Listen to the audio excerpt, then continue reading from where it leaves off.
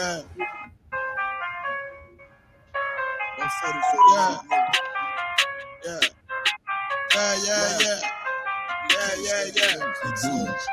But the Rex get to it, ain't taking no slack, get to it. You took a loss, try to bounce back, but you blew it. Let me show you how to do it. Dispute it, I can prove it. Boom, we can do it. Nigga, ain't nothing to it. Ain't no cowards, ain't no excuses. Let's get to it. Hey. I don't care what they talk. All I want is my Porsche. I'ma ride up clean for the man. I'm a false. Kill them off like a boss. Nigga, you better stop it. I'm all about my profit. You know, like a rocket. Who got to blow these niggas out the water? He go harder, go harder. Steph Curry, fourth quarter. All I got is my niggas. All I fear is my dog. All I bring is that slaughter. Bomb on the Pearl Harbor. He ain't real, he alive. If he real, who am I? Now his ass in the fire. Duplicate till I die. Please don't cross the line. Try to stop trying. Boom, sharp as my wire. I'm on the grind. Let's get to it. Double time and believe. You ain't harming me, nigga. I brought a whole army of niggas. So I ain't moving with precision. Follow every order given. Let's get to it. Make it on the race, get to it. Ain't taking no shit, get to it. You take a loss, try to bounce back, but you blew it. Let me show you how to do it. Undisputed, I can prove it. One, we can do it. Nigga, ain't nothing to it. Ain't no cows, ain't no excuses. Let's get to it. You hear the truth that I'm speaking. Lot of hate for no reason. Probably don't understand. That's why I got the master plan. And all the power in my hand. Sling the shit on demand. You better watch who you stand. You get flamed up and ain't changing up for nobody. They're warfare with you nobody. This ain't a rap, this a message. Ain't it will be respected. Fake niggas like a virus. A lot of niggas infected. I came to correct it. Bought a whole bunch of soldiers. They move at my discretion. When the rebels in the inch, all them niggas hit the exit. Them niggas get the sprinting. I demand your attention. Solid nigga, I ain't folding. Plus you know a nigga hold it. Nigga, look how I'm rolling. Shorty check my demeanor. He's smooth, but I'm cleaner. Flow like Aquafina. Hit him running Seraphina. Yeah. I got a dilemma. I'm about to have a baby, but I still want a baby. Let's get to it. Nothing comes to a dream. I'm strictly getting. I'm all about the business. Rock solid and relentless. You came to make friends. I came to make a killing. That's why I don't kill it. Leave these niggas hurting. That's why I'm fishing, nigga. Do you need a healing? I know you can hear me. I'ma bet you a rookie. And Kanye, you a Donald Trump loving pussy. I'm a king, you a cook. Ain't nothing you can tell me. I'm too ready. Let's get to it, nigga.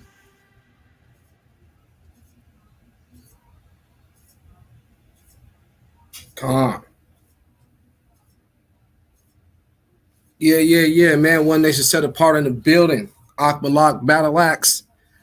We're gonna drop this video on Modest Clothing. Is my screen sharing Battle Axe? It's gonna be a real quick one, and we're gonna open up the chat. You know what I mean? We're gonna open up the stream after I'm done with this video for anybody that got any questions on the information that I drop out today. So let's get right into it. Come. This is the Modest Clothing presentation. We're going to start with Deuteronomy 22:5. Y'all turn there real quick. It says, the woman shall not wear that which pertaineth unto a man, neither shall a man put on woman's garments, for all that do so are abomination unto the Lord thy God. So any man that is dressing like a woman, or any woman that is dressed like a man, is abomination unto the Most High. And you know that abominable things will not be able to dwell in the presence of the Most High. That's a fact. So let's see what it's talking about. These are an example of women that are dressed in men's attire. You see this girl on the left right here? She looked like a dude, honestly. You know what I mean? This, you know what I mean, sister. She got on the I guess it's a woman's wife beater, or I think it's a sports bra. But you know what I mean? She's wearing it like a wife beater or a black beater. You know what I mean? She got the hat on and then the shorts with the tattoos all everywhere, looking like a straight male. And then we got the generous on the right here. This ain't really Ellen, but this is the Ellen lookalike. You know that they both look like males? Man, this lady and Ellen look like just straight males. Most High said that's an abomination. We ain't supposed to be having women dressed like men. Con. So abomination to the Most High, man. Really? Yeah. And this is the dudes right here. This is an example of what we're not supposed to do. We're not. You see this dude on the left with these tight pants on, and the thing wrapped around the waist. That's how the women are supposed to be dressed.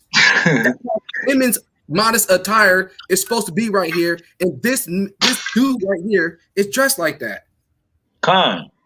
It's an abomination to the Most High. Man. And then we got this guy right here with the wig on and the nails. We're not supposed to be having no wig. We're not supposed to be having on no nails. We're not supposed to be wearing no makeup. We're not supposed to have on women attire, period. These are two examples of a violation of the commandments of the Most High God. That's in violation of Deuteronomy 22:5, man. These two dudes and these two women violate the commandments willingly all the time. They know deep down in their heart they ain't supposed to be dressed like that. When they put those pants on and they looked themselves looked at themselves in the mirror, they knew they was wrong, but they still did it anyway. For real, man. These are two examples of how we are supposed to dress. This man right here on the left and this woman right here on the right. You see what the woman's wearing? Look at this guy. Why is he dressed like her? This is a woman in modest apparel. She ain't got nothing showing. She got everything covered. Yeah, she got pants on. Oh, pants. You know what I mean? You got some people that be like, you got some people that are like religious nuts. That's what I'm gonna call them. That say, oh, women aren't supposed to have on pants at all. Like, what about the tight pants that women wear? That men can't wear. That's a woman's attire. That's a man attire right there. This is a woman attire. That's real. She, you know what I mean, and she got her bottom covered up. That's why that sweater is around. Because she knows how to present herself when she walks around in this world. So does this lady right here. Here's another example. She got on tights, which is woman attire, with a long shirt on. So everything can be covered. Her, you know what I mean, her cleavage ain't out, her butt ain't out. This is an example of how the Most High wants the women to dress. This is, you know what I mean, this is allowed. This isn't unlawful. This isn't against the commandments. Don't let nobody lie to you and say women can't wear tights or women can't wear pants. Yeah, they can, as long as, you know, as long as it's their attire and they're covered up, they're okay.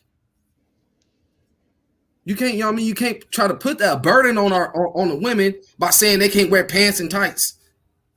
Because, you know what I mean, men wear pants.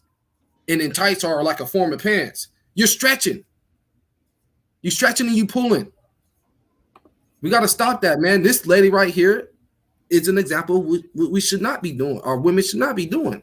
You know what I mean? She got the tight pants on, no cover up. That's against the commandments, period.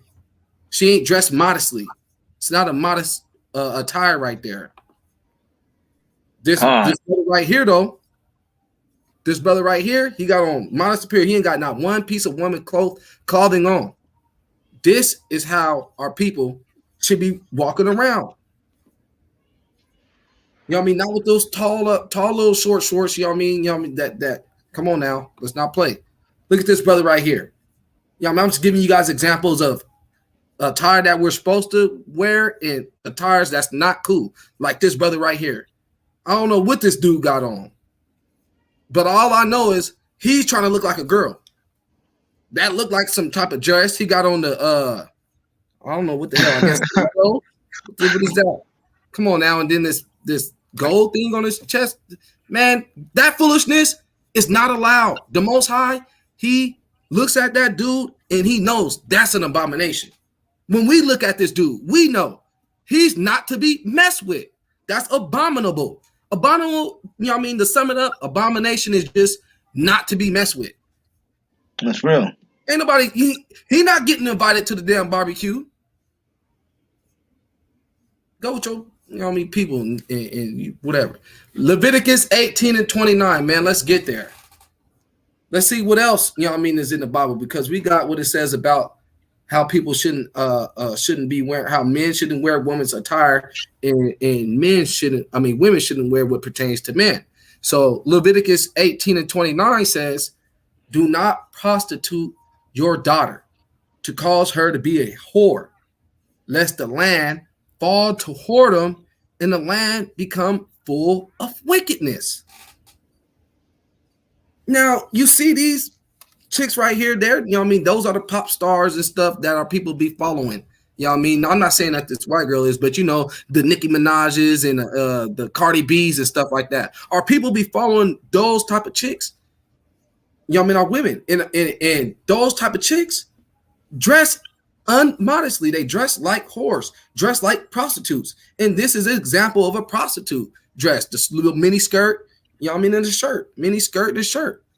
You know what I mean? About not even half an inch from something being shown, man. Some type of cleavage being shown. And that, the Most High said, that's prostitution. We ain't supposed to be allowing our women to go out there dressed like that, man. These two women are examples of dressing like prostitutes. And this woman right here to the left is dressed modestly.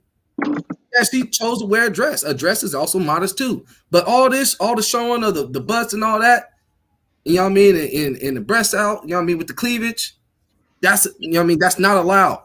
Our women are supposed to be going out here looking like prostitutes, looking like they ready, you know what I mean, to earn some money from you, man. That's not how we supposed to be doing that. I mean, we ain't supposed to be letting our sisters out there like that, man. And we ain't supposed to allow that. We're supposed to say something against it. That's why I'm saying something against it right now. That's why One Nation Set Apart is dropping this video, because our women are going out here dressed like this. Now let's go to Proverbs 7 and 10. Why did Akmalak go to Proverbs 7 and 10? Let's see. And behold, there met him a woman with the attire of a harlot. Hold on. There it is. This is what when it says there met him a woman with the attire of a harlot, this is what I'm seeing. These two women right here. This is what Akmalak is imagining that the Bible is talking about. And subtile of heart. She is loud, and stubborn. Her feet abide not in her house. Who's loud, stubborn, and their feet don't abide in the house? They quote unquote ratchets, quote unquote hood rats, quote unquote, you know what I mean? You know what I mean? What people call baby mamas. Come on, man. They the ones that's loud, stubborn, and their feet never abide in their house. Why? Because they out here doing this, clubbing, partying. They always go, never with their kids. When they get a dude, they yelling them, cussing them out. They got a spirit. They got a spirit, man, of Jezebel, man. They got a Jezebel spirit. They got a, you know what I mean, that they got the heart of a whore. Yeah, man. Filthy. Look at how they dress, man. Look at this. Man, this is the most cleanest picture I can get on the internet. And they still wilding out. They still doing too much. Even the swollen one? Even the swollen one. Come on, man. Damn. They look, what did it say about these chicks? She is loud, stubborn, and her feet abides not in her house. Damn. Look at these women. We know who these women are. These women are the ones that's in the hoods. These women are the ones that's chasing the D-boy. These women are the ones that's looking for the dude with the 6-figure bank account. Remember when we was out there lost in the sauce? Me and you used to be out there, and I was like, man, these are all a bunch of runaways. Yeah. For real. We didn't even know how biblical that statement was. They wasn't supposed to be out there. They were supposed to be at home. They probably got dudes at home and everything. This dude's obviously one of these girls' dude. That's why he took a picture with all these chicks. Signed a little bit of insecurity. But he knows why. You know why he's insecure. All them chicks are dressed like they supposed to be hollered at. He's trying to make, like, you know what I mean, let it known that one of them is his. You know what I mean? So let's go. This is the acceptable attire. This is a perfect example of how our women should be. At home, with the kids, taking care of the kids, and you know what I mean, working. For real. Dressed One of 'em. nicely. Not with she don't see no cleavage. You don't see no butt out, man. You can tell that jacket that she got on covers the butt. That thing that her buttons, only one button is unbuttoned. You know what I mean? Not three. These are the type of women that our women need to follow. Women like her. She's acceptable in the eyes of the Most High. While these girls not. Abomination, man. Whoredom, prostitution. Acceptable. Modest. God-fearing. Loving, caring. Dependable. Helpful. This is all her. Proverbs 31 and 30. It says, charm is deceitful and beauty is vain. But a woman who fears the Lord is to be praised. Charm is beautiful and beauty is vain. Let's check it out. She looks charming. Yes, she's beautiful. But all that beauty is vanity. Why? Like I said, she's the one out there chasing D-boys. She's the one out there chasing rappers. She is just prostituting herself in order to catch somebody that she's looking for. You know what I mean? She got her hair done, and you know what I mean? That's the charm. That hair, that fake hair. She charmed you with the fake hair. What's up with the fake hair? What's up with the wigs? Witchcraft. Come on now. Charming. Witchcraft. Makeup. Beauty. Trickery. Come on now. That's that trickery. Con. That's all vain. So that's all what? It said, charm is deceitful and beauty is vain. But a woman who fears the Lord is to be praised. So there goes. Here it is right here. These are the ones that the Most High said that a woman that fears the Lord is to be praised. The fear of the Lord is the beginning of knowledge. Knowledge is knowing what you're supposed to, how you're supposed to conduct yourself in front of the eyes of the Creator. And this woman is a perfect example of somebody that fears the Lord. She got herself covered up. She ain't looking like this, and she ain't looking like that. Still beautiful. Come on now. Our women don't gotta dress like this in order to feel like, you know what I mean, this. And it, you know what I mean, in order to feel beautiful. They can dress like this and feel beautiful. Salakia. Psalms 111 and 110. We're going to read all these. The fear of the Lord is the beginning of wisdom, and a good understanding have all they that do his commandments. His praise endures forever. So the fear of the Lord is understanding and doing his commandments. That's the fear of the Lord. Proverbs 1 and 7. The fear of the Lord is the beginning of knowledge, but a fool despises wisdom and instruction. So if you ain't fearing the Lord, you are not heeding to wisdom and God's instructions. Man, let them know off my lot, man. For real, man. You dressing like this or like this or like that. Come on now. All right, let them know. This shit got to stop, man. Bring it out. Man. Proverbs 9 and 10. The fear of the Lord is the beginning of wisdom, and the knowledge of the Holy One is understanding. Proverbs 15 and 33. The fear of the Lord is the instruction of wisdom, and before honor is humility. So you got to humble yourself before you be honored. If you want to get out of this condition that you're in, if our people seek to get out of this condition and to get away from these ones that's ruling over us, we got to humble ourselves before the Most High. We got to do what he says to do. Tarry not to turn to the Most High. Hearken into his commandments. Dress modestly. That's one of the commandments. Don't wear women's attire. Men, women, do not wear men's attire. commandment. This brother right here and this sister right here, congratulations. You guys have made it to where I'm able to use you guys as a perfect example of somebody that fears the Lord. This is how our people should be dressing. Don't we say we kings and queens? Let's start dressing like them.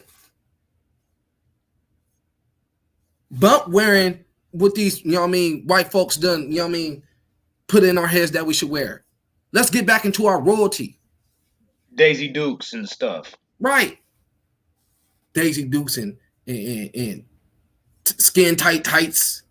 Not covering yourself, showing all the cleavage. Men dressing like women, got makeup on and nails and all that stuff. Our men ain't innocent. I'm on both of us. I'm on the man and the woman today. Can I say something too? Go ahead. And another thing too, man, when it comes down to it, them brothers running around wearing the dun-dun-duns with them women pants on, sagging them. That shit right there. I don't really know exactly what scripture to just pinpoint on you, but you abominable one way or another. I don't care how you flip it. That's down worship, man. Yeah, man. That's that butt stuff. We don't even need all that. That's all. I just wanted to say that before you went away from it. That's real. Our men are not supposed to be walking around, whether you have pants or shorts on, with your pants down past your butt, showing your drawers. That's an abomination, man. Period. Ain't nobody trying. What are you doing? Why are you? That's what that is. It's called butt promotion. Why are you promoting the butt, man? What are you doing? Come on now. Have some dignity, man. Have some self-respect. For real, man. Be a man. For real. Be a man. That was the real quick lesson that I had to drop on you guys. Hold on, man. Wait a minute. No, I'm just done with the presentation. Oh, I was like, hold on. That was a good deal. Let me stop. About that modest thing, man. That's like in the medium. You feel me? That word modest is medium. When you going into the extreme, we got an extreme dressing that we can actually identify, and that's them Arabs. That's the extreme. You feel me? When you want to go and just say, hey, cover all the way up. All right, well that's 10. That's level 10. Level 1 obviously is what we dealing with now. That's right. We looking for 5. We looking for women that can be comfortable. And you know what I'm saying? So you don't have to lay on heavy burdens on people. Because I'm gonna tell you this one. Our sisters, black people, I'm gonna say brothers and sisters, our hair don't take covering up well. That's right. If you keep on wearing a hat, baseball cap, do-rag, I don't give a damn what it is. You keep covering it up your head, you're gonna start losing your hair. You're gonna start thinning out. You're gonna start losing your edges. Shit like that. The only reason I'm bringing them things up is because I'm like, wait a minute. There's an extremity, and then there's a medium level. You could get into that medium and fall right in and still into the good. You don't have to be running around trying to look like an Arabic woman, but at the end of the day, we got to cover this stuff up. Hey, and I want to while you on that subject, let me hit them with the 1 Corinthians 11 and 15. Oh, I thought you had that in there. No, I didn't. Because I was showing how women, those black women, they was having their head covered. I don't believe that they have to wrap, one nation set apart. We over here, we do not, we know that women do not have to literally have a covering on their head. 1 Corinthians 11:15 explains that to you. It says, but if a woman having long hair, it is the glory to her, for her hair is given to her for a covering. That's how their head is covered. A woman ain't supposed to be rocking the ball. You know what I mean? That's the man attire. They ain't supposed to rock the ball. They supposed to have a covering, their hair is their covering. They're supposed to rock their hair. Right. But what if God cursed them and their hair fall out? Like Oh, you yeah. said, Come on now. They're forced to, you know what I mean, they did not choose that. That path was already set for them. So we cannot condemn somebody that is naturally bald. you know, alopecia and Right. patchy hair growth. I mean, can we be that critical? Can we expect? No, we're not. We're not sitting there, you know what I mean, saying that if like women, like people got certain hair problems that they cannot just go bald. We're not saying that. We don't have to say you got to embarrass yourself for the rest of your life and walk around with a pushback hairline or patches in your hair. Okay. If you got to be bald, you got to be bald. What about they don't want to be bald? Can they wear a wig? Can they wear a wig? It depends. You know, I'll say like this. If the wig is still of her hair texture and color, and now this has became it has became a level of shame and reproof. I can't sit here and blame somebody for trying to take the focus and the shame off of their inadequacy. But it's when you start taking the wig, turning it blonde, having it straight like dog and horse hair, and then you pretending like you whipping it around and this is your real crop. Now it's two different worlds. One becomes a necessity, the other one becomes deception. Okay, I agree with that. Con. Hey, now these booty shorts and stuff. Now these booty shorts, you can walk around the house with the booty shorts on, ladies. Don't let these niggas tell you can't walk around your man with your booty shorts on. Man, no, hey man, that lady was in the crib in a go into public. Con. Hey brothers, I got a question. What's going on, sister? Hey, what's going on there, sister? Hey, is there any way that you can go back to the pictures you were showing? I think it was like the first or the second picture where you said that it was Ellen. Oh yeah. All Are right. you able to show that? Yep. Hey, Nails. Hey, Lance. How are ya? You got me battle axe ready to share. Yeah, I'm trying to. I'm getting it right now. I won't be up for long, but I just wanted. Okay, so you said Ellen over here on the right was dressed like a man, right? Yes. Yeah. If this lady had long hair and some long earrings, like some big hoop earrings, would she still be dressed like a man? Yes. Yeah. Okay, so now can you go on to the next picture over? Well, the jeans is pretty tight though. You said that he over here on the left is dressed like a woman.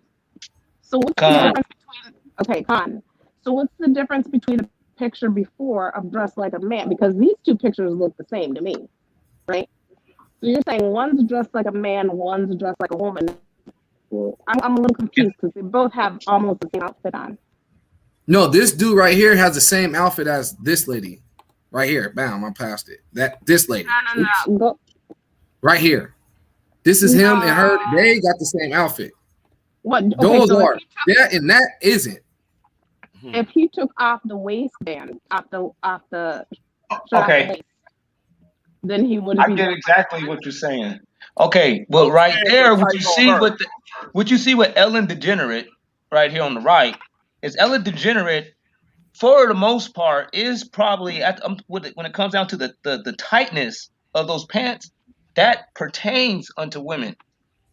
That tightness, but waist up, oh no, that's all dudism. But I thought we said women can't wear tight clothes. No, we said they can wear tight clothes. They just gotta have themselves covered. Okay, so those would be like the leggings up underneath the leggings. Because there was a sister that was out there in the streets one time and said it to one of them brothers. She said, oh, wait a minute, how you gonna tell me that I gotta wear a dress? And the lady said, I've been raped.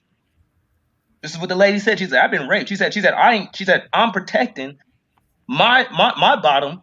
She said, y'all run around, y'all bottoms is protected. She said, but I gotta be walking around here with mine's out like that. And the brother had to look and be like, well, if you had some pants up under the dress, then. And she's like, okay, then you can just say that. After that, I was like, that's the truth. You could wear something up under there. Even with my little girls, I got 2 of them, and I'm like, no, they gotta have pants. They only wear dresses, but it's like, but y'all still gotta have pants up under them because they don't But they even be know. running around and playing and jumping. They still Exactly. kids. So you gotta feel. Well, you know what I did with my daughter, bro? She 12 now. Her mama is influencing her in a woman way. It's hard for me as a man to say, hey, only wear this type of stuff. But as all the way from age 4 to about 8, she wore dresses in different variations that she can do. She did wear her leggings. But it's a battle, it's a struggle, man, because of the society and the culture that we actually are in. We're creating a subculture, which we do in homes. We come together as a people under the Israelite paradigm and try to adopt the old ways. I'm not saying that we shouldn't, but it should be a different attack, a different approach. And look at, like she just showed you, that dude has on tight pants. You said he's dressed like a girl. The girl has on tight pants. You said she's dressed like a dude. You feel what I'm saying? How it's some things that just stand out. And some things we just can't touch. Men always wear tight pants. No, but it's not well, for the dude, the tight pants was a problem. On this girl right here, it wasn't too much the tight pants. It was the upper attire with the vest, the shirt, wearing a vest. The vest, the shirt, and the top. No, they don't. Okay, I got a question. Not in that fashion though. She's wearing it in a fashion in a manly. So you saying that he got the short hair is purposely to make it look manly? You saying even though it's a woman attire, it could be a woman blouse. It could be a woman vest. You feel what I'm saying? But you saying the combination of her not having any hair and the shoes maybe is what adding to her actually trying to make it look masculine. That's the but no, the tie with the vest, with the shoes and the hair. The tie is what kills. Okay, so I have another question. I hit the gym a lot, right? Right. Now, maybe not dressed like the lady on the left, but do you have a picture of what you think, right, is acceptable for a woman in workout attire? You talking about this? No. The first, you know how they do that towel thing. I mean, they do the shirt wrapping around the waist thing. So wrapping around the waist is leave it right here. Go back to that. Yeah, you know what I'm saying, wrapping it around the waist. To cover themselves up because other people don't have enough control of themselves. To realize that the woman is okay. I got it. Okay, so because I seen a lot of chicks inside the gym. I seen a lot of women in the gym, and they'll have significant others, and some of them you'll be able to see that they're dressing a little bit less available. When you see them, they're wearing not like a super baggy t-shirt, but it'll be like almost loose fitted. But it still fits the woman and everything, but it'll just be her size. And then she'll have her waist wrapped. Available. Clothes don't make a woman available, bro. No, I'm saying dressing. Well, like in the advertisement, there's one way where women would dress where they'll send a signal as if like it will attract men to approach her. And then there's other ways where women will dress to where that's a misconception. Okay, so I have a question. No, hold on. I have a question. I live up in Minnesota, and it gets very cold, winter, snow. We wrap up. We wear pants. We wear heavy coats, hats, gloves, it all. Men still come up and try to approach because guess what? They can see your face. So, what do you suggest? Should women cover their faces too? Yes. I mean, because hold on. You went to the extreme. Quite sexy. So, okay. Please explain. You went to the extreme. Now, why? How did you make that correlation from what we were just saying how women should dress, and you were saying because you're all covered up? No, the reason why men come to women that try to holler at women, even though they're all covered up, is because they like women. Bingo. Okay, so then it really, you're saying that it really doesn't matter what she wears, right? It No. matters. She just Well, looking at aggravated a man can look at a woman and say, "Hey, that's a nice looking lady right there. I'll approach her," or she can have something tempting on, and he can say, "Oh, I want to fuck the shit out of her. Let me get over." And that's a whole nother energy But that she's he's not projecting. dressing for that. That's your Nah, approach, no, bro. I think it's the truth. I think that, like, if you want to go to church or to a funeral, you know how to dress. Well, Right. Come on, most, man. many women. You have an But idea. this person would be dressing for the gym, though. Do you see what I'm saying? Like, she's somebody who's dressing for the gym, actually going to the gym. There's certain materials to, that is for sweat and keeping your body cool when you're at the gym. So, But Finna has already gave you the answer to that one. But just because someone wants attention doesn't mean they want you to like harass them. No, that's just some people don't want that, and some people are looking for certain ones to harass. But when you dressing like that, Women don't let me know say, the way let me say, when you dressing like that, it doesn't still necessitate what you're doing. Even though you might have some people might have an innocent demeanor when they're trying to do this and all that, it doesn't send the correct signals for people in whole. It's a bad signal, and especially when you're supposed to be royal, we're supposed to look a certain way. Sure, I understand that. Okay, so what do you suggest for a woman to do when she is modest and cover, maybe say a long summer dress? Her arms are out, it's hot. She's wearing an airy summer dress and it's still enticing. What is the responsibility of the man? Because she's not sitting there trying to, be, seductive or anything like that. But is there a responsibility on the man's part in that? Of course, Like, the man is not supposed to be walking around lusting. chasing women. Men chasing women is not what we're supposed to do. It says right here in the book of Sirach, chapter 9, and it That's says, in the Apocrypha? look, chapter 9 and 8. Listen, look. Oh, chapter 9 and 7, I'll start. He says, "Go not about gazing in every lane of the city, neither wander you abroad in the streets thereof. Turn away your face from a beautiful woman, and look not upon the fairness of others. Many a man has perished through the beauty of women, for through it the desire is kindled as it were a fire." Lust. That's the Okay. Apocrypha? Yeah. So I have one last question before I jump off. Now, say you're going to a country where their culture, they might follow some of the laws, the biblical laws, but as far as the women, their breasts may be out because to them that's not something that is sexual, right? And their hips might be out and they might dance a certain way because that in their culture means something completely different. Now, does God hate them or disapprove of them because their culture is different? It's not that about God hating them. He never gave them the laws because I they're was just not about royal. to say that. Con, So the Most High don't deal with none of them. right. So when they're running around looking in those type of ways, that right there is a lower level type of an existence.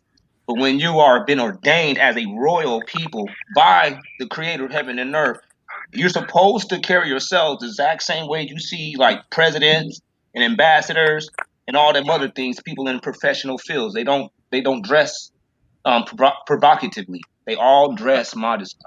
But See, that wouldn't was a that be good That was answer, based but I off could hard, of hold you bro. some, perspective? bro. That was Wouldn't hard, bro. Hey, no, but check it. because You got wouldn't to that teach be them. wouldn't that be based on perspective? Because they might wear certain clothes that cover up, say, their ankles are something that is seductive in their culture, and then you're out there wearing shorts where your skinny ankles are showing, and they might look at you and say you're of a lower nature. We ain't worried about Well, them people. We talking about right. how God people always have been. Wow. Brutes. God Hey, people somebody said send the always. link. Dotalac, send the link. The link out there. Oh, That's what I'm saying. Why ain't y'all teaching them people too? Like y'all got to teach them. we here in America. How can we teach somebody we not around? That's a crazy question to ask YouTube. somebody. And plus, they already Brother, cleaned up. You can't clean up somebody else's backyard when yours is dirty. Yeah, that's true. Our people, we in the negatives. You know what I'm saying? Everybody else, they kind of, you know what I'm saying, they scoring up there, kind of breaking even with each other. It's a real good competition when it comes up to them. It's just Yeah. us. We playing catch up, and nobody is actually sitting around here trying to give us no cuts and no corners. You know what I'm saying? So it's our job to make up for all this lost time and all this lost space, man. And we got to look around and see how these things are going when it comes down to everybody else too. We can't just get inside our own box, even though because we always been boxed out this whole time. But now that we're coming into identifying ourselves and actually going about building ourselves up, we're still looking at it from a box mentality. And it like you can look in on other nations and see how it goes. Most Yeah, High actually tells us that in Jeremiah 8. He says, Jeremiah 2:11. He says, look at them. They don't turn from their God. Check it out. yeah. Hey, Nels, I implore you to tell those heathens to get with One Nation Set Apart. Like, have them join so they can stop thinking ankles are seductive and stuff, and they can get the real word, and they can live according to the Torah. Well, Huh. according to the Torah, you're not supposed to be eating cereal live on air with plastic spoons and paper bowls. So, And soda pop.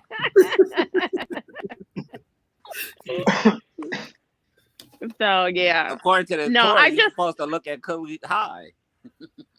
I think Yeah, that's a really good point that he made. That a lot of times when you see people in their natural state, they're considered to be a lower state.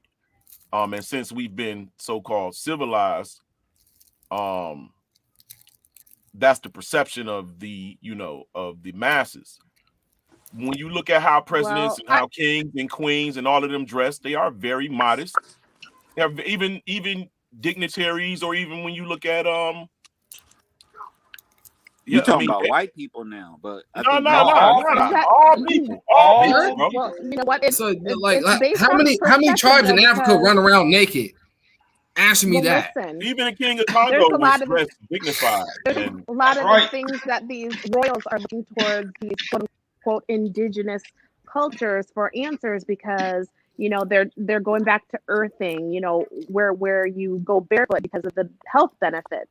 Not everything that you say is of a higher nature because you're covered up is actually the right. We've been indoctrinated to think certain things are of a higher nature when really we are supposed to be exposed to the sun. Certain people are supposed to get sun vitamin D. We lack that. And we're not going barefoot. And just because somebody's yard is all cut and perfect and sprayed with pesticides, that's not a higher nature type of a people. I think we need to get out of like. I understand. It's not that part. It's the part of what is considered dignified to date. And if you dress what's considered to be sexy? Like, why do people find different ways to wear clothing? Why do they wear clothing for certain occasions? It's clear. It's clear what is dignified and what isn't. It's clear when she put on a red dress, she like, oh, I'm gonna be killing them. Oh, girl, yeah, she shake that ass in the camera. Girl got the camera. That's what it's for. She's gonna be killing them. If a woman dressed in a like the attire that she's going to be wearing to work, and she don't like the men all on her and shit, but she still want to feel like a woman, she find her way in her seams. She wear a nice fitted dress. It don't got to be real tight. Her like the lady was dressed with the kid in her hand at the computer that he showed. But I don't want them to get away from it, Lance. Let me ask one real quick. I don't know if it was you, Battle X, or Brother Ock. How many people in Africa still dress? I don't know how to. I said, how many people in Africa? How many tribes in Africa run around naked? That's what I said. Yeah, all right. Can you please answer that for me, please? I asked the question. Why does it have to be exclusive to Africa? I don't get that. You're talking about like African people, because I mean that's right. Am I not lying? Well, are we talking about when did we not stop? When did we stop talking about black people? No, because it doesn't. Anytime somebody's talking about somebody running out naked or living naked, it goes straight to Africa, and that's not necessarily true. The rainforest. Well, for me, being black, that's true in my paradigm. I You don't got know the about Amazon, bro. That's not true, bro. You got the I said in Adamantians off mine. the Hold on. Australia. Damn. All right. Well, I don't know about all that. Yeah, we got some out there in the Philippines too running around naked. Yes, bro. Come on, They man. out there What they naked. call No, the people do run around naked. Yeah, I know that. No, but it ain't every African dialect and every African people group out there doing that, man. It's the it'd be We understood your point, the though. local, you know what I mean, wild people. You be like, oh So yeah, these battle are the axe, are wild they people for the of this devil? region. Are they the devil's people? No, they just a bunch of wild So, people. so They, you know, listen, no, hold No, on, they hold on. probably being Let's preserved. not They probably listen, being listen. preserved, bro. Let's not talk about people and referring to them as wild, right? But when we're talking about people Okay. on the continent, right? Can we say that there was a Christian or Wow. Judaism invasion? There's an Abrahamic or Arabic invasion, right? And there are people who were adopted into the Arabic belief system and the Arabic faith, as well as the Jesus or Messiah Abrahamic belief system, right? To whom do we owe the So Nah, glory? it was hold it on, was hold just on, some hold wild on, ass niggas. hold on. There was no period. There was no period. What I was just saying. I was gonna say in conjunction with that, right? There's a whole host of belief system, ideology. There's a rule, a dietary rule system. There is a cultural dress system that comes along with that, right? So Correct. when you're looking at the continent and you're saying currently what people practice, you can't exclude what their cultural spiritual practices are, right? So if someone is a Sufi Muslim, then they're not going to walk around quote unquote naked as you are referring to them as, right? And when you're looking at on the continent of Africa, when like 54% is either Muslim or 55% are Christian, right? That question doesn't even make much sense. It really doesn't. And it's really a kind of derogatory as looking at Africans as walking around as negative, as naked. When if you go to Sudan, if you go to Morocco, if you go to Egypt, if you go to Tanzania, if you go to Gambia, they all have on clothes. You That's understand what what I'm we're saying? saying. Like that That's exactly really, what we're that's if saying. you go to Nigeria, if you go to Ghana, if you go to Cameroon, they all got on clothes. Like it's The Twa really don't wear clothes. very, very, very derogatory to even make a statement like that when the minority of people on the continent this day in 2021 are not either Christian or Muslim, right?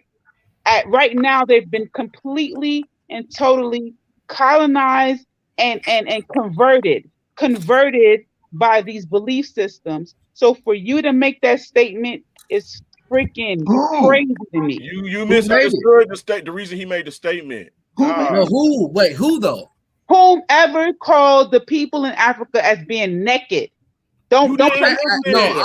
hey, Don't play sister, stupid. nobody did. Let's I not play asked the stupid. question. You didn't listen I to what I'm he said, just said. saying.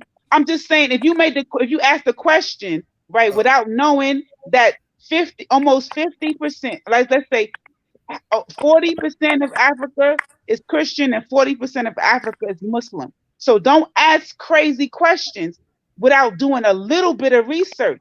Come on well, I now, know that, Bro, sister. hold on, That's right? hold on, why hold on, hold on, I hold asked. on, hold on. So don't even Hold ask on, I the hold on, hold agreed on, questions. with his hold point. on. So We don't Wait, even wait, agreed wait, with ask his the man. point. questions. Ask Lance, some real hold on. questions.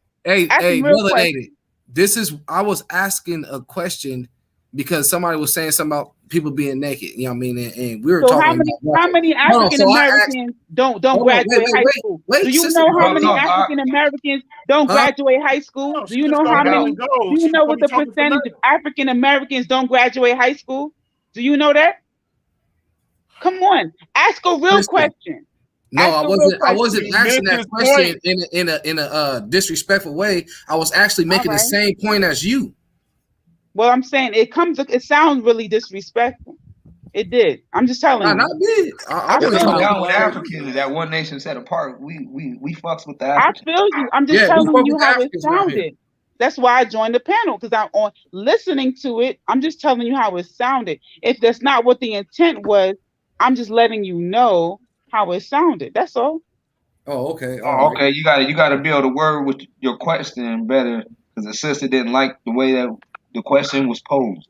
It was Yeah, not cool. It came left up it tripping. left it didn't leave much leeway for them being anything else but naked people. That's what I got out of what she was saying. I get it. I'm like, okay. yeah. And melanated, before you go, what is the proper way in your eyes for a woman to dress? Is she looking for sex if she dressed like, I don't know how to say it, like with Man, less just leave that clothing? alone. Well, Ask her the I question, mean, bro. listen here. You asking melanated goddess, you're gonna get the melanated goddess answer, And right? give it to So the people. my answer is this, right? I feel like there are decent people and there are indecent people. But the reality is that whether you call it the Most High, the universe, the ancestors, whatever you call it, men and women both are created to procreate. Men want sex and women want sex. Let's keep it real. Women are not created to hide their desire for sex, and men are created to conquer and force them into sex. No, we got a beautiful clitoris because we enjoy sex as well as men enjoy sex, right? So that's melanated goddess's answer. So when a woman wants to be desired and a man wants to desire her. She wants to be feel sexy. She wants to be attractive. She wants all of that.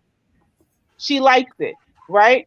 Men like it, we like it. It goes together like peanut butter and jelly. You know what I'm saying? It just goes together. Now, all this other rape shit and all this other extra perverted stuff, right? That's an extreme. That's an extreme of something that's natural. We have Right. a natural desire for one another. Perversion. Women have a natural desire for men, men have a natural desire for women. That is natural. It's nothing forced, it's nothing whatever. We don't gotta work hard at liking one another, right? When it becomes perverted and now she gotta be, on display, and all of her breasts gotta be out here for display, or all her behind gotta be out here. And it's weird because when you look at other cultures that shows a woman's breasts, her breasts are no longer objects of something sexual. Her breasts are actually objects of reproduction, and her breasts are looked upon as what you feed the child, the offspring with. So men see titties all day long and they not looking at it like, oh damn, it's titties out here. Because in American culture, women start breastfeeding 1 month, 2 months after giving childbirth. In other cultures, they breastfeeding for 3, 4 years. So when men see breasts, they don't look at them as sexual objects. So when we take our westernized, we got to realize we have a European mindset, right? Europeans look at covering up, c- covering up your body, all this stuff as normal. Anything outside of that is abnormal. And what we take our African mind and we now got a European mind, and then we'd be like, oh, those people are barbaric. They're being blah, blah, blah. They're being naughty. They're sexualized, all this other shit. When we're just not accustomed to our African nature. We're not accustomed to our more Eastern nature that we had before we were brought to the West. So I don't look at those other cultures as being, I don't know, promiscuous or sexualized or whatever, because reality is they marriage rate is higher than ours and shit. You know what I'm saying? Like, they not out here, just gotten it out and just gotten all these bodies and stuff on they way of That's a life is fact. completely different. That's right. That's We right. can't compare our way of life. We got on all these clothes and got multiple sexual partners, and they out here showing their bodies, and they like, boom, I found me a husband. So how could we look down on them? That don't make no sense. Oh yeah, we weren't talking about no other cultures though around here. Well, when I'm saying other cultures, I'm talking about on the continent, which is they supposed to be naked over there. They naked, We right? weren't talking about. We I weren't did talking say about. Yeah, I we said weren't they were talking. wild. My bad. I was saying that they wild, but I didn't, I didn't really mean wild, or at least now I don't mean wild. I would just say that they OG. They OG is just older than our gangster, so they gangster just goes back a little bit further, and they gangster without any shirt on. That's Okay, just so how they I do didn't it. understand what you meant, brother. I will take what your explanation. I didn't understand when I heard that. Oh, they just naked. To me, just listening to being a listener, it just sounds like they showing a body. They don't have no morals. They don't have the value. Like they're not what you call it, modest. They're not modest. They're not wholesome. That's how it was sounding to me. Yeah, I was talking about our people out here when I dropped my video. Never mentioned any Africans about naked people or none of that. All I know is this: women. Balas, can I get a screen share? If we developed some of the same mindset that quote unquote Africans have as far as what the breasts are for and all these different things, right? How they don't overly sexualize everything, wouldn't that kind of help, quote unquote, solve the problem? If we developed that type of training? We should see Solve the tits as the problem.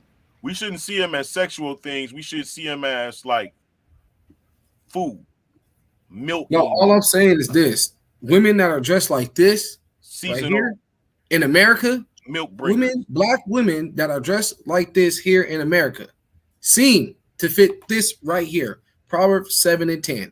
And behold, there met him a woman with the attire of a harlot and subtile of heart.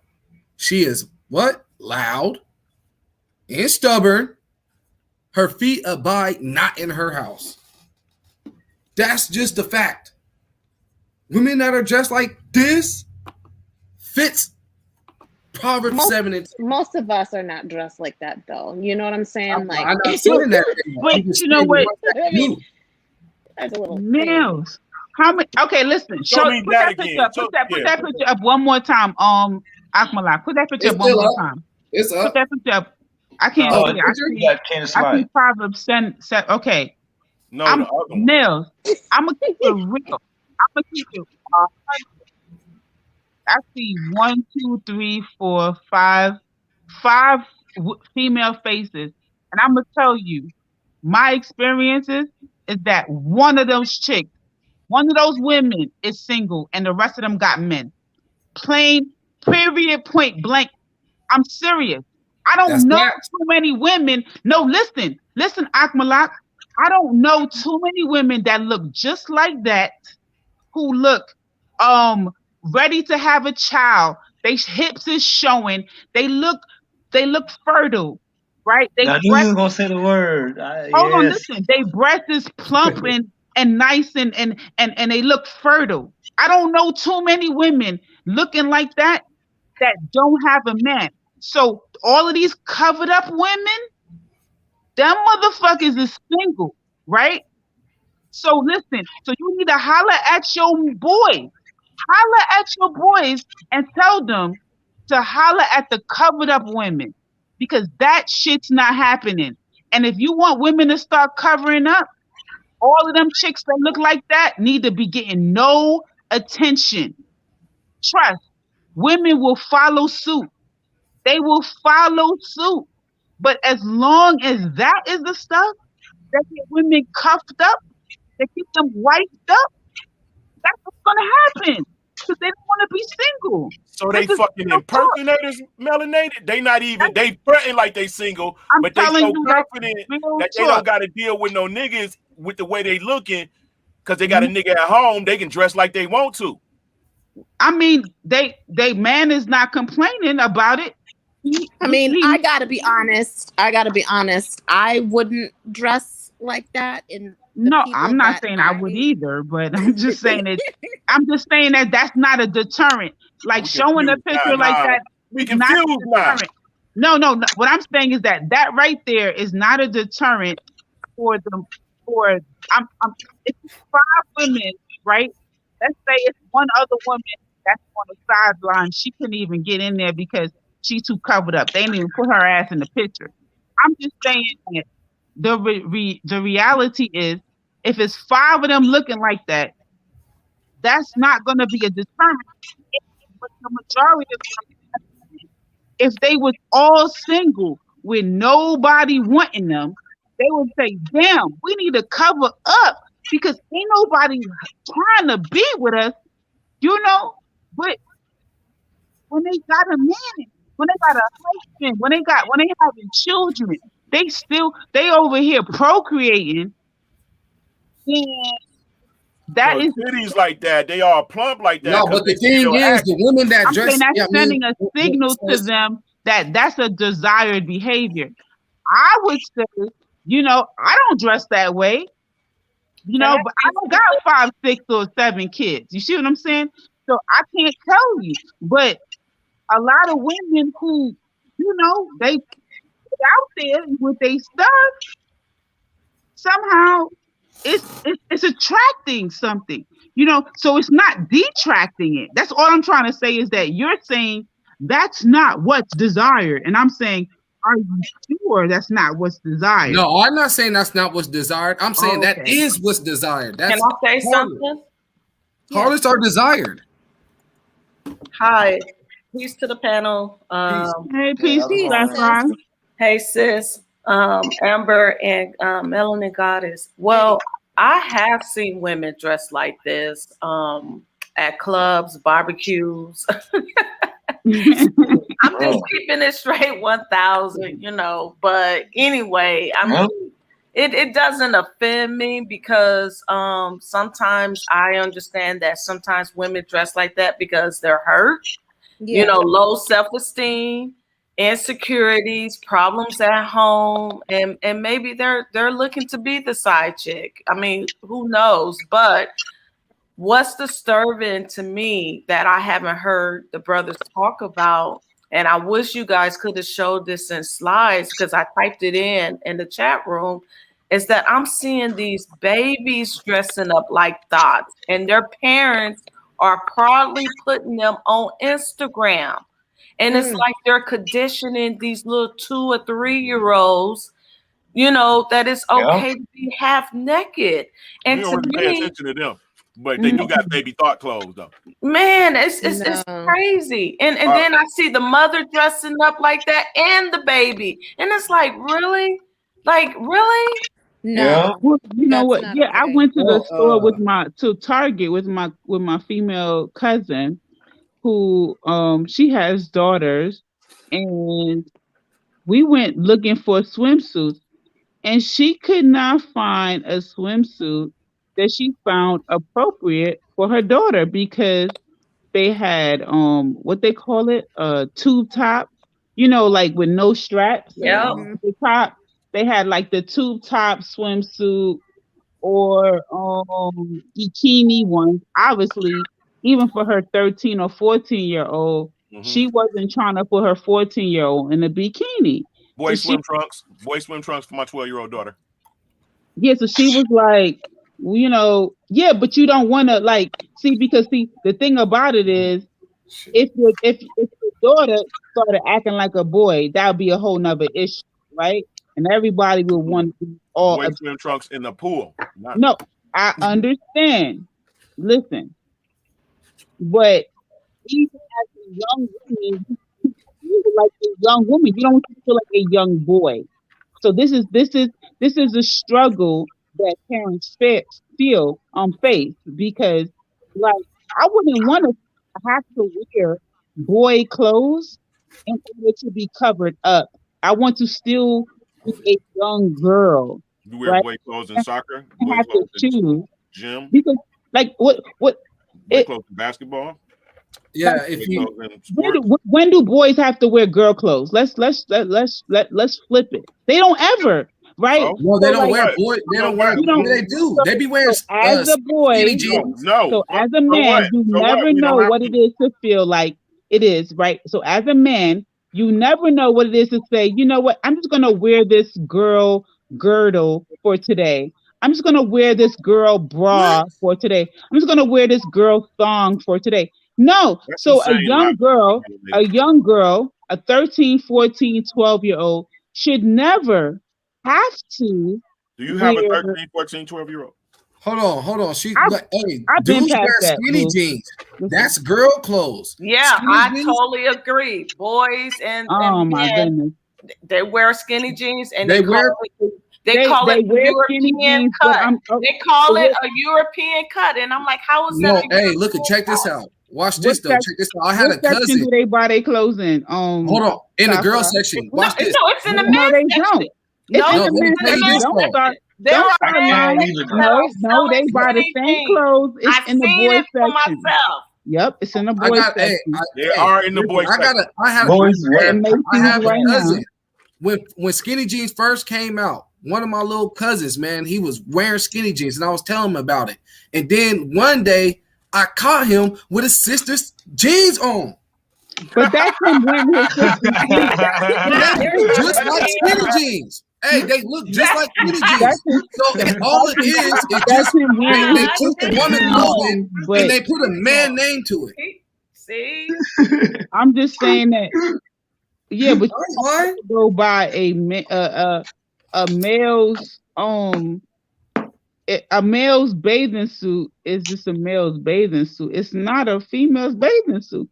And all I'm saying, my whole point was that when they were bringing up that young girls thinks it's a little bit too grown, I agree with it. And unfortunately, the only alternative is for them to wear male clothing as opposed to it just being more age appropriate. And there's a danger to it being male clothing for you to put your 8 or 9 or 10-year-old in male trunks, because the minute she start acting a little stud like, now you all upset that your daughter's a butch. What the fuck? You know what I'm Well, saying? she's still a female and she's 12. I'm and not. she's doing No, it. that's why you don't tell her, you know what I mean? That's why you don't, you know what I mean, put harsh, you know what I mean, judgments on your kids. You can, you know what I mean, your kids can still wear. Listen, your kids can still be kids. Just make sure you teach them to always cover themselves up. I worked in the middle school, Akmala. I worked as a staff person in a middle school with not high schoolers. I'm talking about 8, 9, 10, 10, 11, and 12-year-olds, right? Yeah. You come to school on the first day, they are like, what are those, boo? And if you a boy and you got on female sneakers, it's gonna be a problem. And if you're a female and you got on male sneakers, they wondering what's your sexuality. Girls trying to turn you on in middle school. I ain't talking about elementary. You ain't gotta wait till you get to high school for that shit to happen. I'm talking about 6th grade. They are like, look, it's happening. In America, unless you got your child in an African centered school, a Hebrew centered school, a Muslim centered school, or whatever, right? You know what I'm saying? Like, according to your spirituality, if you got your child in a regular public school in these United States of this America, you better stand by about what your child gonna be exposed to. Because in 6th grade, they talking about busting cherries, popping that coochie. They talking all in 6th grade. Girl, we was doing that in. Yeah, hey, but that's why you hold on. Therefore, there shouldn't be no discussion about your child.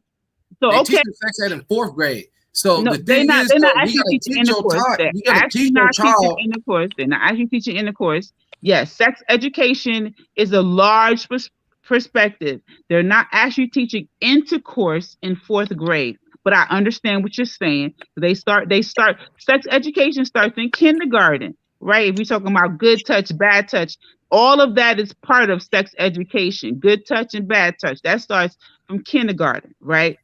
In the curriculum. I got you. I'm in the school system. I understand exactly what you're saying. But they're not teaching intercourse, penis inside the vagina in 4th grade. No, that does not happen in 4th grade. Dang, that But happened in 3rd grade for me. in school, Yes. Yep. It happened in what 4th. state It is happened in that? 4th. Hey, It definitely happened in 3rd, 4th, oh, hold on. and What 5th. state is that? I'm in Michigan. California. That That shit was- is Hey, abuse. but listen, Yeah, they showed a Nope. diagram in it. You know, they're Yep. What state? No. You, man, I they teach forgot you about out drugs there. and everything You in out school. there They with teach the you snow. everything. Where you at, sis? Nails, you out there with the snow. Where you at? Minnesota. I know you out there with the snow. I said, wait a minute. She got snow for days wherever she at. Yes, our winters are Third, brutal, wait, but it's talk been about 98 degrees this whole inside week. vagina. But yeah, they No, showed like a cartoon diagram of like. I have no. I didn't get penis inside the vagina diagrams until about 7th or 8th grade in New York City. That's crazy. Yeah, they show the sperm going into the, into the uterus and. In 3rd grade? Oh yeah. No, listen, we got penis inside the vagina in about 7th grade, and then about 9th grade. That's when they did the condom demonstration in 9th yeah. grade. No, they show all that. But they do send if it's been so long now, but I believe they do send a permission slip home to the parents. Now you gotta be like real young, Nails. You gotta be like class of 2010 or some shit. I don't even know. Girl, I'm please. telling you, girl, you got to be what? My oldest child is 19 years old. I'll just leave it at that. 3rd grade. I'm Wait, class, in the I'm world? class of 2009. But This sounds crazy. I'm like, yo, I'm serious. That's I'm why we say- literally astounded right now. Like the school system, because see, I work in DC and they don't know. Like because in girls DC, will so- start getting their periods in 3rd grade, so they kind of start. It's not like necessarily. Yeah, but those are like the they weird start ones. like around like 11 or 12. Those are like the weird That's ones. like So fourth- honestly speaking, like I ain't gonna lie to you. Fifth I grade. had a student on my caseload, right? Fourth, This little girl was in the 3rd grade and she had a forehead full of pimples. And I was like, what is her parents doing, son? I couldn't understand it. I was like, everyone in her class was just like little kids. She was the only one that had a whole face full of acne. Was she super tall? She was about 5'4", 5'3". She wasn't super tall, but Well, see now, womanhood was approaching for her. It yes. was And like I know of a child that was in 3rd grade that was having such a crazy growth spurt that she was having seizures all the time. So I mean, a lot of that has to do with like the chemicals, the food, all the stuff that we're eating right now. But yeah, they started that in 3rd grade because it was, like I said, it wasn't necessarily the sexual pleasure part of it, but just like explaining the anatomy and and so reproductive system. with me doing some building with people over in the UK, I learned that in their education system, the way in which sexual education was being disseminated, they were, I want to say encouraging. Let me not use the word encouraging, but they were educating. Let me say that. They were educating very young children. I would say maybe grades 2 and 3, that masturbation was pleasurable. Oh. And did not lead to child production. I was like, wait, what the hell? like they Well, were. I mean, that's basically prompting them to what they're trying to do now is, younger women and, marrying these older guys and basically trying to make excuses for pedophilia, lowering the age of being with these young girls because there's so many people in jail because of it, Yeah, so pedophilia is definitely part of the reason why they're teaching sex at an early age, and they're teaching a lot of young little girls to have anal sex so they will not get their cherry pop, and they could still what? advertise as being a virgin. Yes. So the new thing now is these girls that's having sex are not having sex through their vagina, they're doing it through their angles. So yeah, it's real. It's real. Wow, I didn't hear about that, but Oh, Yeah. yeah. If uh you guys was to research it and look into it, your mouth will drop. I mean, it's real. Nails, let me tell you, even with communicating with certain people in even the Muslim community, that is a big thing that Ugh, in order for them to be prepared for marriage, they could Yep. hold their head up high and say, I'm a virgin. Yep. They could do the little sheet test if they want to, because mm, Yep. naturally they could pass the test, but they mouth and they behind, like it done been all over the place, but they just making sure, like, yo, I'm not doing nothing crazy outside Right. of the back door and whatever they mouth mm, do. And And not only that, they're even encouraging oral sex because they're saying oral yeah, sex is not it's regular not sex. sex. It's not sex. Yeah. Uh-huh. So these young, It's that's crazy. that's how they kind of get away with um this whole being holy and righteous and pure and all this other stuff. You know what I'm saying? Like, I don't knock anyone for aspiring to those type of things. You know what I'm saying? Because I believe that the origins of that is comes from a good place. I think when we get to the place where we start finger pointing and saying, "Oh, I did this, so that means you could do this, and you should do that, and you should be this way, and you should da da da da," or whatever. I think it kind of ignores, like, I think a young man inability to respect women, I think it comes from a place. It comes from a place of the way he was raised, what he was exposed to, the women he was exposed to.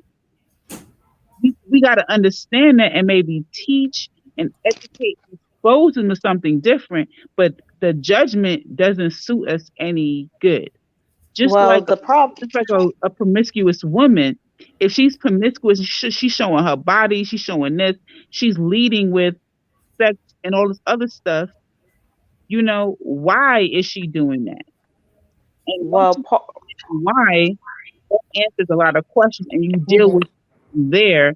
I think that would bring about a better, what I'm saying, understanding. But go ahead, sis. I'm sorry. okay. Okay. Well, part of the problem is the society agenda back in the 60s was to kill the alpha male. And that's what we're seeing taking place in our generation today.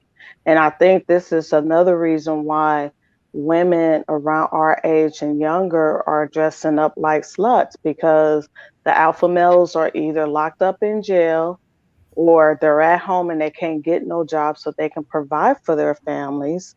And then a lot of kids are being brought up in a single household without the dad really being there. Whether the dad is a deadbeat or not, the dad, being in the child life have a, a strong influence on how to teach a little girl how to grow up to be a woman, a yes, desired woman for a good man, and vice versa of a little boy how to grow up to be a man and not, be no beta male, yeah, with the attitude and argumentative towards women. Because what we're seeing now is we're just seeing that it's a wave that's taken over, especially here in the United States, where you know we do see black love, but the numbers are declining big time as far as the household goes.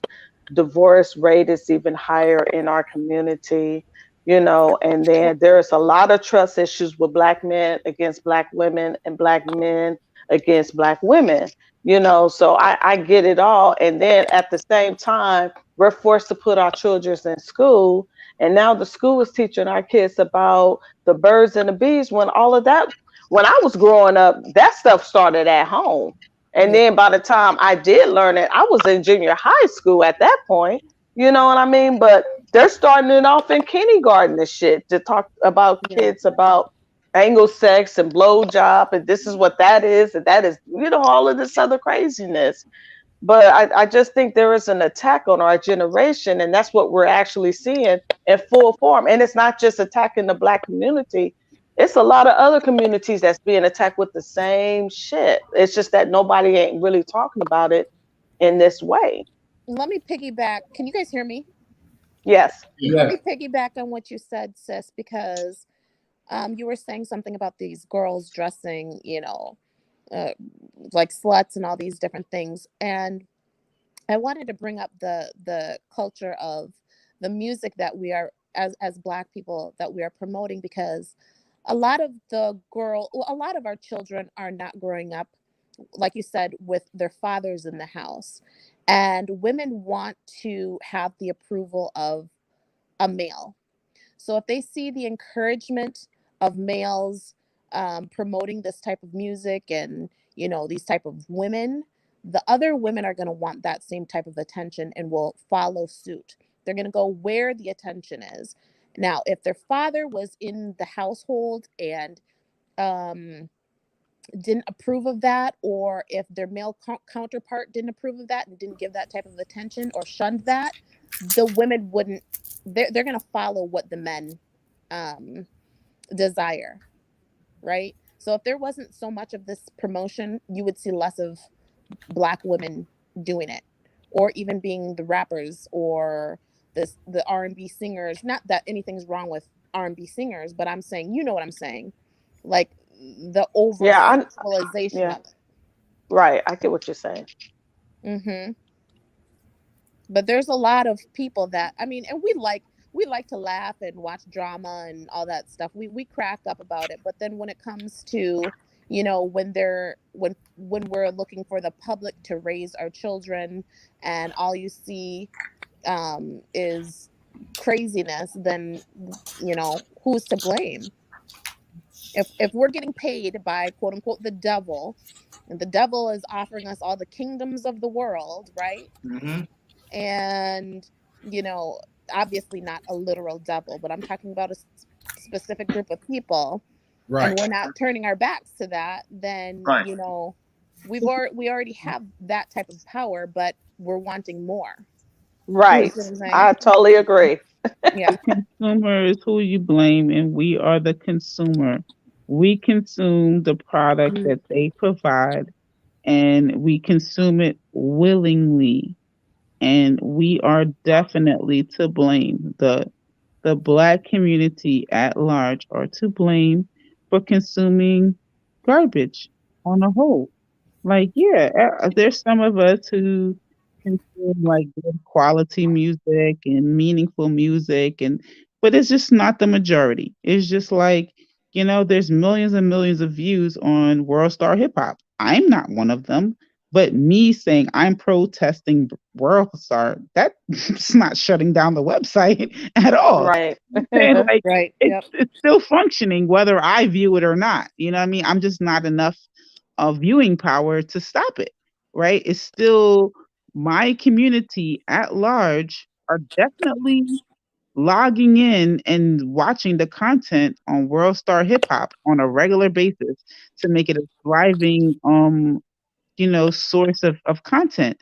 So I think it's the same like what you're saying about the music that kind of perpetuates the same thing. And you know what, it's interesting like this conversation we're having when we look at like one aspect of our culture, like are our women overly sexualized, or are our men overly I don't Yes. know, feminized or whatever. When we look at like concepts like or aspects of our culture like that, it's easy to say yes, they're overly sexualized, or yes, they're overly effeminized, or blah, blah, blah, blah, right? It's easy to say that.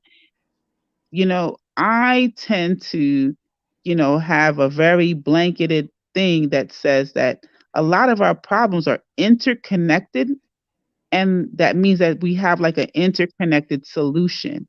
Like you cannot look at one aspect of the problem without looking at other sources, like the cause of that problem and what are the causes of that cause. And there's like it's so multifaceted of Mhm.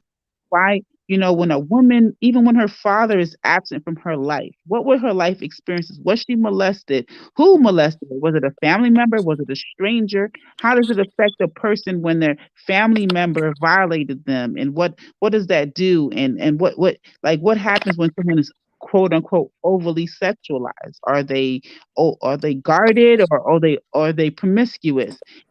What's the result of either or of both of those dynamics? You know what I'm saying? Like our community faces all of these different things. What happens when a boy sees his mother being very promiscuous? What happens when a Mhm.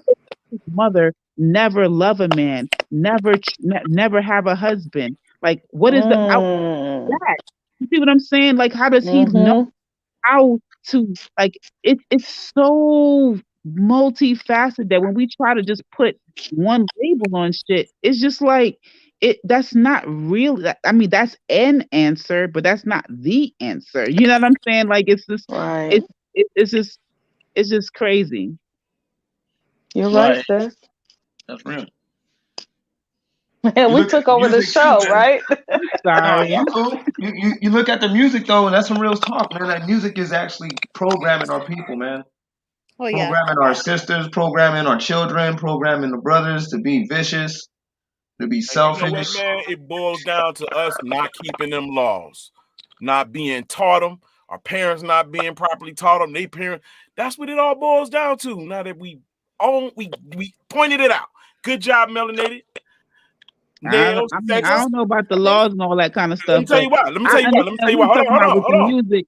When he's talking about with the Hold on, music, let me finish. Let me finish. Let me finish. Let hold me on, finish. listen, listen, listen. Hold on, hold on, hold on. I'm You a can't sister. interrupt me and Hold say on, let me wait. finish. I just want Let to me say I finish. don't Let categorize myself me as a Hebrew, but finish. when these brothers here on this channel post their videos and they start playing their music, even if they got 3 viewers, I'm one of them 3 viewers, and I'll be sitting there for about 45 minutes just listening to their music because you want to know what? That shit is some good content. They talking about some stuff. If they talking about the Most High, they talking about doing right. They talking about their children, they women, whatever, doing business, being black. It's nothing. It's no words that they're saying that is going to be contrary to what I subscribe to be as being a good person, whether I consider myself following Yahweh Shai or Yahweh or whatever. I don't have to listen to any of the music they play on this particular channel on what is it, one nation set apart, I'm sorry, on their channel. They play music on their channel, and I just tune in and I listen to it and I vibe to it because it's good music. Like it doesn't matter if it Yeah, vibes with my belief system. So I just wanted to give the brothers, their props while they could hear it. Now I'm not trying to cut you on, Brother Lance. I just wanted to get that out because I wanted to know, to be encouraged to continue in what you're doing, because people who do not even be like believers in your faith, we listen to the music, we listen to the content, Bible, we the goods that you're giving out there. That's all. Con. All right, Wow. cool. Hey, that's tight, man. Because I was wondering if anybody was listening. I was like, I wonder who's listening. Anybody listening I to be this? listening, brother. I be tuned in. I be like, yo, that's dope. This song is dope right here. Man. Hell yeah, it is, man. All right, cool. Thanks for Yeah, telling me that. that's For real, though. good. That's real. All praise to the Most High. I appreciate that. That's No tight. problem. Yeah. I've Encouraging. never listened to You never listened to it before? it. No. Mm-mm. In the beginning, before they start like really going in on the scriptures and stuff, they just be playing music for like at least like an hour, like Is it 45 stuff that you minutes. guys have written? I don't know No, whose music it no, is. it's not us. It's just Israelite brothers. Oh, I see. It's a lot. We have thousands of songs. Yes, it'd be like mad songs. Yes, I heard some of those songs. They go real hard with the beat and everything. So Mhm. Yes, yeah, don't sleep on it. it'd be like trap music. It'd be like trap Jesus Hebrew music. You know what I'm saying? For real though. For real, that's I real, have to man. be honest. I probably don't listen to it because I have had so many years of so much of the stuff drilled into my head over and over and over, and I'm finding so many different things that I was taught that are not true, and so I probably somewhat shy away from it and listen to other things because it can be very draining. You know, I mean, Mhm. Who my said that? experience. Say what now? That's Nails. Yeah, You know what? I agree with you. yeah. I got to get away I from agree. it. That's why I don't. That's why I didn't comment. I don't listen to the music no more, or because it's like once you start learning the truth within the truth, and you hearing them saying the same thing over, you can't say nothing about it. Like that's a lie. Like you can't. It's just like annoying. So I just don't listen to the music. No, But all you gotta do is chew the meat and spit out the bone. My kingdom, my that's real, savior. man. You know, Yeah, you got to pick through the bones. I'll be like, man, I can't listen to this, bro. I tell you though, you gotta have. If you get you get on One Nation Set Apart on that when I do that channel, you'll hear that. You know what I'm saying? You're probably gonna hear 90% songs that you've never heard before. No, I've been on there plenty of times. I make Right. time to listen. Yeah. Oh yeah. Yeah. You're right. You be on there. So these are songs that people ain't never heard before. And I'm telling you, there's over 3,100 songs that I have like that. It's you know what, bro? Like I love, like let me tell you something. Gospel music, or at least back in the day, a good gospel song will send chills down my spine. You know what I'm saying? Now it come on in the radio, man. I just get annoyed. I turn the shit off. It'd be good music, but I just can't listen to that. I can't put that in my head. I know better now. And that's what and I'm just thinking that's maybe is that what Nell saying. If that's so, then I can relate to that because that's my issue with it. Be good music. I don't listen to any religious music at all. None. Mm-hmm. Me neither. Now, if I What? want to listen to something motivational, then I will, or I'll listen to like an audio book or something like that, or like if I'm at the gym or whatever, I'm gonna listen to something that is uplifting to get me motivated. But the whole like So religious, what you listen to at the gym, Nails? Well, I need to know Gospel what's in music your is workout. uplifting I and mean, get you moving. What's in your workout track, Nails? oh Because man, I better Kanye not. West. I better Kanye not. West she workout be song. listening to some booty music. She be like, what? You got to get motivated, shoot. Listen, it is what it is. Okay, it gets. I hear you. But Drake you know Kanye. what? You know what? I have not gone to church in probably over 11 years. But I could listen. I see the thing about it is I got to a place where I can separate spirit from the actual like indoctrination, Yeah. where I listen to it and I truly appreciate. Like, so when someone is like, when I listen to like a Fred Hammond song, that man, whatever he believes in, I can hear his spirit believing in this Jesus, this Savior, what Jesus did for him, and the power of the miracles, right? And I resonate with that power as a creative force, a divine force. I don't necessarily have to give it a name, but because I can resonate with that, I can appreciate his music.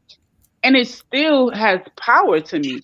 Like, I love Fred Hammond. Like, you play some Fred Hammond, I'm like, woo, go ahead, brother, sing that song. You know what I'm saying? Like, it doesn't make me go back to being Jesus, Holy Ghost filled, fire baptized, blood of Jesus covered in blood and all that kind of stuff. Like, I'm not there anymore. But Right.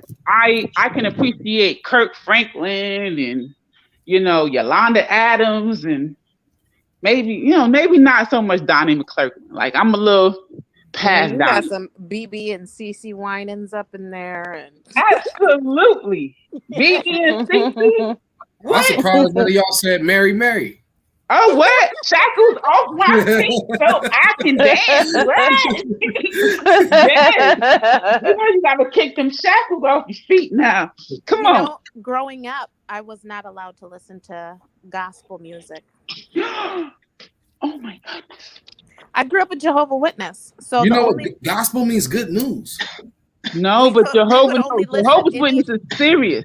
Yeah, Jehovah's Witness is like the Marines of Christianity. Hey. Yeah, you ain't lying. Yeah, because growing up in something that was like so very organized. I mean, everything is very like pristine, organized, perfect, like this, that, everything, like all the JWs on this day learn the same information all around the world at the same time. But did you know that the Methodists, like that's how other, like, I didn't know that other denominations were somewhat as organized. Yep. Like Methodist people. Yeah. You go to a Methodist church. Do it too. You go to a Methodist church and try to sit down when everybody else is standing up, and they be looking at you like, we supposed to be standing up right now. Right? And then you're supposed to get down, and then you get back up, and then you lift your right hand up, and you better say the confession, and then you better do, like, you be like, what am I confessing? I don't even know we're supposed to be confessing. What's going on here? It's like if you go to a Methodist church in New York, and then you go to a Methodist church in Georgia, I'm gonna be doing the same thing in every church, and I didn't know that. Wow. Because I was coming up, I was kind of in Baptist kind of environment. So I didn't know nothing about this Methodist stuff. I was like, this is crazy. Yeah.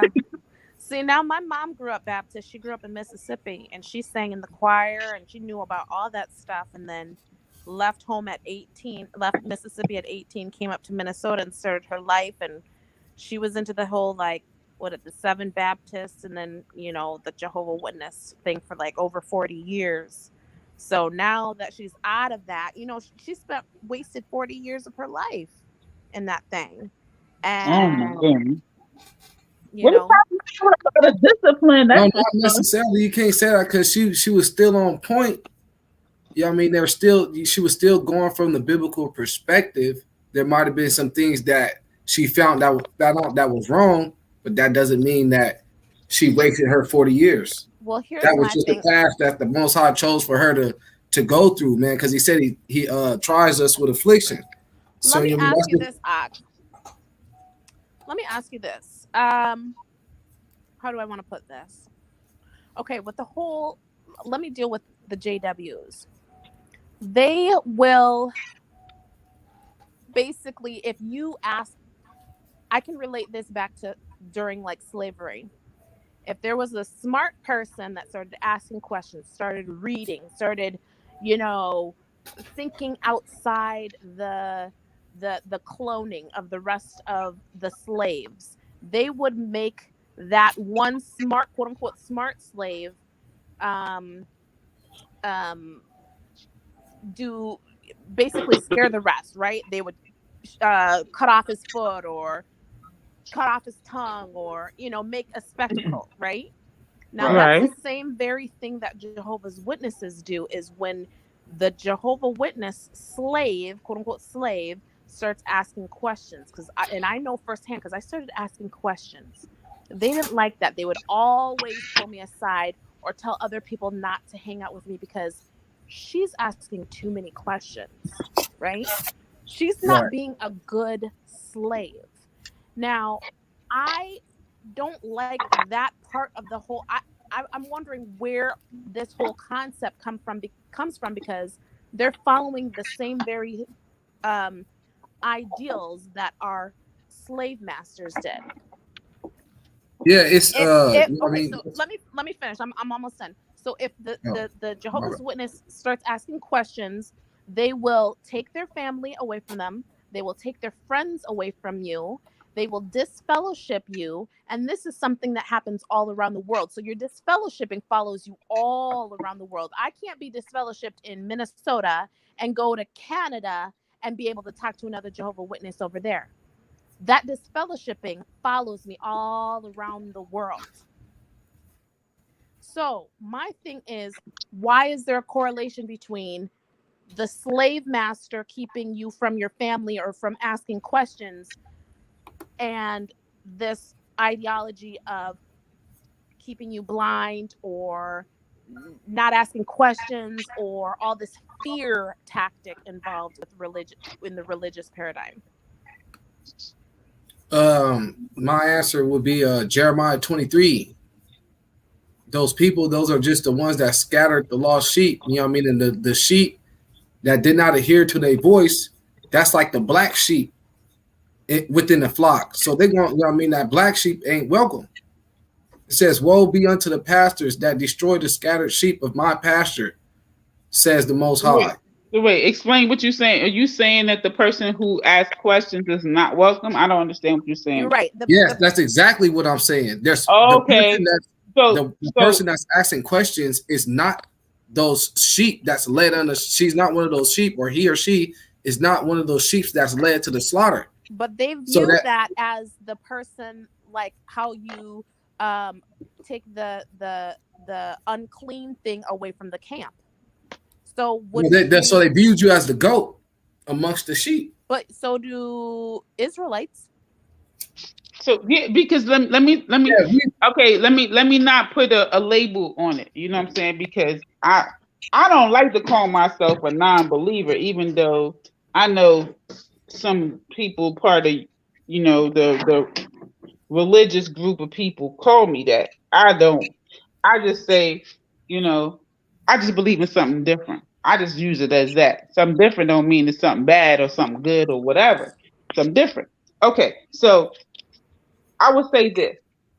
This is me 10, 12 years ago. I had a conversation with one of my sisters.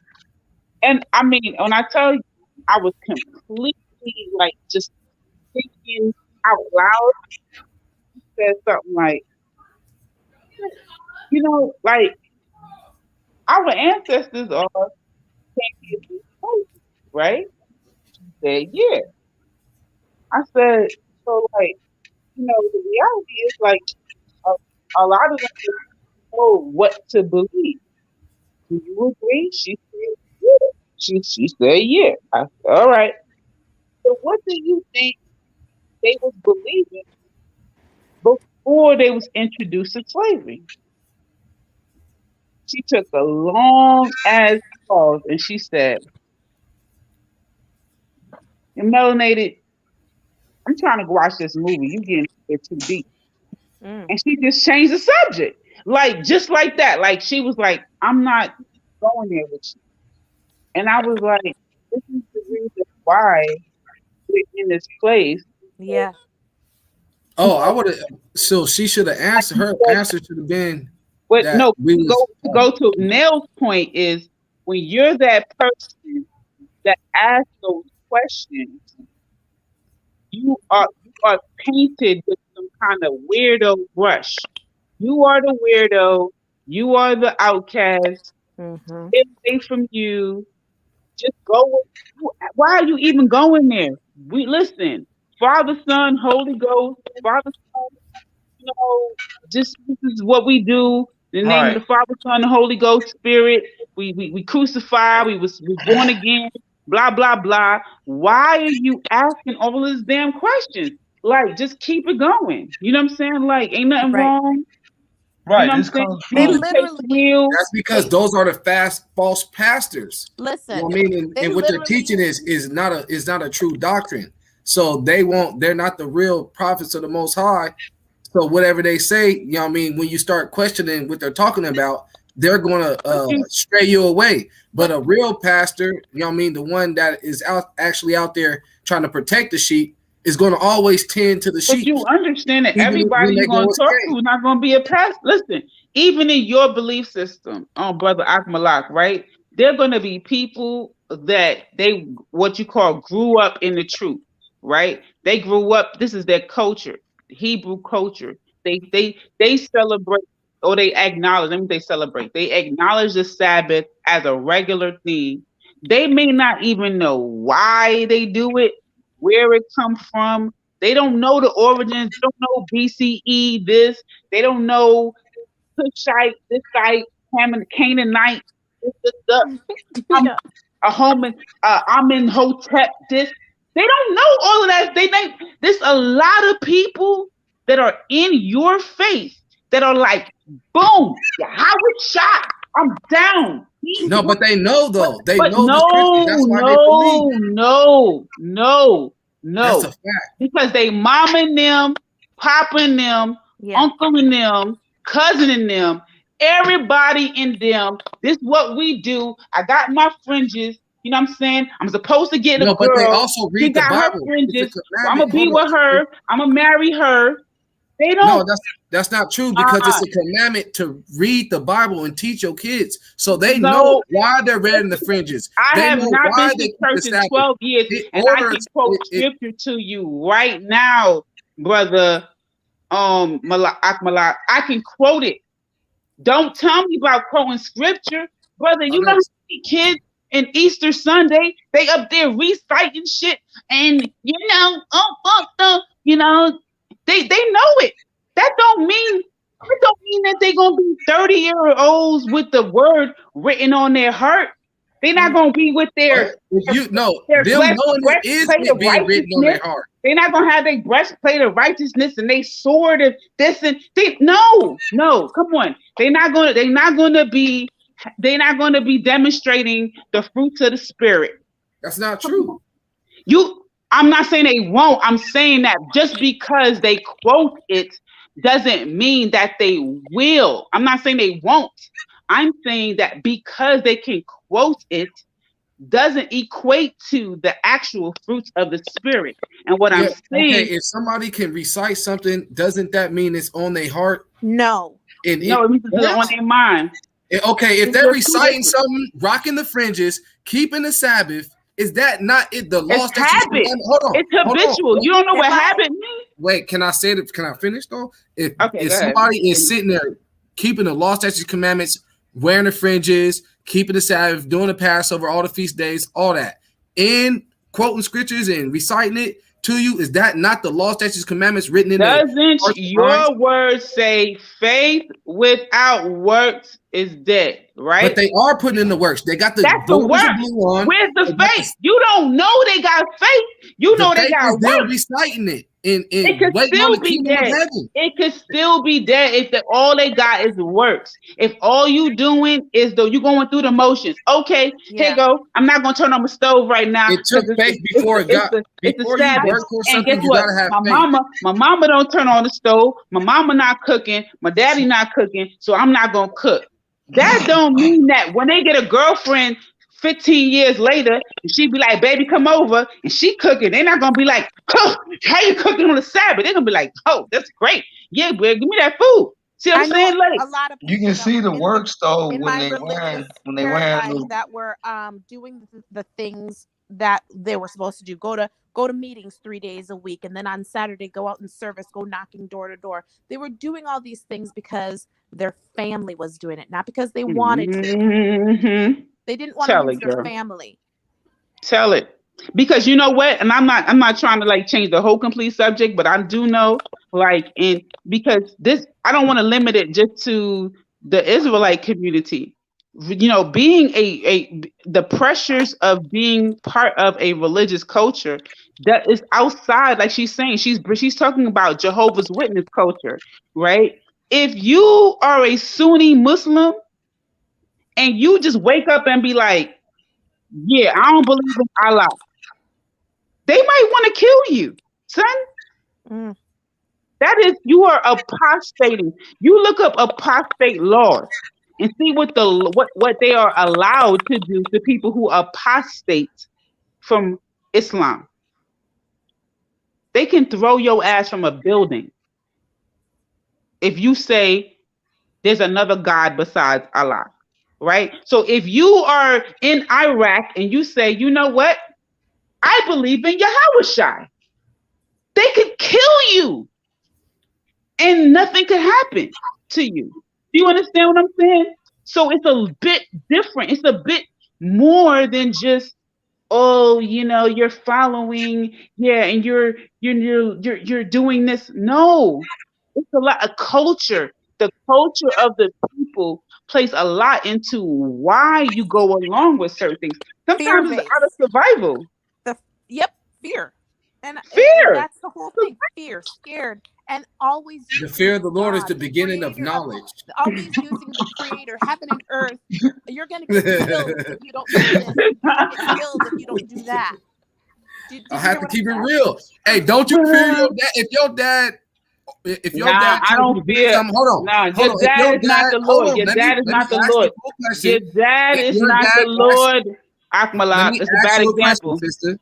If your dad tells you to do something and you don't do it, and you know there's a judgment, aren't you going to fear that judgment? He's just going to be disappointed at me. But my dad and God there's a judgment that comes to you if you don't do what he tells you to do. Aren't you going to fear that judgment? I'm not a little bitty child, so my level of reasoning is going to be different, Akmalak. So my level of reasoning now is that my dad is just my dad. He's not God.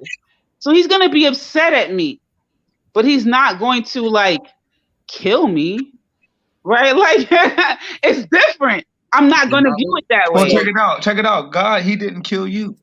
You've been here before. You keep coming back. We've been slaves and all that shit. It's just that this time right now we made it through enough, and we've been purged enough throughout the system. I mean, throughout this process to where now we made it here. We made it to where everything is real easy, to where when we get into our kingdom, it's going to be ushered in real fast and real smooth. That's what that is. Maybe it's not meant for us to be in the kingdom right now. You've been punished. But maybe what if it's not meant for us to be in the kingdom right now? It is. That's why you look at the pinnacle of society when it comes down to its technological advancements and with it recording and storing data. There ain't no going down from here. What I mean by that is I'm talking about like with the knowledge and know-how. We know how to record permanent information, and you don't have to chisel it inside of a stone. When you say we, who are you referring to as we? Mankind? Yeah. I mean, so you see, one of the things that I like about the Hebrew community is that for the most part, they definitely speak from a Black-centered place. So when I ask certain questions, I'm really speaking from a Black-centered space. And when I said maybe we not meant to be in this, ruling place, I didn't mean mankind. I meant Black people, because if we were, or if we are, then we need to see that being manifested. And if we are in this place of dominating from a technological perspective, then I need, because right now the white man is dominating. So we can't take credit for that. That doesn't even make any sense. It's not to take credit is what I'm saying. It's to utilize the resource. That right there now is something. I say that now because now that we have technology and we have computers to record all this information, and we can make things a whole lot faster than we used to. The so-called black man having his own kingdom in the fashion as how he imagines it can be done now way more realistically than it ever could have been in any time before. I mean, I think that some of the debates that have been had about capitalism and how do we use capitalism, I think there's a place for that. I'm I guess I get called a capitalist or whatever. But if you're saying use the current system that we're in and make our situation better, I 100% agree with you, right? I agree with you that we should do that. There's just this, group of people that are like, if we capitalize on this system, what we do is we make this current system stronger, right? So what are your thoughts on that? Capitalizing on this system? This current system. So if we capitalize on this system, like you said, and we had Black men, Black women being the top in technology, being the top in science, us being innovative, being the engineers, creating new things for for themselves as well as for our community, and us beginning to create more of a community where we circulated our dollar, maybe not 100% of the time, but even a week, a month, more than a few hours like it is now. Let's say we got to the Black dollar circulated in our community for a month before it came out of our community. We got to that point. Okay, so this is what I say about that is that in this system that right there would only have a minute effect, just for the fact that this system right here would work as a buffer, because no matter what, we're going to be going through a third party in everything that we do. There's going to always be who they call Uncle Sam, the white man's Uncle Sam. That's Let's welcome pulling the these other person things. on the panel too, by the way. Huh? What'd you say? Let's welcome the other person on the panel too, by the way. Hey, how's it going there? Peace. Miss M-I-S. M-I-S Israel. Shalom, shalom, shalom. But yeah, it would work as a Shalom. just like on a minute scale. But if we did the same thing and then but actually work towards a conscious means to do this, saying somewhere else, or doing it in an autonomous manner, while this country still stands using their capital to capitalize off of it, that would make a lot more sense. That actually would help out a lot, and it would basically kick in that kingdom that we're talking about. It would at least majorly assist it. That's what I'm trying to say. We be saying that over here at One Nation Set Apart all the time. Like, yeah, man, we got enough people. We got enough doctors. We got enough lawyers. We got enough people that knows how to do all the little things that we worry about.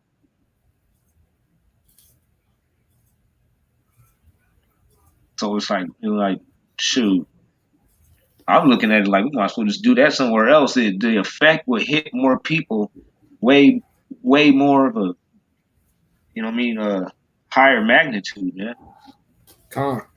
If we were just able to do it on our own, not just circulating somebody else's dollar within, this situation that we're already under.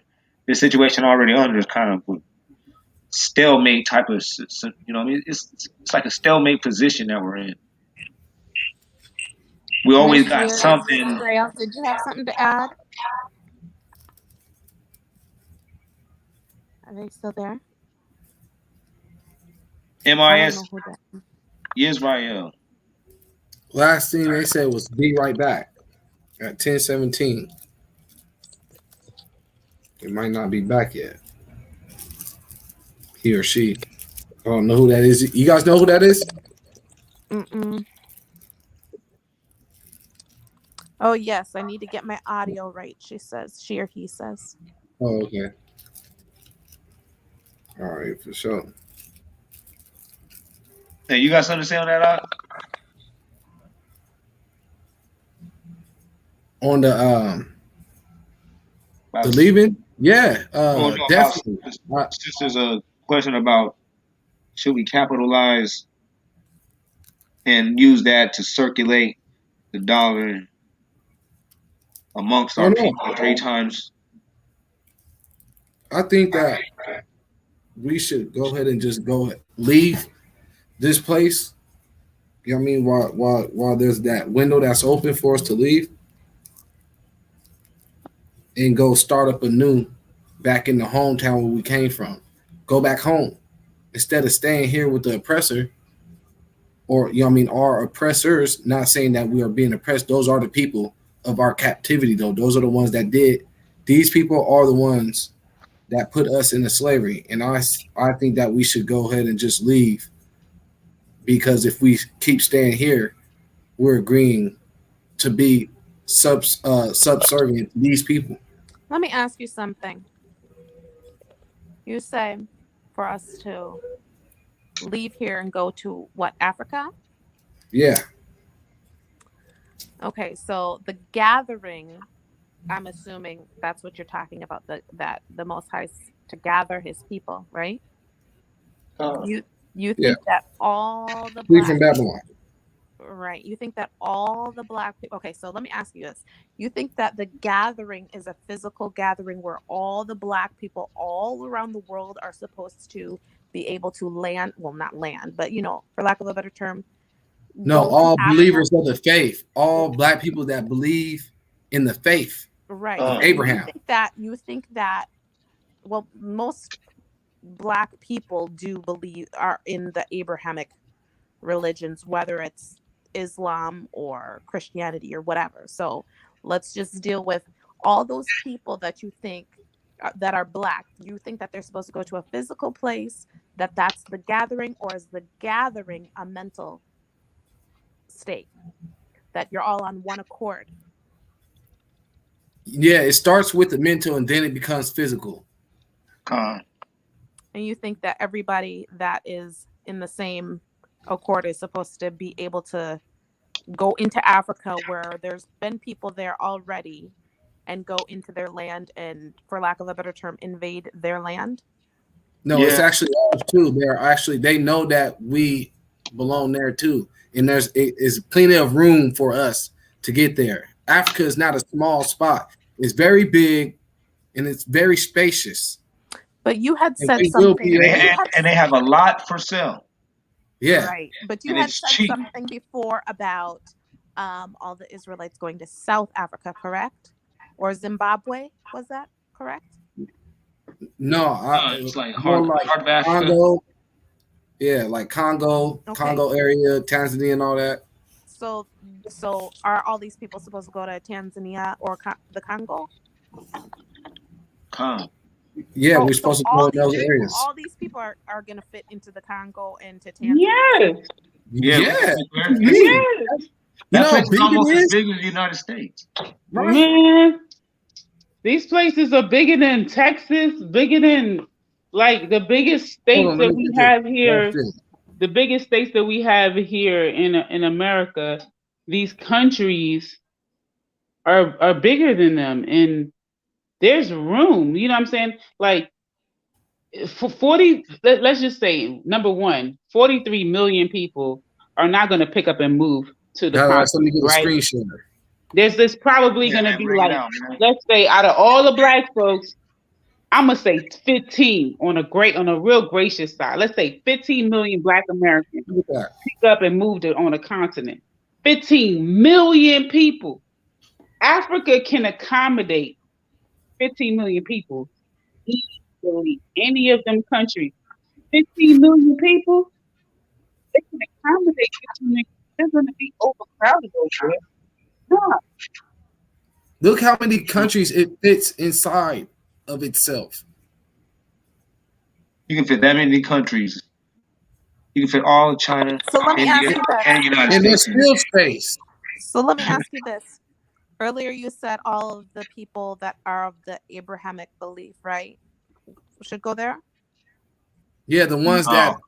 Well, you got to pick what country. I said Abrahamic faith.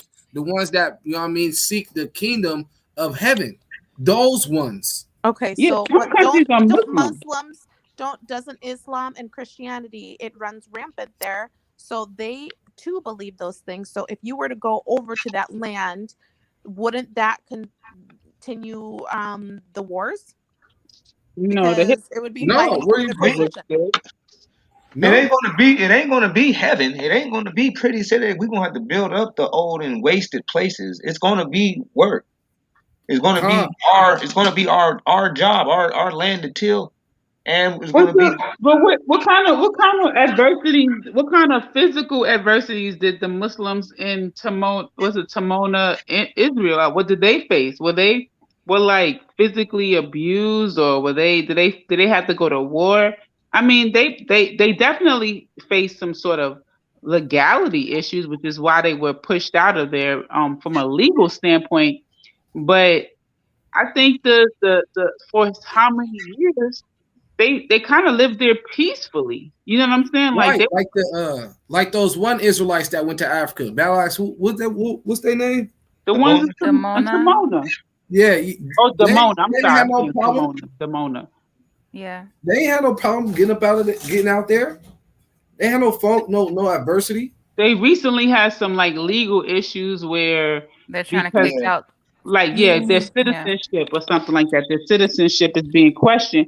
But I mean, like as far as like, it's not like people are telling them you ain't black, you gotta go. You know what I'm saying? Like Right. whatever. I don't think that if you're in Tanzania, somebody's gonna say you're black. You're not gonna, especially when you're not saying you're a Tanzanian. You're nothing. You're dirty. You're taking. You're, you know what I'm saying? Like, don't. I wouldn't advise I you to don't be think like, that would work because they have completely different ideologies. This is the same reason why, you hear with these different camps like, oh, Africans, they hate African Americans. Well, it's not necessarily because of they just hate you for no reason. It's because you have different morals. Well, we do have an old hatred. We were enemies.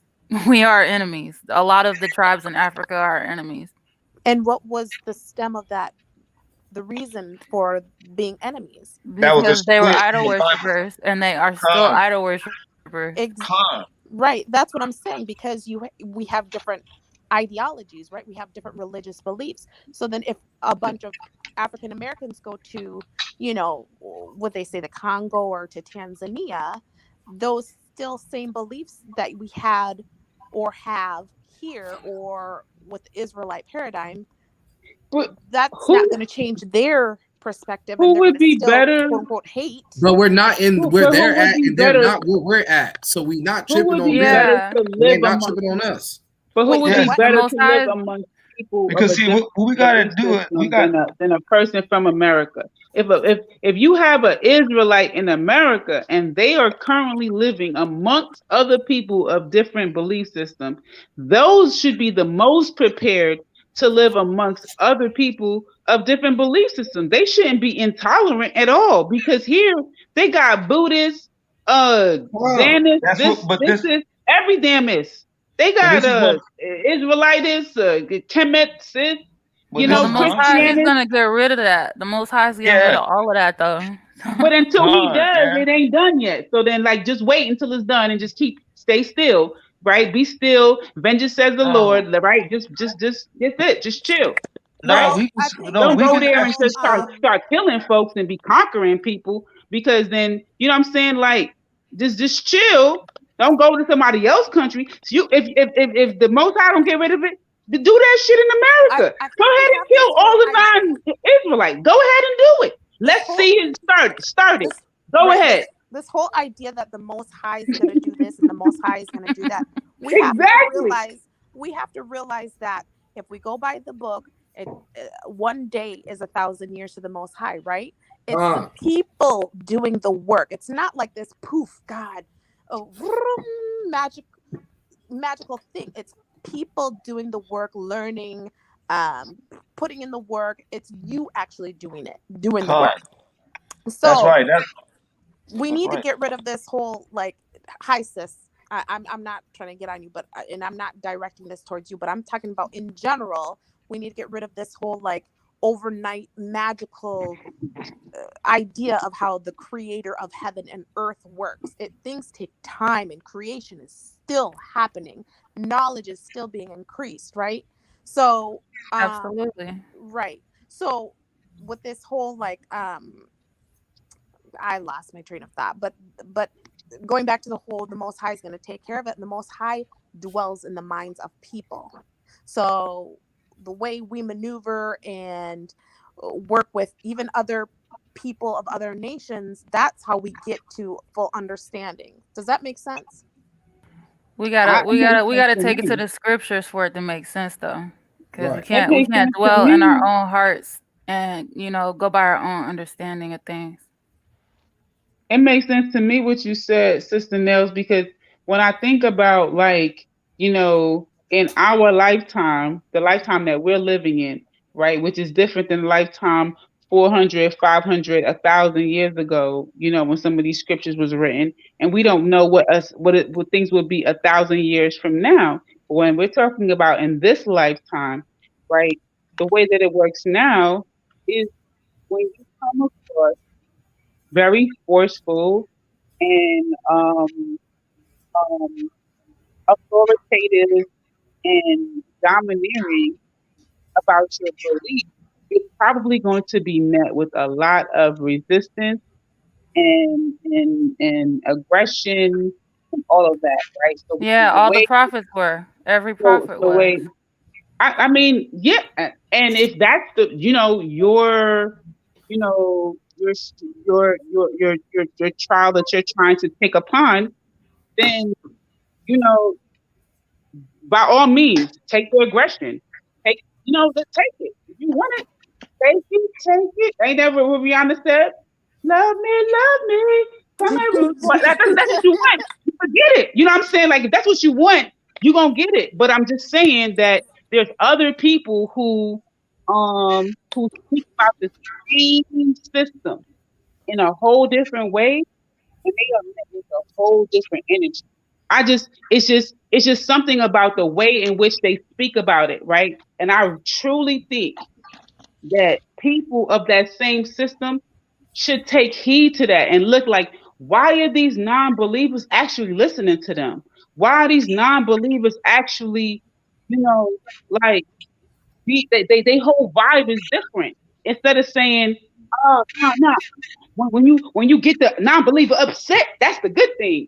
All right, that's what you think. I mean, that's what you want, Cheerios to the kingdom for you. You know what I'm saying? Like, if that's what your goal is, but I'm just saying that you might want to pay attention to some of the vibes and the energy about thinking about certain principles or certain kingdoms or certain that literally, like, if I was to tell you about my Budan kingdom, that's not going to mean nothing to you. So when you're telling me about your kingdom, I mean, you might as well be telling me about Casper and his friends. You know what I'm saying? Like, it literally, and I don't mean it in a disrespectful way. I mean it like that's not the way to get a message across. It's just literally not. It's like, if I want to speak to you, I'm not going to speak to you in Creole. I'm not going to speak to you in Spanish. I'm not going to speak to you in Yoruba. I'm going to speak to you in English if you speak English. You know what I'm saying? That's the only way to get a message to you. So the dialect and the communication, the way you speak to me and the way you speak to Sister Nell, there needs to be a difference. Otherwise, the message is going to be off. It's going to be off in the story. That's all I'm trying to say. Right. I just want to make a statement real quick. You know what I mean? Our goal as Israelites is when we get into the land and we get our land, our goal is not to, go to other people and try to convince them of anything. You know what I mean? Stop them from believing whatever they believe in. None of that. Our goal is to build up our nation and be a light unto the Gentiles and let them see how we get down. Our fruits are going to show who we are, and that's what's going to attract everybody to us. And that's what's going to make people want to change, is by seeing how we are and how we got it going in our kingdom, and realize that their kingdom is messed up, and then they're going to emulate or want to follow after us. You know what I mean? All our goal is to do is build up our own and take care of our people. Live under the right law, statutes, and commandments. That's respect, brother. Can't nobody fault you for that. Like, and that right there is the reason why I don't throw no shade on Hebrews, because I do see that in the way they conduct themselves, and that's the reason why I don't throw no shade on the Nation of Islam. That's the reason why I don't throw no shade on African spiritualists, or I don't throw no shade on even Black Christians. You know what I'm saying? Because truly, a real Christian, they don't want to see Black folks on drugs and hoeing, and a real Christian is not about that stuff. All them fakey, you know what I'm saying? Like they want the good stuff. But my grandmother wasn't on that. My moms and them wasn't on that. You know what I'm saying? Like, it's just the real talk. So like, anybody that's about whatever it is they believe, and that belief is causing them to live righteous, they're not hoeing, prostituting, they're not lying, they're not committing adultery, they're about their family, they about their people. You could tell that they live in righteousness. If they call it God, or if they call it God Jehovah, it's a similarity in the way that they conduct themselves if they about righteousness. I don't see no Buddhist person, hoeing, and she's saying she hoeing in the name of Buddha. I never seen that. I never seen no hoe in the name of Buddha in my life. You know what I'm saying? Yeah, but these people, they may be cool and all that, but that ain't what this book is really even all about. Us Israelites, we ain't really looking for just, just trying to be cool. Everybody cool. No, I don't mean cool. I don't mean cool. I mean, like, you know what I'm saying? Like, if you got a woman and she conducting herself properly, like you want to talk about modesty. Let's say she's modest and she's a woman onto her husband and she's dedicated to her family, but she's saying she's doing it in the name of Buddha, right? Well, I mean, that's good for her, meditating because if she's doing all that, then she has more of a chance of turning to the Most High than those people out there that are not doing that.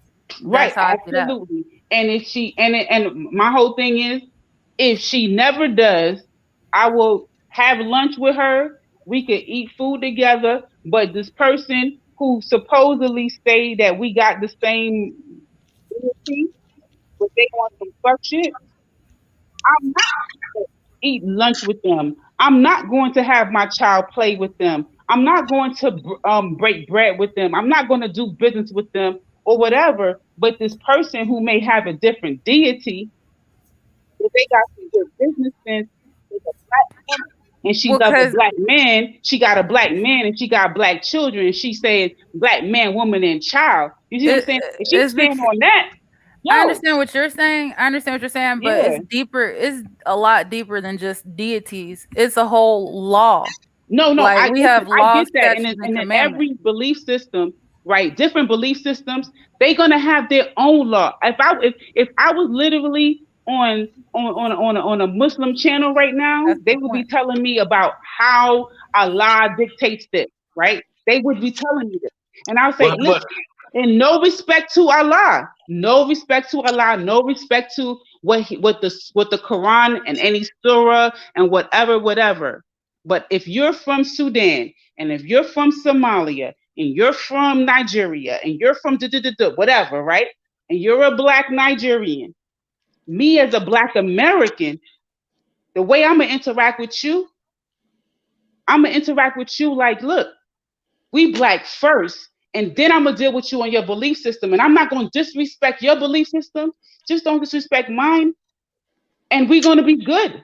Because I understand that in America, I can't erase my American experience.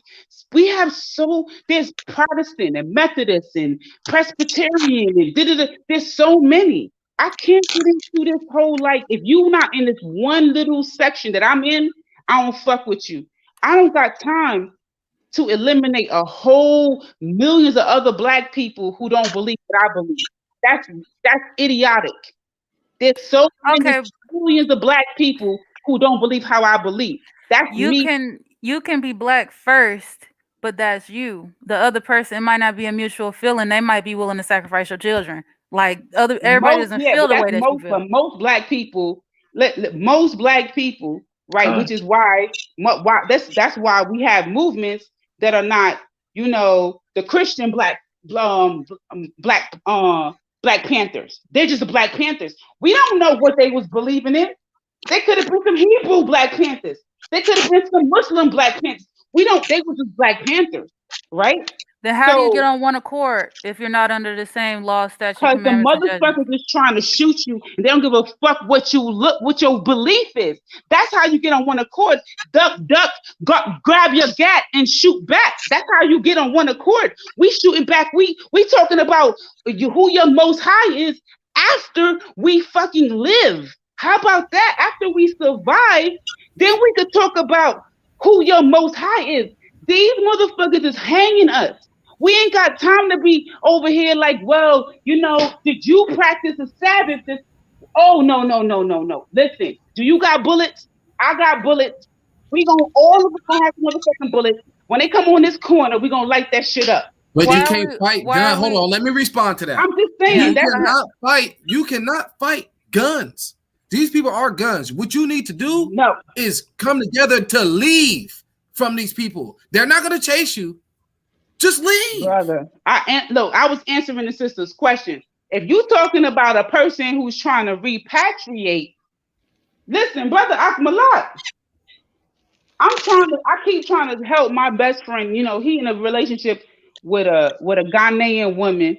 We trying to get this whole Ghana shit going popping. You feel me? But I don't know if their relationship gonna last. But I'm like, look, bruh, I need you to plant some seeds over there so we could scoot on up in Ghana. But trust me, I feel you. Listen, my parents, I'm a child of an immigrant. So I ain't even I don't got roots in America. I'm trying to be either in my parents' country or in Ghana, Nigeria, Cameroon. I got a couple of options here. I'm trying to go to Tanzania next year, 2022. Trying to go to Tanzania. Right there. Yeah, I'm trying to see what's up with Tanzania, 2022. I got a coworker that he keep talking about his country, Tanzania. But then I know somebody from Cameroon. Oh, sister, you're gonna love Cameroon. If you come there, you're gonna feel like it's home. I'm like, all right. I'm gonna see about Cameroon. I don't know. I definitely Cameroon. Yeah, Cameroon. A lot of I wouldn't just say just the people from the Caribbean, but a lot of people from the Caribbean they may have as well as the Congo. They may have that like Cameroon, Congo type of heritage. So if you're talking about going to Africa and migrating to Africa, do they not have the same melanated people attacking each other there? There's a lot of crimes against Africans happening with other Africans. So I mean, how do you separate that if you're black first? What's the difference in me moving to Chicago? What's the difference in me moving to Chicago? That's my point. So how do you get on one accord? What you mean? How I get on one accord? How do you get on one accord with being black first? I'm gonna tell you the same way that I do in my community that I'm in right now. Right now, I work in Washington D.C. and when I meet with young people, you know what I ask them? I say, "What? Let me ask you a question. What's community to you? What's your community?" You know what they tell me? They tell me about their block that they from. Well, you know what? I'm from New York. I know how they go. Oh yeah, I'm from 21st. Oh, I'm from 35th. Oh, I'm from 45th. I'm from 43rd. Well, where the hell is 35th at? 35th is in East Flatbush. Or if you're from St. Mark's, you in from Crown Heights. That's a part of a bigger community, right? I'm adding vocabulary to their language. And then I'm getting them to see. So where it starts is through the education. It's through the encountering someone like me. So you can get the people on one accord. That's what you're saying. You can get the people on one accord. People You by like me, yourself. not just me by myself. Of course not. I'm definitely not an anomaly. There's a lot of melanated goddesses. There's loads of us. I'm not a goddess, but yeah. And I big up all of the goddesses. I big up all of the melanated goddesses. I big up everyone with my energy. Anyone that shares that same energy, that same fire inside of them, to speak to the youth, to not be afraid when you somebody who got a gun charge or something like that, and you scared to talk to them. So what? That could be your son. Of course I'm gonna talk to him. Of course I'm gonna talk to him. Because if he got one gun charge, maybe talking to a real mama will stop him having another. Absolutely. So how do we come together as a nation? To me, it's through love. Because I love you regardless of what you believe in. You may not love me. Your love for me may be conditional unless I value what you value. But my love for you is unconditional. You don't have to value what I value. I could value the rocks. I could value a tree. And you fucking go and piss on the tree. You feel me? So as long as you're depending on everybody to come together and I'm automatically love. I'm not depending because guess what? No nation, not even the greatest of nations, had every single person on board. You can't show me one that had every single person. We used to. That's in our history. Right? It wouldn't have never failed if every single person. Come on, man. Even there was somebody going we start allowing enemies around. And that's why we got there was always somebody in the cut. We tried to spread love too far. That's why there's laws for that. Exactly. Listen, there was always somebody in the cut going against. So yes, right? So when I say spreading love, am I saying that we don't ever have weapons? We don't ever have I think you can read too far into what I'm saying, right? But I didn't say those things. You could assume I mean that if that's what you want to assume, but I never insinuated that showing love means you don't defend yourself. Of course not. I never insinuated that. But I'm not saying that you don't. What I'm saying is that the way in which, for me, I have seen that I'm able to. Yeah, I'm not saying that you don't defend yourself. I'm saying how do you love and come together as a nation just under love? Like, how does that bring a whole nation together? How does that build a nation just by depending on everybody to just automatically love? To love is to keep the commandments. Yeah, exactly. That's to keep the law, statutes, commandments, and judgments. That we know that, but I'm saying, how does love alone? You know what I'm saying? Like what they define as love is not how we define love. You know? Yeah. Con. True.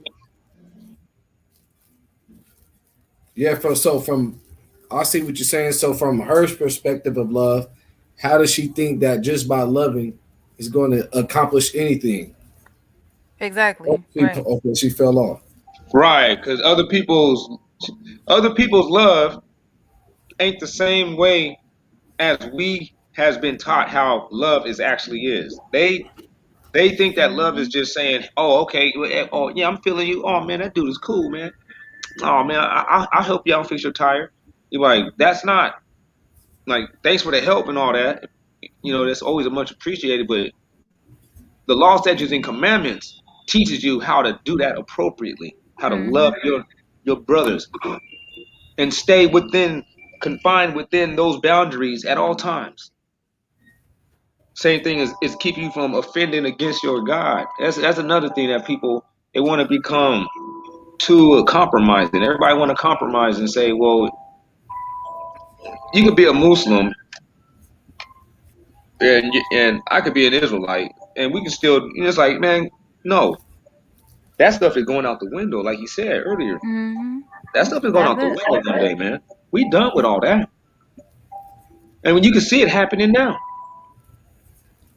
You ain't gonna ever get us Israelites to ever go back into anything false. Our kids ain't going back or anything. But how do we get our people to see that? Because most of our people can't see that. They don't Yeah, but understand. 2/3 ain't gonna make it, man. That's just the truth, man. Yeah. Only, like I said earlier, man, the ones that have faith and hope and better, those are the ones that's gonna go. The ones that's already getting ready to go. All our Yeah. people is already talking about it, man. We already getting ready, man. It's coming. All Well, I guess Too they many love. prophecies are telling us to leave. All we can do is warn the people. Which is what we're doing. We being the watchmen and sounding that trumpet. And then after that, man, there's going to be a time to where, Israel flees. Mm-hmm. That's What real. And it that's is. why I agree with the sister Amberisms, what she said earlier. It does happen on a mental level first, and then like Brother Phineas said, when we come together physically, like it has to happen that way, and it's gonna happen that way. That's prophecy. That's right. Right. And when we get up on these panels and all that stuff, this is one level of it, of us coming together, man. Come on. But we gotta just keep at them works. A lot of people, they ain't gonna have the faith and the belief, man. That's just one of the things that we're gonna always have to, as Israelites, just have to accept that one and just be ready for that. Just some people, they just not gonna see it sometimes because what we saying ain't enough glitz and glam. They don't have. Our people are like, they're like a show people. Mm-hmm. You know what I'm saying? They really they like to watch a lot of shows, but they want to be in a show too. You know, if it ain't if it ain't no show and tell, you're Right. If losing it their ain't attention. impressive, they ain't trying to hear it. You're losing their attention. It's too much work. It's too much realistic. It's like, what you mean? What do you mean? I gotta actually like adjust, change my ways. Like, no, I mean, I want to just like go and do. I want to do what we doing right here, but just without nobody, what I'm saying, breathing down my neck. That's just basically what Mm-hmm. people are saying. When you're like, no, no, no, you don't know what the Israelites are doing. We're going to put the whole world back into its proper order. Right. Come on. And the so-called black man and black woman will be the ones that's going to always be at the top of that. And that's just what it's going to be. And if anybody that don't like it, we ain't gonna have to do nothing. The Most High, He got a lot of instruments and ways on how to make these things happen to where those things ain't gonna be popping off. Islam's and Buddhists and all that. Mm-hmm. No, that stuff offends our God. Come And that's the on. thing that our people got to keep that one in mind too. Like, no, we have a God, and He wants things a certain way. I know that the homeboy over there, he might be a Buddhist and he probably can cook a real good barbecue. That don't mean that ain't gonna fly. That's not gonna fly in the kingdom. We can't operate like that. Like you said, one person might be thinking about, sacrificing your kids. Right. Exactly. It's Mm-hmm. like you don't know. Some might think that it's okay to do you in some type of ill manner because their religion allows it. Mm-hmm. We ain't got time for all that foolishness.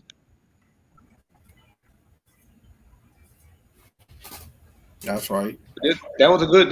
This is a good show. I'm glad you sisters showed up, man. That was a blessing. All I praise to the appreciate Most you High. brothers having this live stream because Con, we need con. this. We need to do this more. And I kind of understand like now why it's so much wicked in the world, like why it's so much evil. Because if we were in the land and we were on one accord and we were going by the law, none of this wicked would spread like this. But see, wicked has been allowed to spread like a wildfire so long all around the world. that is just like out of control now. And like we're the ones like originally like our Hebrew men were the ones, really everybody, you know what I'm saying? We're the ones supposed to take care of like the wickedness that's amongst us. They're supposed to be stoned. That's right. And yeah, we're the leaders of population control, not Bill Gates. So that's real. you know. That's real though.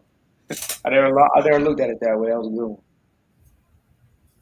Well, that's real talk. You know, But like I not said, for man, real. when the salt lost its savior, we lost our sight of who we really are, man.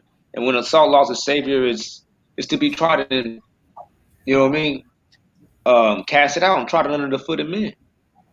That's what's happening with us as the brothers and with the sisters, man. We going through it out here.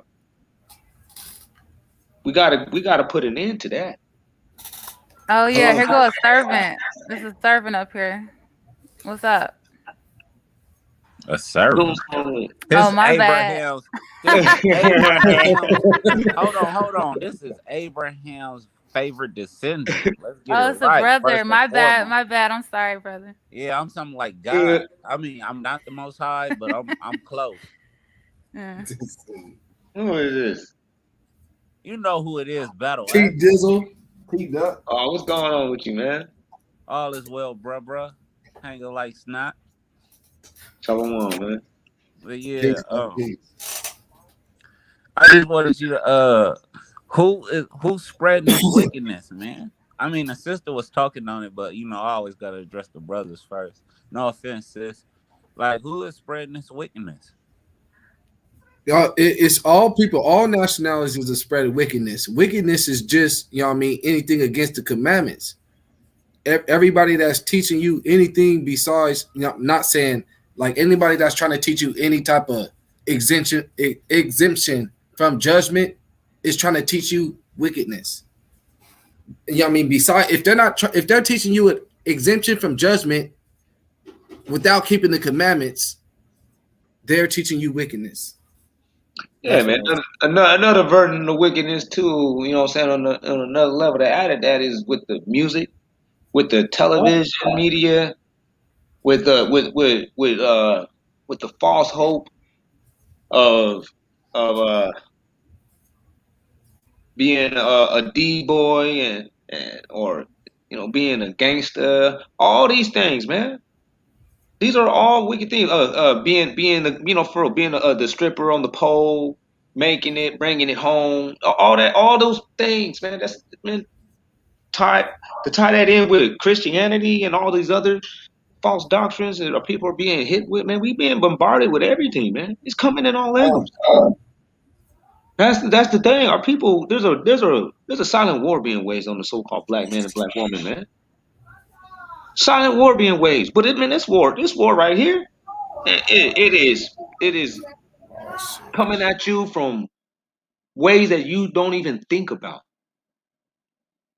Just like little commercials and you know, just regular television shows, just saying some weird stuff.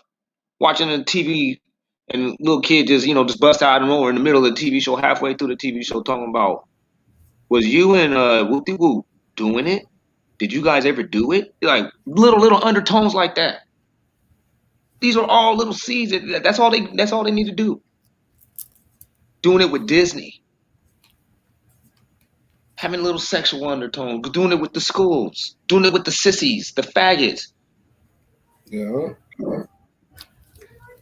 Then with the TVs making people everybody that believes in God look like a crazy cultish freak that took the Bible so far overboard that he's ain't nothing but just a dangerous loon.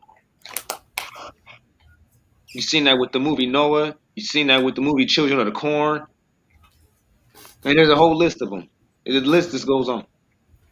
Okay. All right, sister, no, she using her little Israeli lingo, I would call it Israelite lingo. A Yeah, servant. this is So when you hard. say a servant, are you saying a servant of the Most High, or are you saying a servant of Israel? Yeah, your profile pic and name kind of threw me off because I thought you were like a white dude or something. So that's why I said that. So My Oh, you bad. thinking I'm I gonna didn't know. serve you? I knew Yeah. exactly what you said. Oh, she think the rapture coming, huh? Wow.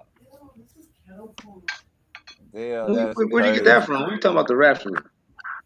Huh? Nah, she talking about the rapture, and then you know when they become servants. So she thought I was a white boy, so she was like, "I would be serving." I serve the Most High. I am a servant, but I mean, who's really gonna serve it? I mean, who do you serve? The Most High, or do you serve Israel? Like that's the question I got. I serve the Most High. Con. Uh, so what are you to Israel? What am I to Israel? Yeah, I'm a daughter of Zion. that's it. Good answer. I mean, what else do you want me to say? I'm gonna help build my nation and the position the Most High puts me in. And how do you do that? Well, if you must know, I do have a channel, but I'm not You finna say don't need my a channel on channel to here do that. Help to her out, spread the bro. word. How do you? Yeah, okay, there you go. Now we getting Right. somewhere. Yeah, it's really simple. If you listen to these brothers enough, I mean, even though I don't share every single view with them, like Yeah. I like the fact of the simplicity of it. They don't try to make it sound all fucking articulate and shit. They just give you that raw nut cut. So yeah, Yes. We break it down to the layman and simplified terms, man, because we ain't trying to sit around here and impress anybody with all that other stuff. We want you to actually know. Right. That's but all. That's all. We just want you to be able to, you know what I mean? Send a message as easy but as we was, you know what I'm saying? Easy as in the easiest way possible, man. Right. but we gonna have to bring Akbalak back home. I think Judah is making an impression on Ak. I think Ak about to start hanging with Israelite elect. Hamite ass.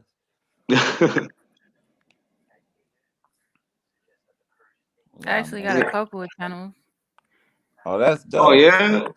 Yeah, the last channel, I forgot my password and stuff, is Vanya, and I wasn't able to log back in, so I just put it back up on my new channel. You speak Hebrew? No, I'm trying to learn, but this Hebrew, like it's not Don't learn Paleo it. Hebrew. You know what I'm saying? Because it's mostly like Yiddish. So, I mean, Yeah, it's a waste of time. Learn Swahili. Yeah, you seem up to speed big time. You know what I'm saying? I'll check out your channel. yeah, Vanya, Vanyah. Put it in the chat.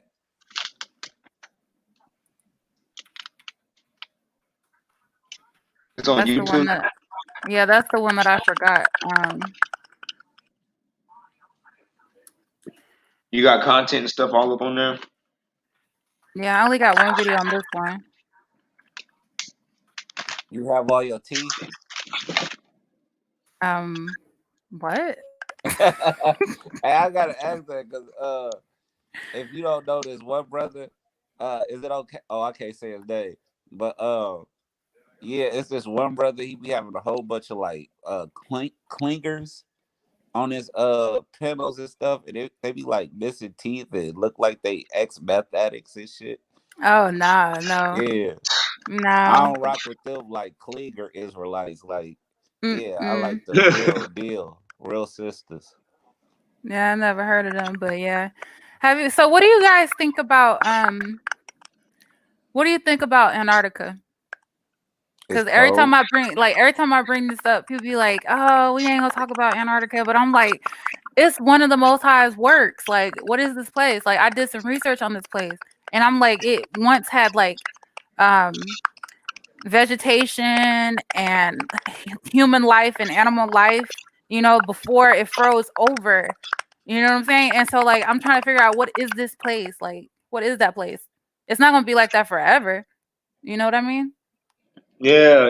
It was probably something that was, you know what I mean, a whole lot more built up, you know, Yeah. well, back in the days before the ice age, Right. you know, and maybe even pre-diluvian before the flood. You know, it sounded like the world was, you know what I mean, a whole lot more life sustainable. People were living longer. There was giants. So it sounded Yeah. like saying like it was a different climate also. Yeah, it's so interesting. And it has 85 or 80% of the world's fresh water comes from Antarctica. Dang. Yeah. And it's in the center of the earth. And it's just like really interesting to me. But Yeah, that's a trip. I was thinking, from the flat Earth perspective, that it was the mhm. boundaries of the Earth. Yeah, I don't know what it is. I just know that it's interesting. Yeah, but I really, what I mean. I never been there. We all just speculating. Is that melanated goddess? No. No, Mm-mm. Ain't no. no This is love in that. this the daughter of Zion, Who that MIS right there? Israel. Who just hopped on? Lance. It was good. Oh shit, I gotta go. This motherfucker. Y'all said giants and flat earth. You know you about to go in. You say what? What'd you say, bro? I'm sorry. I didn't hear what you said. What'd you say? No, don't hurt me, Mr. Big Bad Israelite. I said they was talking about flat earth and giants in Antarctica. So I was like, I'm about to bounce because I know you about to weigh in. Mm-mm. Uh, No, I'm Well, just bouncing up. I didn't even hear. pseudoscientist university showed up. What's going on there, Lance? Hey, did you see his little commercial thing he got? He crazy. Battle actually seen it? Nuh-uh. Hey, y'all know legs get wet, right? I get What? wet? You get wet. Like sniff cocaine, nigga? Nah, like sure. Yeah, but I ain't talking about Why sure. you doing that? No, I don't do none of that shit, nigga. Were you Come crazy? on, T Duck, man. Where you going with this? How else is he supposed to see all the shit he be seeing? He gotta be on some type of mind altering hallucinogenics. I'm gonna tell you the truth. I guess I guess it's time to go to bed. I'm gonna tell you the People truth. starting to get angry. It's like when a baby, been up too long, they need sleep. You gotta shut it down. Yeah. When I was 17 years old, bro, I was a Christian, right? Straight up. And I had wanted to know the truth because I had asked my pastor, what did it mean that a holy city coming down that's tall as long as it is wide? I said, that sounds like a cube to me. He said that the holy city is the church. It ain't coming down. It's some excuse he gave me. And I had prayed. And I said, you know what, Most High, I want to teach your people. I want to know everything. I don't care. Just teach me everything it is you want your people to know and let me be the mouthpiece. I was like at 17 years old. Was you GMS? Ever since then, everything been clear to me. No, if I just got a hunch about something, I can go look it up. And pretty much what I had a hunch of, it's an extensive research done on it. It's plenty of scholars that believe the same thing that I had a hunch about. You ex-GMS? I'm a what? Are you ex-GMS? What camp was you with? Camp Yahweh, nigga. What you talking about? I ain't with no camp. Wasn't no camps in Detroit that I knew of. Hey, Battle Axe and Ak, y'all used to be IC? Nah. GMS? No, we wasn't part of any camp. Oh, okay. Wait, what was you? Camp YouTube? Nah, I wasn't part of no camp. I'm an Israelite from the church. I ain't an Israelite from some dude talking about that part. No, me and Ak, we do our own thing. You know they got churches though, right? We one nation set apart. Churches. We be out there. One nation set apart and do the footwork too. Hey, did y'all see those UFOs supposed to be shaped like pyramids, bro? Yep. Nah. Couple of them. Yeah, a couple of them. Like it was a lot of them in the sky. It was a lot of them. It looked like a lot of pyramids in the sky that they showed. Dude, Yeah. be polite to the sister. She just said, nah. Can you please explain it to her? What you talking about? She... We were talking about it. Oh, go ahead. My bad. Oh, sorry. You ain't seen that? You an idiot, bro. Miss Israel, you didn't see that? No, I didn't see or hear anything about that. Oh yeah, it went down. Pentagon.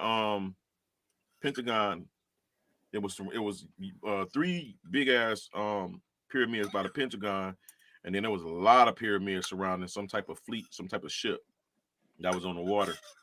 They had showed a couple of videos of it. It's like they release it more and more as you go. But the thing is like this stuff people been saying for years. Like all them YouTube videos y'all was saying was fake. Them shits was real.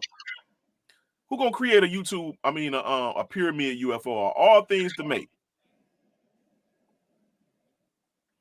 I think they got an Elysium. Y'all know about Elysium, right?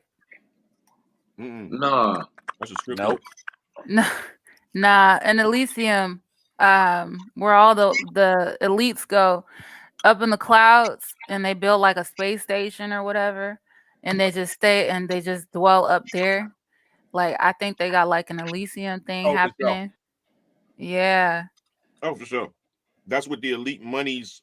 It's almost like a hotel in space while Michael destroyed the Earth, hoping that it blows over,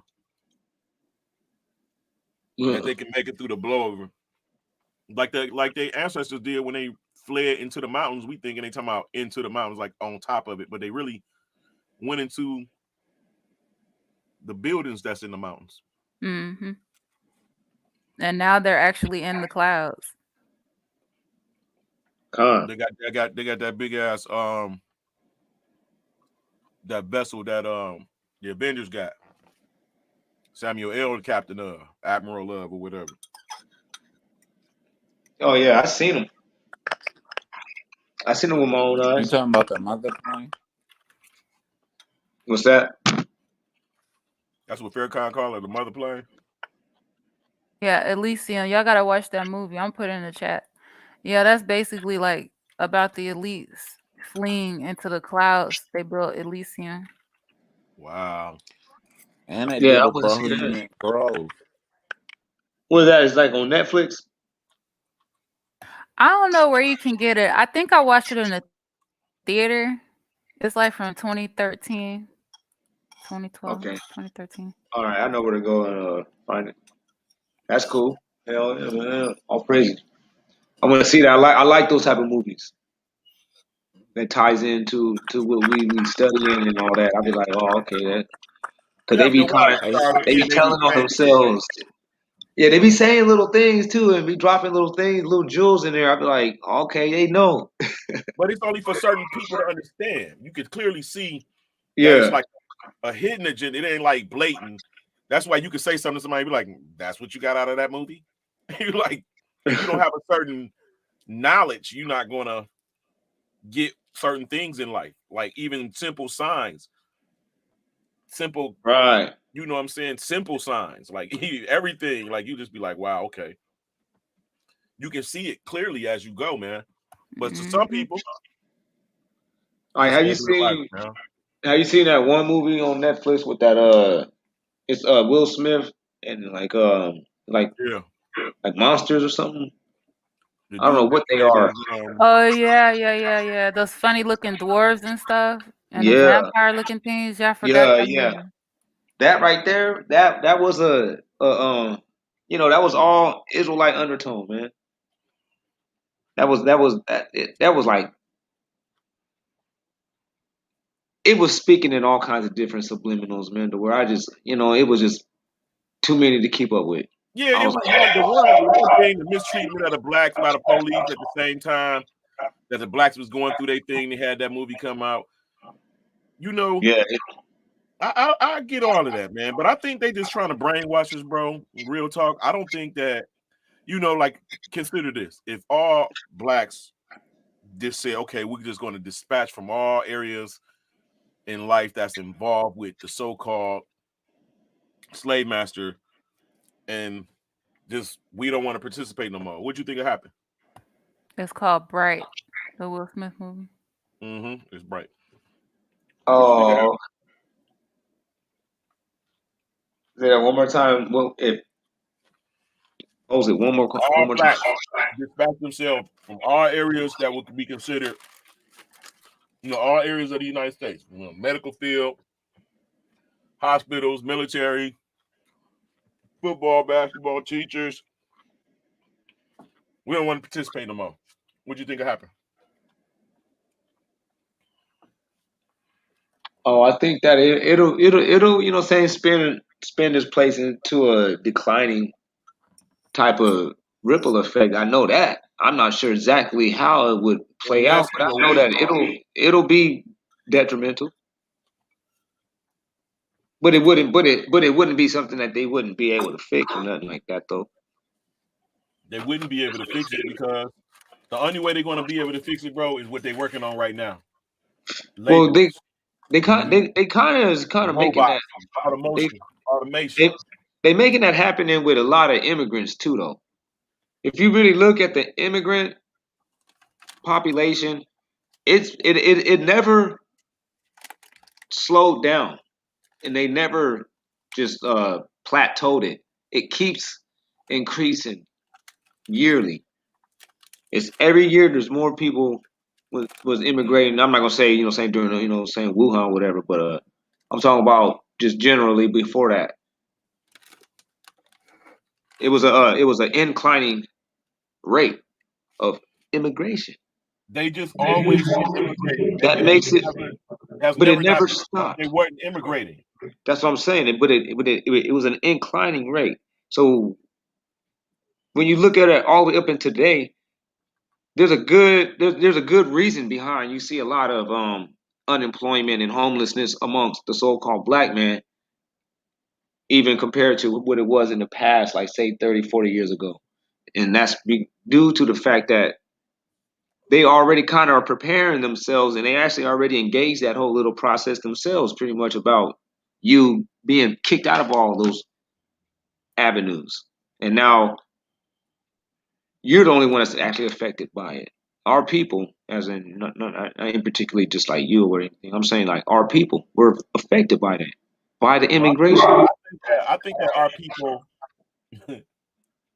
I think that What? our people are actually affected. I think our people are only brainwashed and believe they're affected, and therefore they are affected. They interact and act like they're affected by.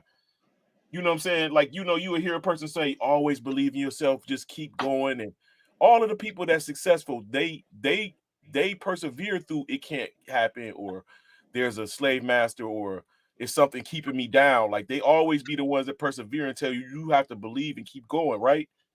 Uh-huh. In reality, that's because I believe it.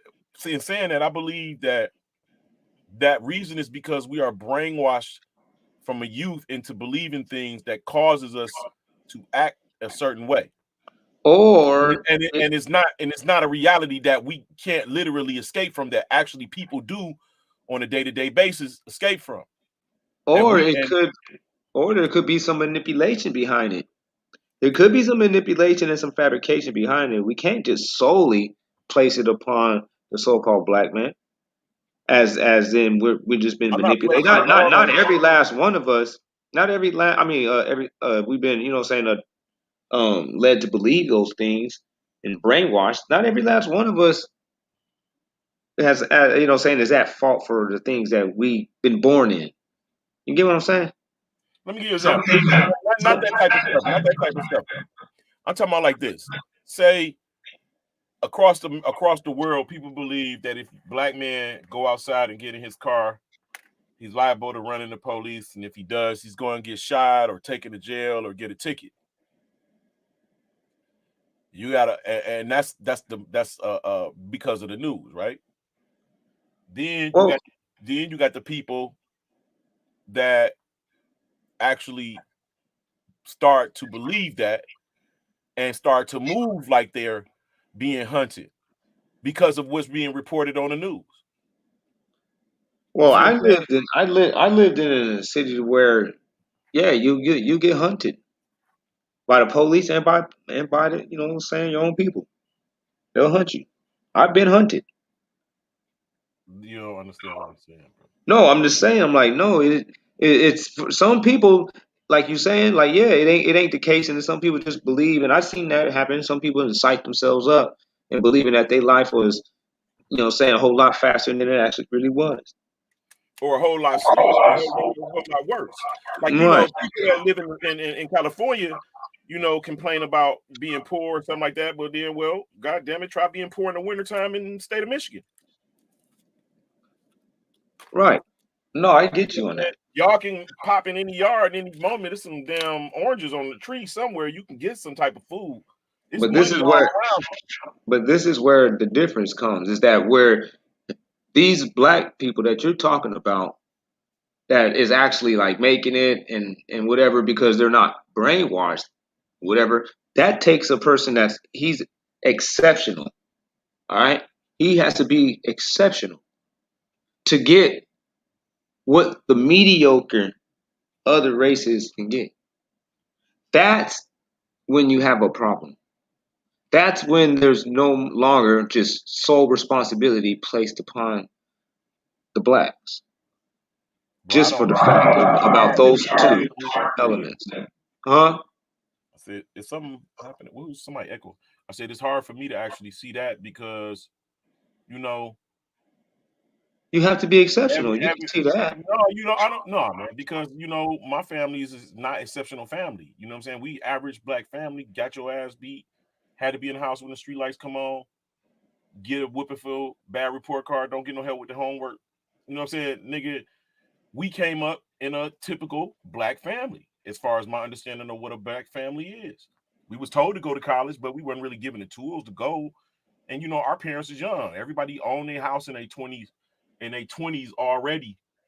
At my age, I mean, when I was a kid, most of the parents was already set. They had their homes, they was getting married young. You know, of course that changed. We know what happened with that and that change. Sorry, I'm rolling. No, I'm And hearing that you. changed. But I'm saying there is nothing, I can't say circle every individual, but saying black people on the whole has the tools, has the position, and has been put in a position to take control of their life and be more than what it is the news say we are.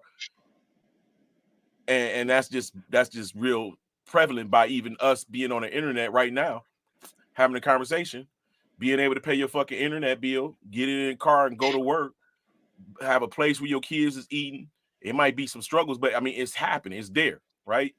But it's people that had none of that shit at all. Like, we can't even contact them because they're in a fucked up position. And not just one and two, but a lot of them.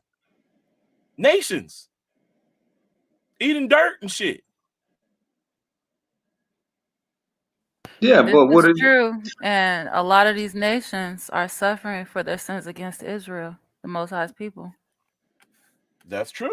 That's true. So, but I'm saying, trying to get us to identify ourselves and like keep having this complaint that the white man is holding us back in. You know what I'm saying? The whole time we coming up the whole time. Like we're not. We're not in those. We're not defeated. That they say we're not ignorant. We can read books. Like it's like all of the shit that we just believe it. Like you know the police. You know how the police do us. This is true. I'm like, yo, bro, the police fuck with niggas that sell drugs and do fucked up shit. Where I'm from, I personally in some odd years only went to jail for demanding my son to see my son when I was younger. You know what I'm saying? I ain't did shit, probably some tickets and shit, but really, I ain't never had no beef to have a beef with the police. That goes to show you how merciful the Most High is, how He's loosened the bonds since we first got here in our captivity. Like how much more lenient the Most High has been on our nation since we've been here. Because you could believe when we first got here, we had it worse than the whole world. For real. Right. That's that grace and that mercy. No, I don't believe that at all. I believe us coming here was the grace and the mercy to get us to escape from something that was somewhere worse. And that's the whole brainwashing thing, like all that we were slaves and Wait a minute. Wait a minute. But Lance, don't forget that he said that he gave us that land, a good land. He gave us a land that lacks nothing.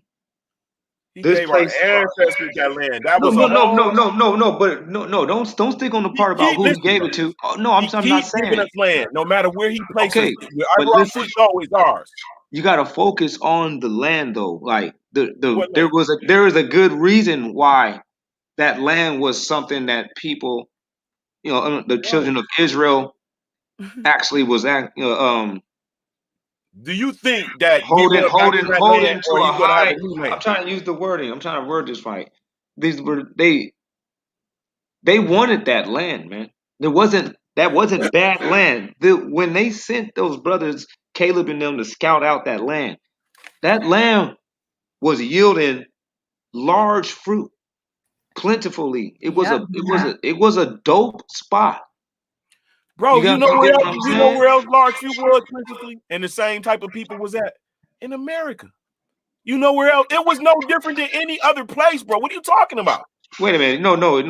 Yes, The bro. It was like that in India. It was like that in America. It was like No, that it's in not. Babylon, which is Sumar. It was like that in all them different places, bro. It was No, like that in all those other places, you're dealing with the four seasons. you wherever we was fit to take land from, bro, whether you were Esau or Edom, you were the new people in the world, right? We You ain't were really talking about the new people. We're talking about the land you itself, what it provided. It was yes, but guess what? it The was a land valuable land. The land it keeps itself was changing. It keeps valuable. changing, brother. I hope you understand that every time the Most High resets the earth, there's a new promised land. Alaska is probably going to be the next promised land, which it already was once long ago. It was called Terra Sancta on a few maps, and in the South Pole, which is the South Circle, was also called Terra Sancta at one point. India was called Terra Sancta at one point. So it keeps changing. No, it doesn't. Where show me in the scriptures where the promised land changes?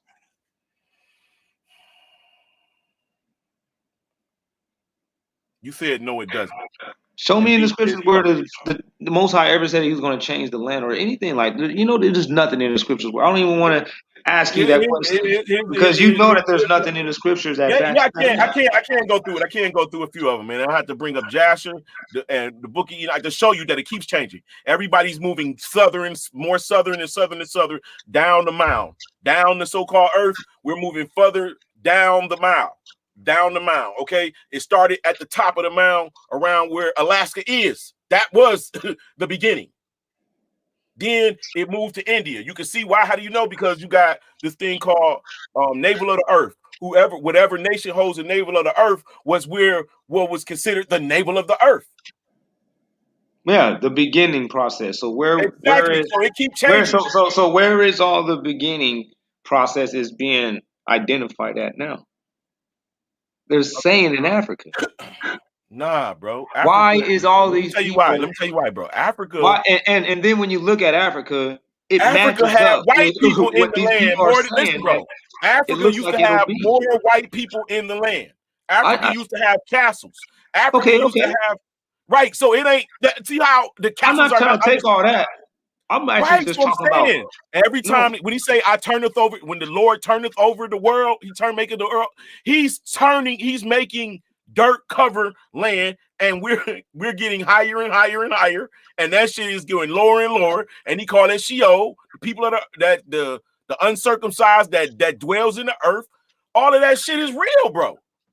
But there would be no reason for the Most High to promise us a land that has less than the land that He already promised us before. Come on now, that doesn't even make No, sense. Why? Israel is going to be destroyed. Why are you going to promise me a Subaru Listen, when bro. I used to own a Bugatti? Nah, Israel is going to be destroyed. All of the You earth get is what I'm going to be saying, though? destroyed except a promised land, except one area that he has preserved.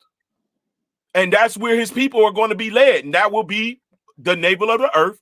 And everybody will spread out from that. And it'll be like it was, just like in different places, bro. Just like in Babylon, it happened. Just like Okay, in you say India, okay. it Let me happened. say that. In Okay, America, in Alaska, in South, it happened all. Look, Lance, proof of it that it happened plenty of times, bro. Lance, what does it mean to be in the faith of Abraham? To be in the faith of Abraham, to understand the promise that was made to him. Okay, And what was the promise that was made? Hold on, you gave it. What was the promise that was made unto Abraham? that his seed will be numbered as the sands in the sea, and the number of the stars, and that they will have rest, a place of rest. And where was that place of rest that was promised unto Abraham? Where was that at? That was promised to be what is known as the land of Israel today, or No, Canaan. it was in Africa, right? The land that he was promised was in Africa, correct? Canaan is in Africa. Yeah. Okay. So the to be in the faith of Abraham is to believe that you get back into that land. No. Show me that. Show me where it say that to believe in the faith of Abraham shows that Genesis you get back into that 15 land. and 13. Okay, Genesis 15 and 13. Read.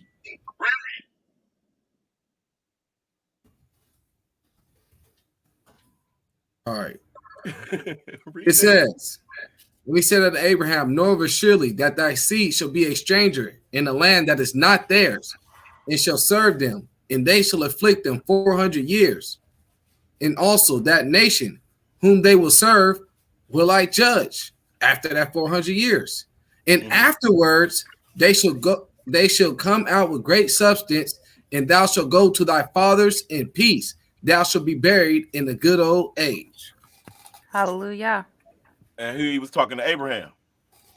No, that is the faith of Abraham right there. Abraham was promised.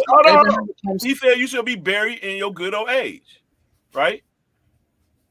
And he was buried in his ripe old age. So no, the 400-year prophecy.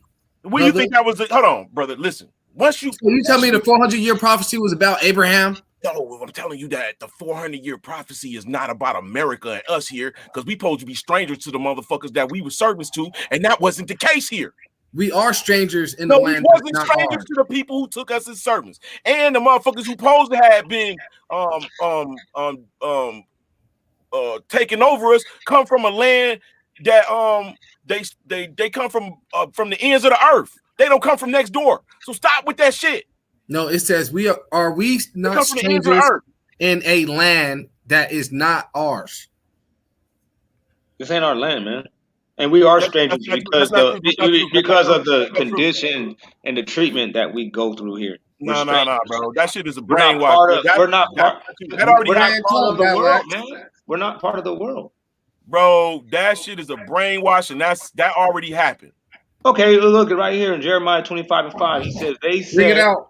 He said, they said, turn you again, now everyone from his evil way and from the evil of your doings, and dwell in the land that the Most High has given unto you and to your fathers forever and ever. What is going on? All of the living land, all of the inhabitable earth was given to him and his fathers at that time. All of the inhabitable earth. So make your point. Oh, they were talking about the Holy Land. No, he was talking about the inhabitable earth. No, he didn't. He said the Holy Land. Why are you going to sit here and change that? How do you do that? How do you going to sit here and habitable earth? What scriptures are you using? Let me tell you why I say that. Because change that. Because when you read in where was that? I think I brought it out to you once. One of them scriptures, it was like he's given Ham land, and he's given Shem all of the inhabitable earth. Well, look, right here it says in Ezekiel 37:25.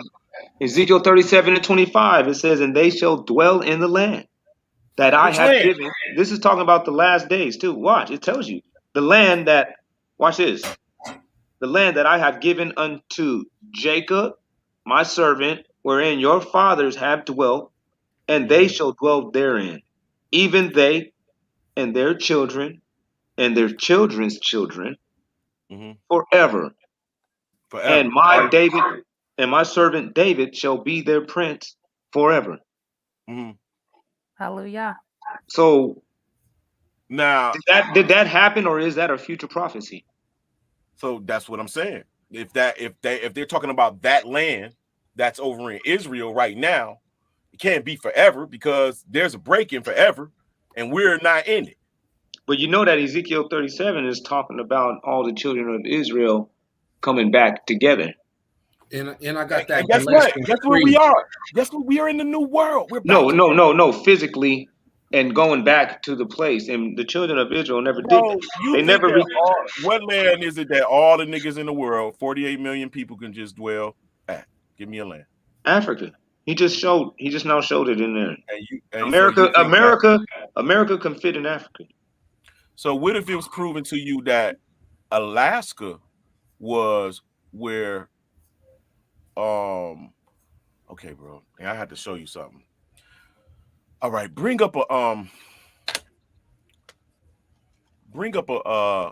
video. It's called inundation, or no, liquefaction. An example of liquefaction. The land vibrated and moved like water flowing, right? A lot of the land is not where it was. How do you know? Because we got maps that show it. We got maps that prove that the land is terraformed. It's different than it was 3 different times. Since when? Oh man, yeah, bro. So since 2000, since 1300s, since 1 You're telling me that 1 AD. Hold on. But you need to understand that, and that's because these people, they didn't have aerial view of the land. So these people, they were going about by ship, and some of the people were even doing it traveling by foot. How do you think as they're mapping out these how places? old do you think the air balloon is? Brother, not everybody was in air balloons, man, and they wasn't old. Man, the air balloon is not that old at all. I'm not going to sit here and pretend like I know everything in the world, but I'm going to sit here and let you know that that is not something that people were using back in like the 1300s and the 1200s. They weren't using air balloons, hot air balloons, man. They actually were. No, they weren't. They weren't mapping out anything in hot air balloons. I don't know where you get in this information, but well, I do know you do call yourself pseudoscientist, so I'm not surprised that you're gonna say all these things. I'm expecting it. But at the end of the day, Bro, you know that, listen, you know that how them people got them maps. Those people were doing that stuff. Air balloons go back to the 200s, bro. From ground view. They mapped those maps out from ground view. Everybody knows it. They did. The cartographers did that by foot. Hey, bro, have you ever seen the Chinese air lantern? You ever seen the Chinese air lantern? How do you think those are? Oh. How big do you think they've made them? And how y'all don't have enough? No, it's not. It's. You shouldn't be so.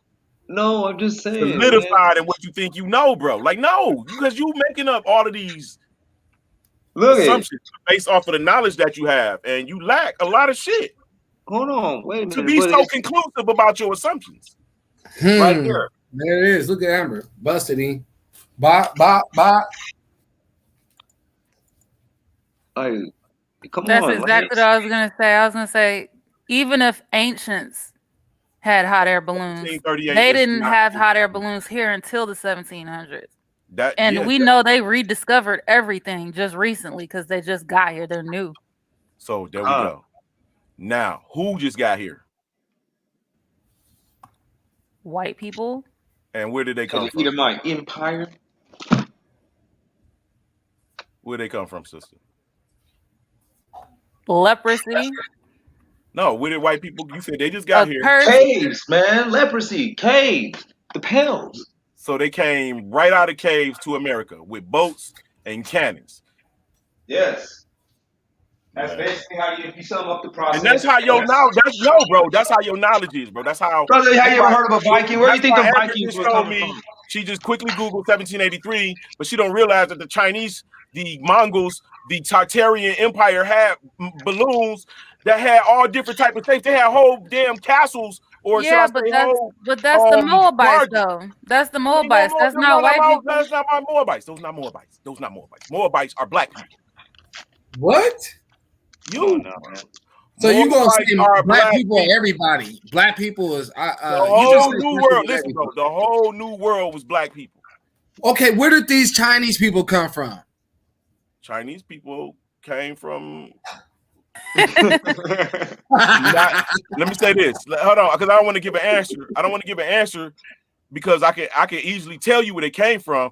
But let me say this first, because I can easily show the genetics that where Chinese people came from, because it's already out here where the Chinese people came from. And they got and I can just simply say the Sans people, and that'll even be an easier connect. But I'm not about to go there. But what I will say is, how is Lot the same thing that Abraham is? And Lot is double, his kids is double what the fuck Abraham is, right? Now, Abraham and Lot got the same genetics. How the hell is Lot kids Chinese? Because you think mixing. Nah, you think Mongolism, you think what's that called? Mixing, Yeah, because they were Mongo. proud of Listen, the incest. that don't and they mean, went off listen, into bro, other because it happened nations. on one child, don't mean it's gonna happen on every single child. Okay, why does That don't all mean every Chinese single people child, bro. hold on, watch this. Why do Chinese people all of them look like they got Down Mongoloids don't syndrome? come. Why do they all look like they got Down syndrome? Like, and you know where Down Bro, syndrome what if the comes from? people listen? What if the people Incest. that has Down syndrome Down syndrome has the comes same from gene of the incest. Chinese people? Hey, stop. Change the subject. He's right though. It's Change the incest, subject. dog. No, Seriously. man. All right, let's see if incest cause Cause y'all gonna Down sit here and act syndrome. like Everybody he knows didn't that, marry his man. sister though. type in Down syndrome doesn't come from incest. type in Mongolism or bug syndrome. Wait, we gonna act like he didn't marry his sister though? Type in bug syndrome. You're gonna see that all these retarded. I was gonna say we just gonna act here and we just gonna act like we not sitting here just dogging all the Asians. No, we At ain't the dogging climate, it. yeah. We switch just it telling up, the truth. man. I'm just saying, you're gonna see all these mentally challenged children Wait, hold up, cause I and get this individuals are debate. gonna look just like Chinese people. They're gonna be all kinds of different pale colors, and you Bro, ain't even gonna y'all find. niggas, listen, bro. That's the same shit they did to fucking pick what the fuck they was gonna name you niggas. Y'all got issues, bro. You Man, can't Lookership don't apply in this instance if you're not educated on Genetics. phenotypes and shit like that, bro. How can you just say that? How can you just say these Are we people that lying, have though? Down syndrome look like they come from Chinese people, so the Chinese people made them? You sound crazy, bro. They do come from incest though. Hey, y'all don't No, even know Down if this syndrome don't sister come from have incest. Chinese. Yes, it does. God, bro. Y'all do know the sister on the panel is half Chinese, right? Man, hey. No, she ain't. And she wasn't. She Israel all the way. What are you talking about? Yeah, right.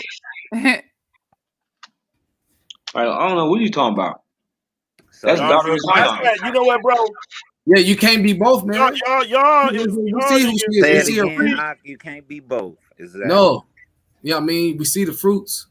How you gonna say somebody is something when they ain't exposed, they ain't put themselves out there to be that? No, I'm saying if you have and have, then what are you? That's all I'm asking. I'm not If putting you're no half life and on. half, you're Whatever. a strange child. You're usually a bastard. If your father is another nation, you're a bastard. If you're just biracial in general, you're just a strange child. Like it's really nothing like, you know what I mean? That's on point. That's all bullshit because we all mixed. Yeah, that was So on you point. That see was the father. Whether you mix in a modern sense or mix in a later sense, it don't fucking matter. We are all fucking mixed. Ain't no 100% original No, nigga. but that's all null and void when you talking about the Most High and how He goes by generations, though. You know what I mean? Yeah, nah, because that sound like some camp shit. That shit is made up, man. That's the And you know Bible, what? man. I was a straight up Israelite. Hey. Nah, because the Bible was talking from y'all never consider the fact that there are centuries, thousands of years in between of being conquering, mixing. It's so much mixture between us, bro. You can look at one guy, he look like he a damn Portuguese. Look at another, and he look Italian. Like, bro, y'all can't keep doing that. Yeah, Israel is a speckled bird now. We're not going to act like it's not. Israel's a speckled bird. And yes, we're all mixed up, but we're not talking about generations down the line. We're talking about direct Seed of the parents. father. The white people Right. mix. The white people mix. If they got black hair, how they get black hair? They got some African in them. They got some Australian. They got something that's black in them. But they're still white people. And just like today, we may have a little bit of this and a little bit of that, but those that stand today as identified as a so-called Negro or whatever you want to call it, it is what it is, man. Right. Hey, didn't Isaac marry his sister though?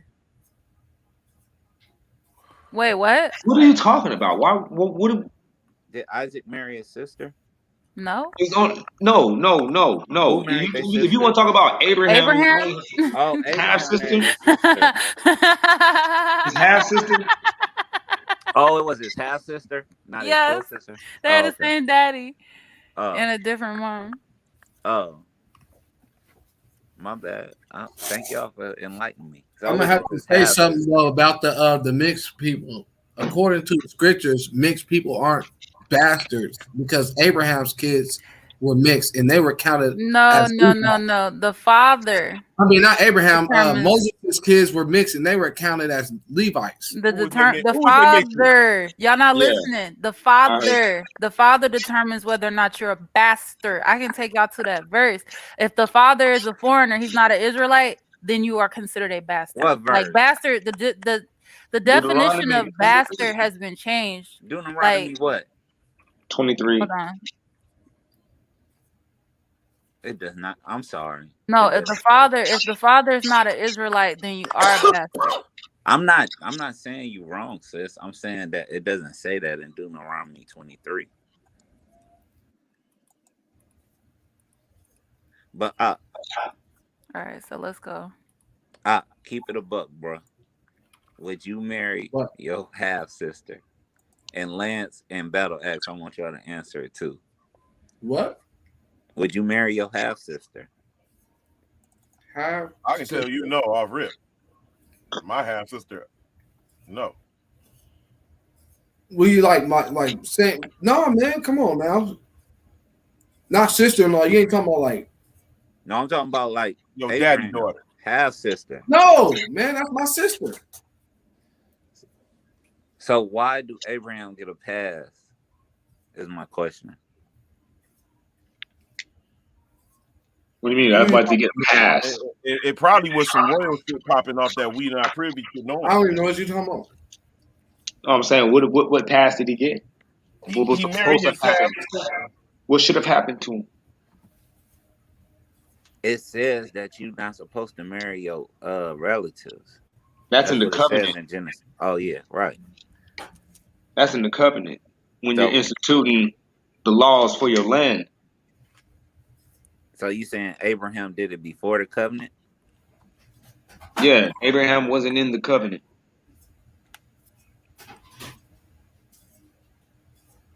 So Israel started the he covenant. he wasn't under the law of Moses, man. Was Israel under the law of Moses? Y'all just freestyle. Israel was under the law of Moses. Moses told the Okay, law. was he under the law of Moses, Lance? You said he freestyling. Was Abraham under the law of Moses? He was under the law.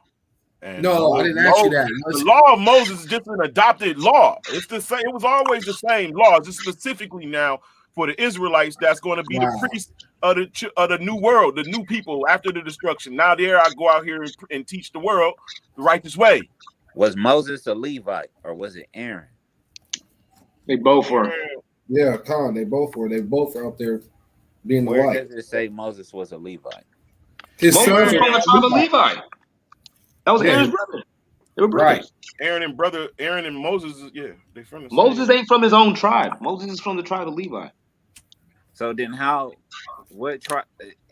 Israel's a Levite. What? Israel's a Levite then.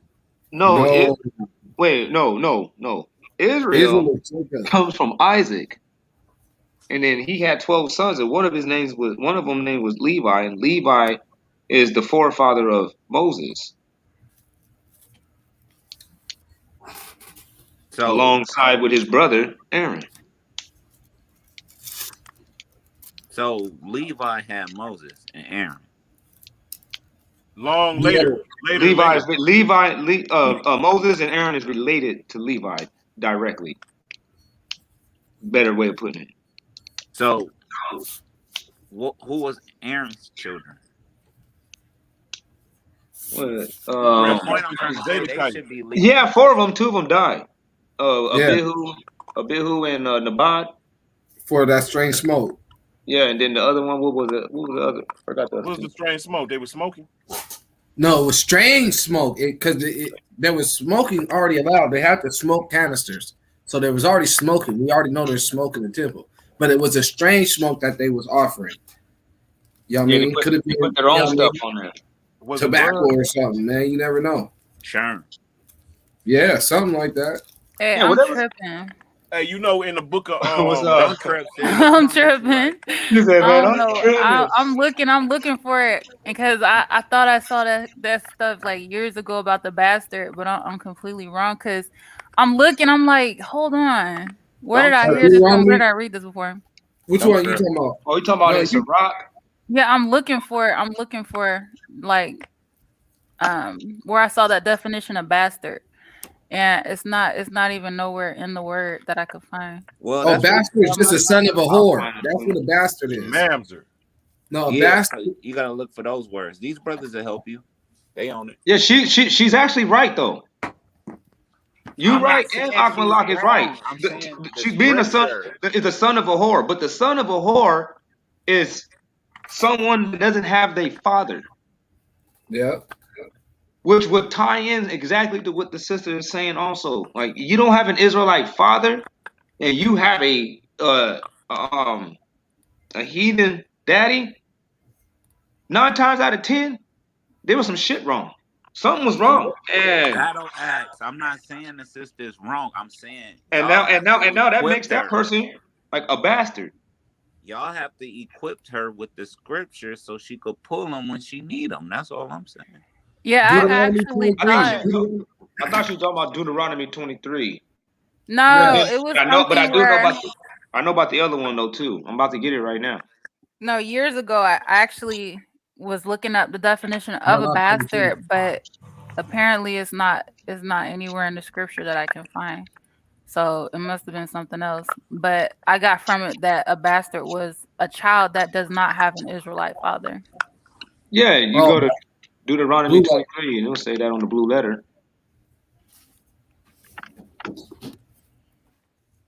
You know how to use the blue letter? A little bit. I don't really just click into the where it says verse and words and then go to Deuteronomy 23 verse 2 and then click it. It's gonna be blue.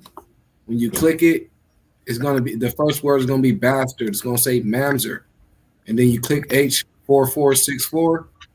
When you click that, it's gonna give you bastard, child of incest, illegitimate child, bastard, mixed population. You know what I mean? But this one says born of a Jewish father and a heathen mother, or vice versa.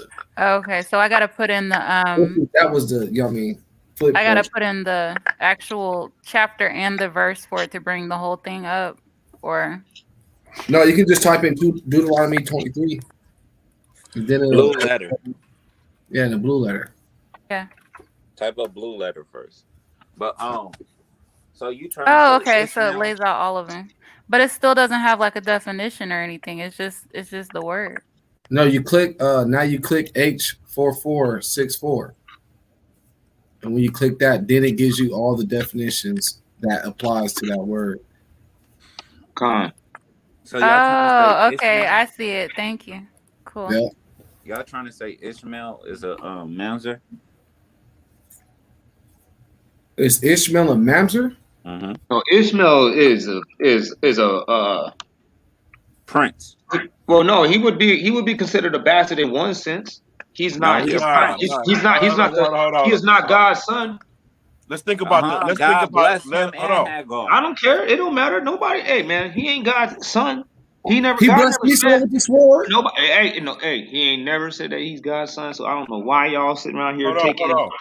Hold on, don't cut me off real quick. I don't know why y'all taking details of this story and trying to make them something else than what they are.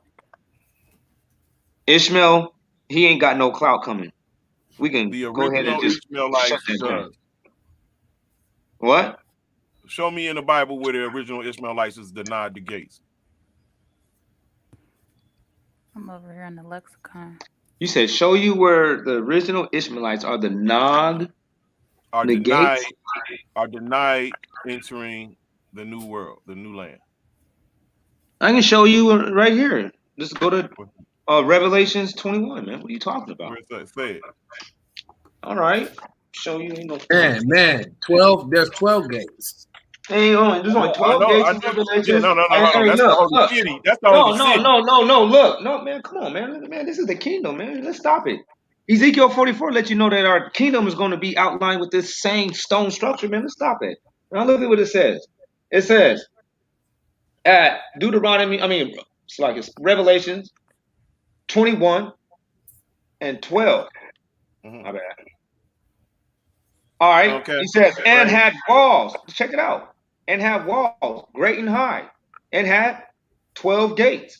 And at the gates, 12 angels. And the names written are the 12 tribes of Israel. It didn't say anything about Ishmael, man. But he is Hold on. But when you read towards the end of that, it continues on, and ain't the kings of the world are allowed into the city to bring in their goods to the glory of the Most High. It has nothing to do with them being permanent inhabitants. It don't say That's that they right. can. It ain't got nothing with them being no. It has nothing to do with them being permanent inhabitants. Bro, I think you just don't want nobody. You just don't. No, you don't just get to be. You don't get let the kingdom. The kingdom comes with land.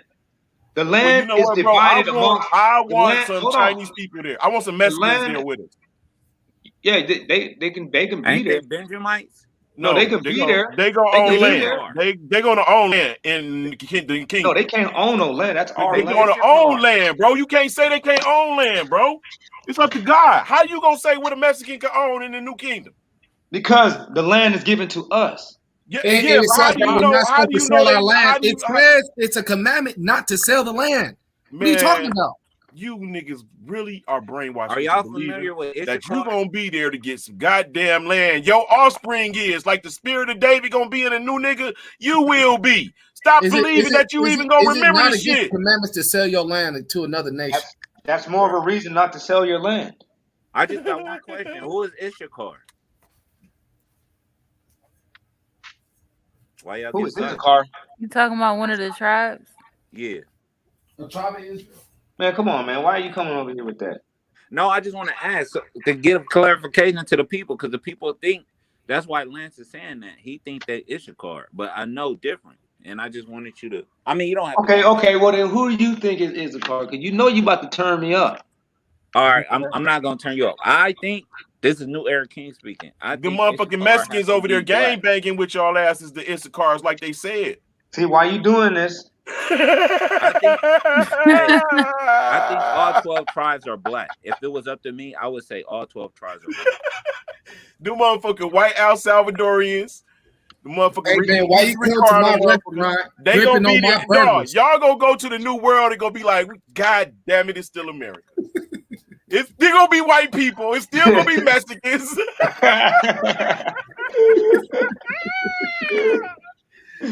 Bro, the only difference is they. Let me tell you what the only difference is, bro. The only difference is that it's gonna be white people that is in the stores working behind the counters, and we gonna be going in there and still buying their shit. It's still gonna be in a new world. It's gonna be the same shit, bro. It's just gonna be the roles reversed. Everybody getting shot to rule the world. Lance, what you say about clingers though? You allow clingers? What's a clinger? Okay, if all nationalities is going to be going with us, like T Duck was saying, who's going to be those nations that cling on to us? The babe, they're gonna be all babies. They're gonna be kids. We gonna be the we gonna be the adults, bro. There's gonna be more of us that have the knowledge of the old world, and many of the nations that survive are gonna be children, bro. Are the ones that cling on to us, are those He people said the going to kids. inherit They ain't land, gonna have no choice our but to land, clean, bro. or are they going to have a certain designation? Wow. They gonna be living amongst you because guess what? They So we're gonna gonna be going back with babies clinging on to us. look, Make not that no. You baby. crazy for that one. Listen, bro. When the Most High renewed things, We're gonna be bro, going back. it's basically babies and kids, bro. That's why the knowledge be construed. They don't be having the same knowledge altogether. They just have remnant knowledges because only certain ages of people remember a certain amount of knowledge to be able to express themselves, bro. So they have to make up new shit after that. I told you, I asked the Most High to know, bro. He revealed all things to me, bro. It's just the truth, man. You can't even deny the shit. You gotta consider it. If that was the case, Lance, I would rock with you, but you don't believe in Jesus, so it's just like No, bro. Because the Most High, he is three figures, bro. Three figures, and Jesus is not one of them. And no ancient text, Hallelujah. bro. No ancient text, bro. Is Jesus one of them? Sorry. What do you It's mean? only No ancient text is y'all shine none of them. What do you mean by that? Like specifically, I'm not getting that statement. he like never when you. read. He never read that Here last we No. chapter. When you go. look it Isaiah up, bro, it ain't no 53:1. Yahweh Shai. You gonna look. If you gonna say save, the word save appears. But God tell you He's the Savior, bro. He sends the Savior. It ain't gonna be not Jesus not coming back. Ain't no So can I ask? bro. Let me ask you a Nobody question. dies. Nobody dies, bro, and come back. Hallelujah. The Let me story is ask you just a made question. up. Let me ask you a question King Hold based David, on. off what though. you The said. seed of King David. David, Hallelujah. the spirit is the David, the spirit, his children, like right now. People tell me I act like my daddy. I was kind of young. I ain't seen my daddy get out and get down. You know what I'm saying? I've seen him a dad. I ain't seen him as a friend. But people But say I see, act like my that could dad. be any of these black men out here that the Most High gonna send though. That could That's be any. right. Exactly. The Most High the Most High has his Solomon king. did more than David. Y'all, Listen, bro. This is why I told y'all we all over here. The three strands became one. Ephraim, the Northern Benjamin. Kingdom, and Judah all in one place, bro. It's Don't you here. know there's not going to So just be one It's Savior? already happened. wait That a already minute. happened. The What I'm last trying world. to That's do not is the new world.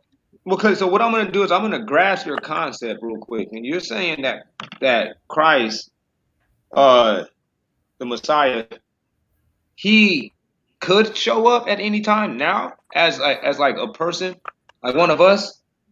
Not as one of Well, us. No, the seed of I King think his David. royalty is in position, and that's how we all got over here by the royalty that is in position that is not being spoken about. And who is this? And Let's who is say this being modeled after again? One more time. Where is this source coming from? now. Let me say this. Let me say this. What if? Let's just Give say him the what if scripture. Give him the Melchizedek scripture. is still here, and everybody Wow. know him, but Wow. all the kings of the earth know who he is, and like for real, like just consider it.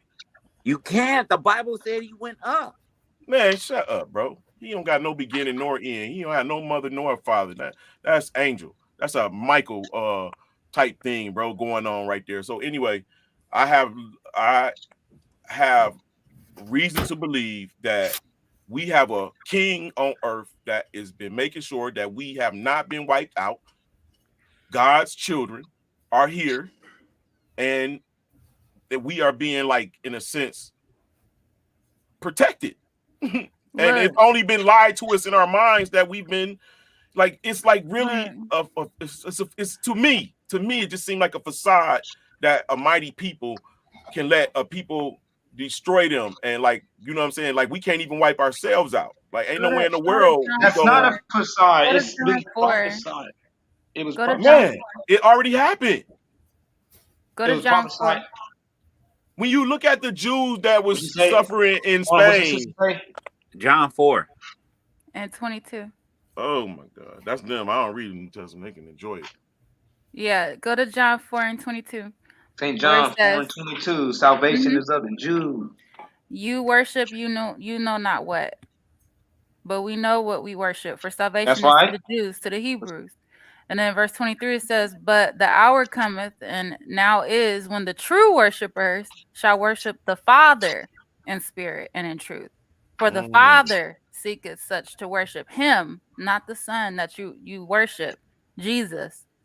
But even in Ooh. the New Testament, it tells you, no, seriously though, In the New Testament, it tells you those true worshipers worship the Father. Ooh. I'm just telling you, man. No, not ooh. I'm just saying, like, this is who we are. You know, we the Israelites. Yeah, Most but a High lot of do the all the Israelites praise worshiping through Jesus. I'm trying to Jesus. tell you the true worshipers Yeah, that's are the true. ones that That's worship true. the Most High, and that's what I've been Right. trying to tell No, them for the longest. no one's telling you to worship What? When you say J-Bomb. Come. you don't Christ even never got to told say you G. to It don't matter if his name is Yahweh Shai. There is listen, no man. glory Christ never. given to another. This is just what I do. Christ never told you to worship him. Come. There was But you do. But you do. and nobody worships Christ. Exactly. The Israelites follows the commandments that comes from the Most High in the Old Testament. Then that's what we should stick to. That's what we do.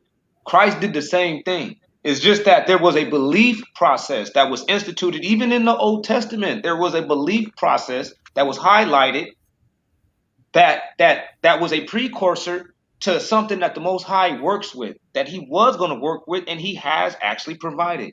There's a belief process. There's something that you got to believe in. The same way that he raised up that serpent in the wilderness. Bro, you know what, man? That right there, he didn't To heal the people. that wasn't an isolated act from God. It wasn't. That's what the Listen, thing that bro. we are failing to miss. Listen, man, I'm trying to, because you got to hear these type of things from somebody, and you got to let them say it, because what it is that you're missing a I full miss. response. If you're this far in knowledge with the scripts, but you're still missing this much on that part, it's because you haven't let somebody respond. No, That's I all. was That's already the a only Christian problem. one. No. We ain't Christians. Yeah, you are. You just don't know it. Well, we're not Christians. We Nope. believe that after the covenant was disannulled, There's no covenant that was disannulled, bro. That's the how are problem. you gonna try to tell me that? Most Show I me say he where. signed just a bill of Show me what. divorcement. The covenant was disannulled, man. Okay. Show me in the Old Testament He where wrote a bill of divorcement, covenant disannulled. Okay. Show you in the Old Testament. Why are you gonna sit here and make me do this and you're gonna take my point away? And when you know that this is something that we all already know, why are you doing that?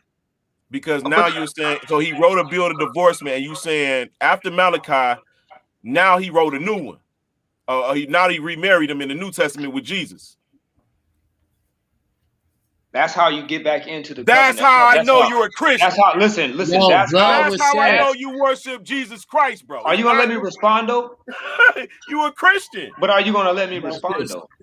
Man, Jeremiah said, if my people who are called by my name shall humble themselves and turn from their wicked ways and cry out to me, I shall hear from them on high in heaven and come down and heal their land, which is the fucking earth. So you don't got to go Jeremiah, to man. But anyway, well, whatever.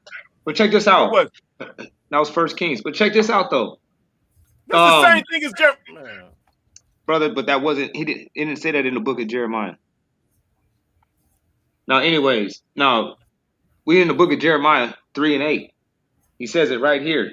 He says, Judah, the unfaithful sister, and hers also saw this, namely that after I had seen the adultery of the shrinking harlot Israel, I put her away and gave her a bill of divorcement. What does that mean to you?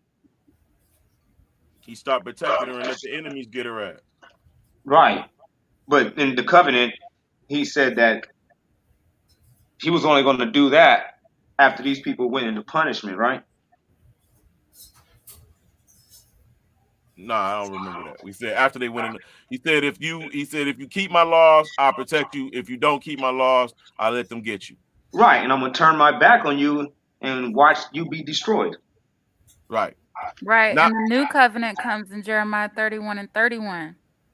That's when it comes. And that's when the new covenant comes, because the old covenant was already now made void from Jeremiah 3 and 5. I mean 3 and 8. So it's the new covenant when it says when he says I shall make a there has to be a part. There has to be a part in Jeremiah when he's mentioning that backs up and gives him reason to talk about a new covenant. He had to have brought up how the old covenant was broken and destroyed. With their The fathers, old covenant, that was before the flood. or let's stop I mean, using that before word. the No, listen. Let's stop using that word because it's confusing everybody right now. That word is throwing us off. We don't use it. That's not how we talk no more. Let's throw it away real quick. Let's interchange that word with arrangement. This was the deal. The deal was on. The deal was if we kept the commandments, he was going to hook us up. the land was ours. We was gonna be protected. Nobody fucking Listen, with us. we didn't keep our end of the deal, but part of the end of the deal was you're going to be punished, but you can get up out of that. But then that process was overused to where he was like, that's it, I'm done. Now he's like, I'm not going to kill you. I'm not going to wipe you all the way out. He's like, but now it's on like Donkey Kong. You about to go through Jacob's trouble. Ain't nobody Right. about to Absolutely, we're about to go through Jacob's Hold on. trouble. And they went through Jacob's trouble. Yes. Yes, What do I you mean, believe did they that go the through Jacob's transatlantic trouble? slave And they trade. went through, hold on, man, because now you keep Transatlantic chewing slave it. trade No, this is my and party. everything was Jacob's This is my trouble. issue is. So you got Jeremiah, and then y'all jump all the way to the slave trade. They didn't go through nothing else that would line up with Jacob's trouble before the slave trade. No, because when it was prophesying about, listen, lying. when you read the book of Jeremiah, it was God damn it, talking I'm about about to a turn my long, computer on. extensive process. It actually talks about a long, extensive process. That's why when you get down to like Ezekiel, they're both talking about the reinstitution of the kingdom being an everlasting kingdom that they're never losing.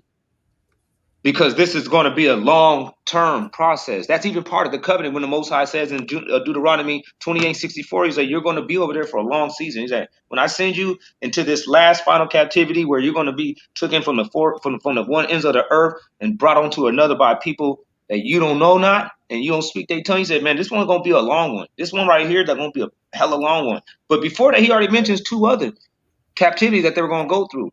But on the third one, he lets them know, but after this one gonna be a long ass period, man. Y'all gonna be chilling, and that's where we're at. We've been going through the blues for 700 years, non-stop too, no breaks. I don't know, man. I don't believe that shit. I can't see what you're talking about. The I Islam can't look people, in history the and see that Islamic shit, even people, in regular history, bro. You're not telling the truth. Islamic people, what was called the domestic slave trade, which was took place in Africa, man, that shit went down. The reason you can't really connect Jacob's trouble to slavery is because of Deuteronomy 28.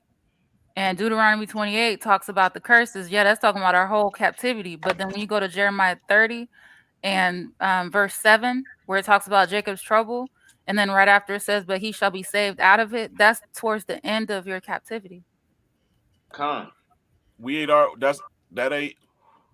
We ain't saved out of it. Not at all. Not yet. No. I mean, listen. How you gonna say as a BLW? I know we don't have our kings. We don't have our own king. We don't have our own land, per se. But isn't it a matter of like just voting?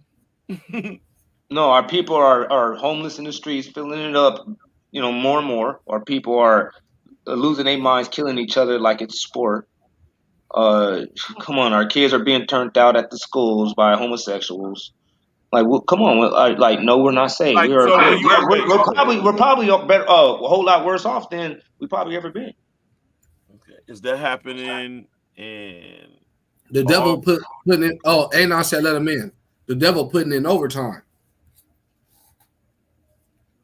Real talk, man. Because now so it's no longer. So we are still in our period of captivity. We are still in our period. These people are no longer attacking us just from the physical world, the realm. They're actually now attacking our salvation, man. But pseudosciences, just like you know that they've lied about a lot of things to us. You know they lied about the time marker, the 400 years. You know they lied about it because we are going through the end of Babylon. We are. That's right. So America's Babylon. The daughter of Babylon. The daughter of the Chaldeans. That's right. Babylon is a system. So what is Israel? Hold on, let's go back. Hold on, let's what is Israel then? Let's get a couple things cleared up. Hold on. Hey, bro, we talking. You can't just interrupt. I know. Hey, how you doing, I want to add to the conversation.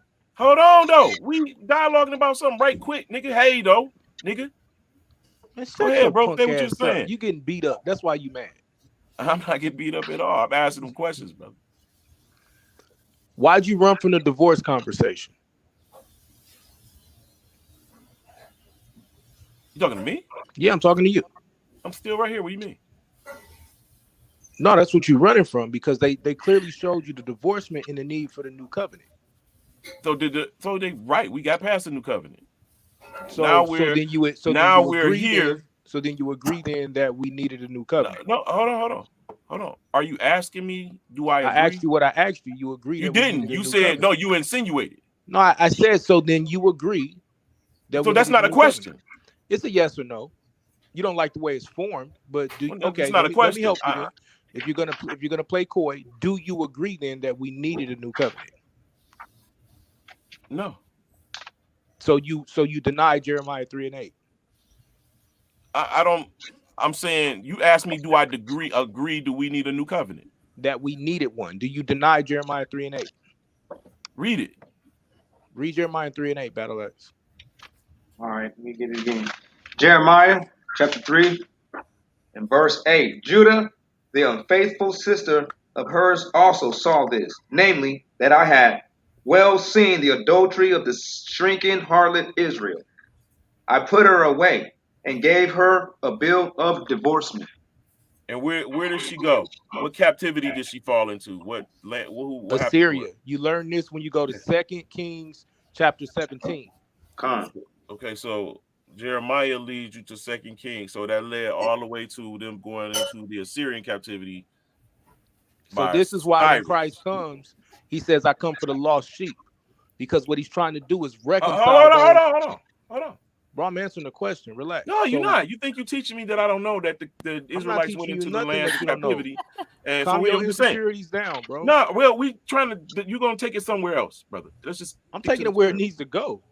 All right. So the yeah, Jeremiah 3 led him into 2 Kings, where the king of Assyria put him into captivity, but then he let him go back home. Hey, what are you talking about? They were from this point on. Watch this. So after the Assyrian captivity, then when you get into all these various captivities, number one. Oh, no, that's Persia. Okay, that's Persia. My bad. It ain't there yet. Relax, bro. Relax. Like, what you doing? Because the Assyrian captivity, they got slave revolts. They got a whole bunch of stuff that happens in the Assyrian captivity. Mm-hmm. Christ's blood was used to wash away our sins, just like the children of Israel, when they was in Egypt, they had to use the lamb's blood to cover their sins. It's a little different. God will use no man to sacrifice. Hold on, right? So that you out your damn mind. That's what I'm talking about. You a fucking Christian. Hold on, no, hold on. Is he not the lamb that is worthy to be slain? Let me. No, bro. No man is worthy to be slain. Is he a man or is he the son of God? Let the bodies hit the floor. Is he a man or is he the son of God? Is he a man or is he the son of God? There is no man worthy to be slain, bro. For God, bro. No, nothing can. No, he wasn't slain for God. It wasn't slain for God. He wasn't slain for God or to God. That's not what Christ was slain for. He was the lamb, just like in to atone for sin, right? To atone for sin. When the children of Israel was in Egypt, they used us lamb to cover them from getting judged. That's what the lamb was. Right. He's the lamb to cover us from the judgments. So when the judgments come, Jesus Christ's blood should cover us from volcanic eruptions, earthquake, inundation, not at all. Flood. So what is he saving me from then? Can I help? Hey, How do you explain Deuteronomy 24? No man can save another from his sin. Hey, yeah, can I step in real quick? Yeah. How do you explain Deuteronomy 24 and 16? I really wanted to answer, but go ahead, because that was crazy. He getting emotional, so let's remove Christ from the conversation. Let's remove Yeshua. We say Yahushua, however we say it. No, that's y'all God. That's your savior. See, now you that's important. Hold on, I'm trying to help you. Saviors. I'm trying to open the scriptures up for you, bro. No, let them remove it. Let them remove it. Let's get rid of it. Throw it away. Let's remove it for a second, right? So now we can deal with prophecy. So now we can go to Isaiah 53 without putting Jesus in there. That's where everybody get mad. Don't put Jesus in there. So let's remove them, Mhm. and let's just go to Isaiah 53. Isaiah 53 clearly prophesies that somebody dies for the nation. If it's not Yeshua, then other people will say that it's the nation of Israel that dies for, it's the righteous remnant that has to die for the rest of Israel. However you view it, Man, tell him, Anon. however you view it, the prophecy says that somebody dies, and then through his knowledge is how the remnant is justified. And that knowledge is the Torah. So this is why then we lean towards it being Christ, and we lean towards it correctly because he came and taught the Torah. So the conversation then removes from being in idolatry because we don't call him the Most High. He didn't call himself the Most High. The New Testament never calls him the Most High. All this is Christian rhetoric. So when you get inflammatory and start screaming like that, it's just you being emotional based off what people are saying, not based upon the scriptures. Come on, man. And can I add to that, man? And it says right here, because even Paul actually understood that perfectly. So when you get to Acts 13 and 38, he says, "Be it known unto you, therefore, you men and brethren, that through this man is preached unto you the forgiveness of sins, not the worshiping of him, the forgiveness of sins, and that by him all that believe are justified from all things from which you could not be justified by the law of Moses, such as like murder, adultery." But why? So let's talk about the why, though, right? Let's talk about the why and how. Because when we read the word blood, for his blood, this is talking about the martyrdom or the violent death that they put upon him and what this was supposed to serve. And we see this acted out in Acts chapter 2. It's supposed to serve as a point to cause you to repent. You're supposed to look on that and see it, and it calls you and leads you to repentance, because there is no forgiveness of sins without repentance. And what is repentance? Is turning from violating the law to now coming into adopting the proper covenant. That's why the whole New Testament is talking about putting away sin. Notice, Yeshua's always telling you, he's healing people and telling them, go and sin no more. But what does the church always tell you? Oh, no man can keep the law. You're lying. Right? The entire point of understanding, and these brothers that brought it out earlier, is sin is the transgression of the law. This is why Hebrews 10:26, I want to say, says, if you sin willfully after you get the knowledge, there is no more sacrifice. There is no more atonement, because now you willfully are violating the covenant. That's why it's important now for us to have these conversations and teach it. That's the completion of Deuteronomy 30. While we are spread amongst the nations, we bring these things to the mind of the nations. So now you are left without excuse. Now Hey, you know what, bro? What's up? I had to think about Isaiah 53, so I pulled it up. And as I read Isaiah 53, and familiar with the rest of Isaiah, this is clearly talking about us. Brother, you said no man could die. Right. I don't care who you say it is. I don't care who you say it is. Hold on. But this is what it is. Let me finish. Let me finish. This is what I realized. It's the point. It's like a prophetic scene. The kings of the world in the future are saying this about us. No. Yes, no, it's not.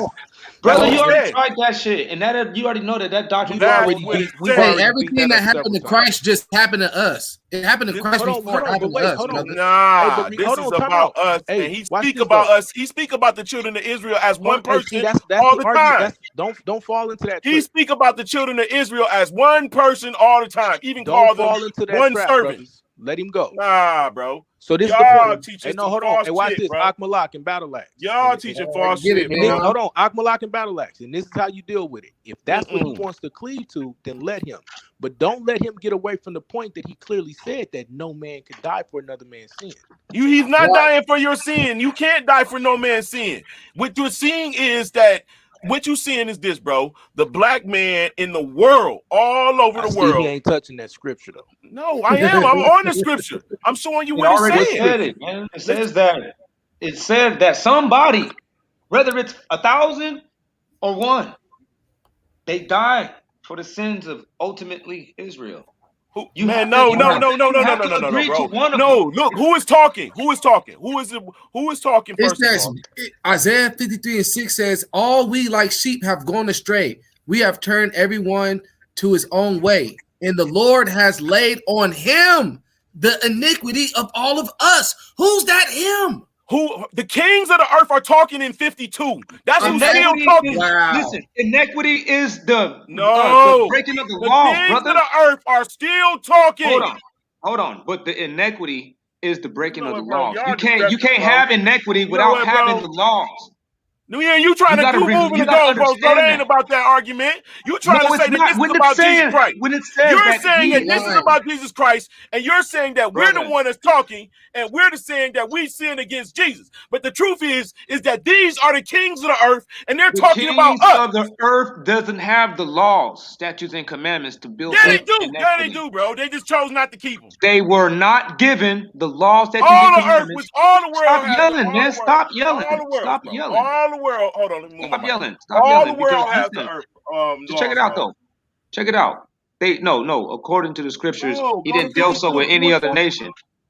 According to the scriptures, he dealt so with no other nation. Okay.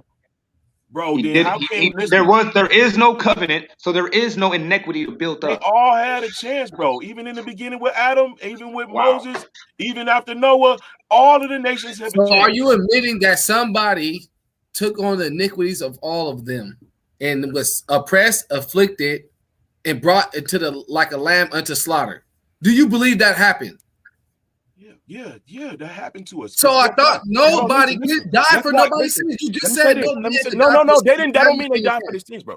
What that means is the Israelites is the ones that was given the law, and they are the ones that's receiving the punishment for breaking the law, and the nations are not receiving any punishments for it.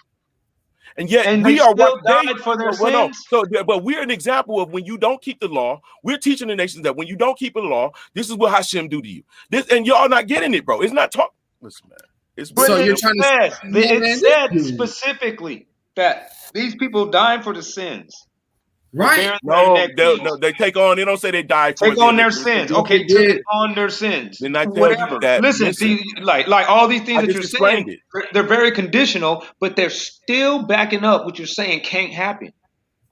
It's still the Israelites. But it backs up what you said. The Israelites are the only ones that receive the law.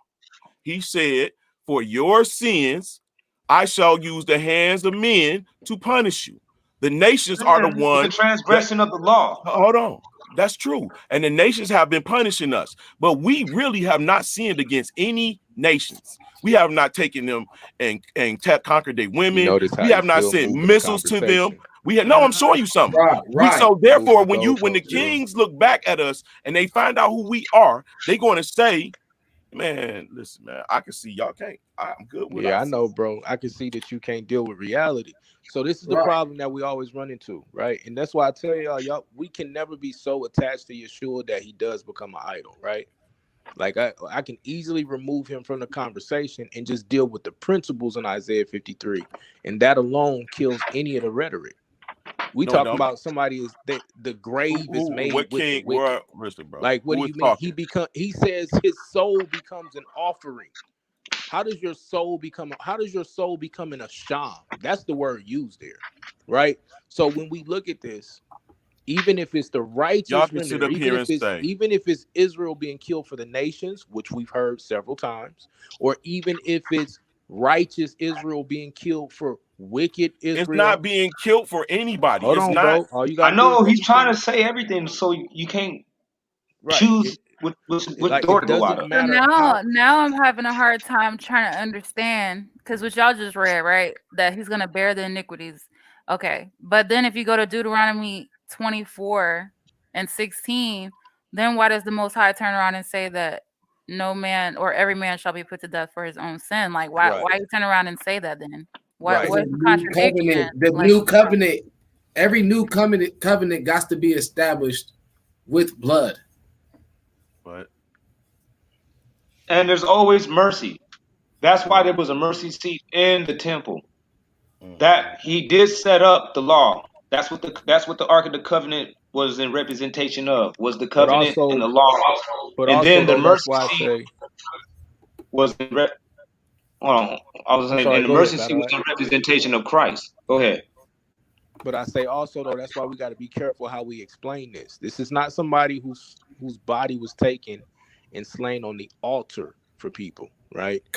This is about the reconciliation of Israel. So when it talks about bearing the sins, the high priest actually can bear the sins of the nation, right?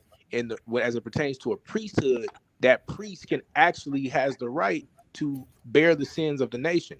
And even so something, for instance, like this, when you look in, I want to say it's Numbers 30, when you deal with the laws of the murderer, right?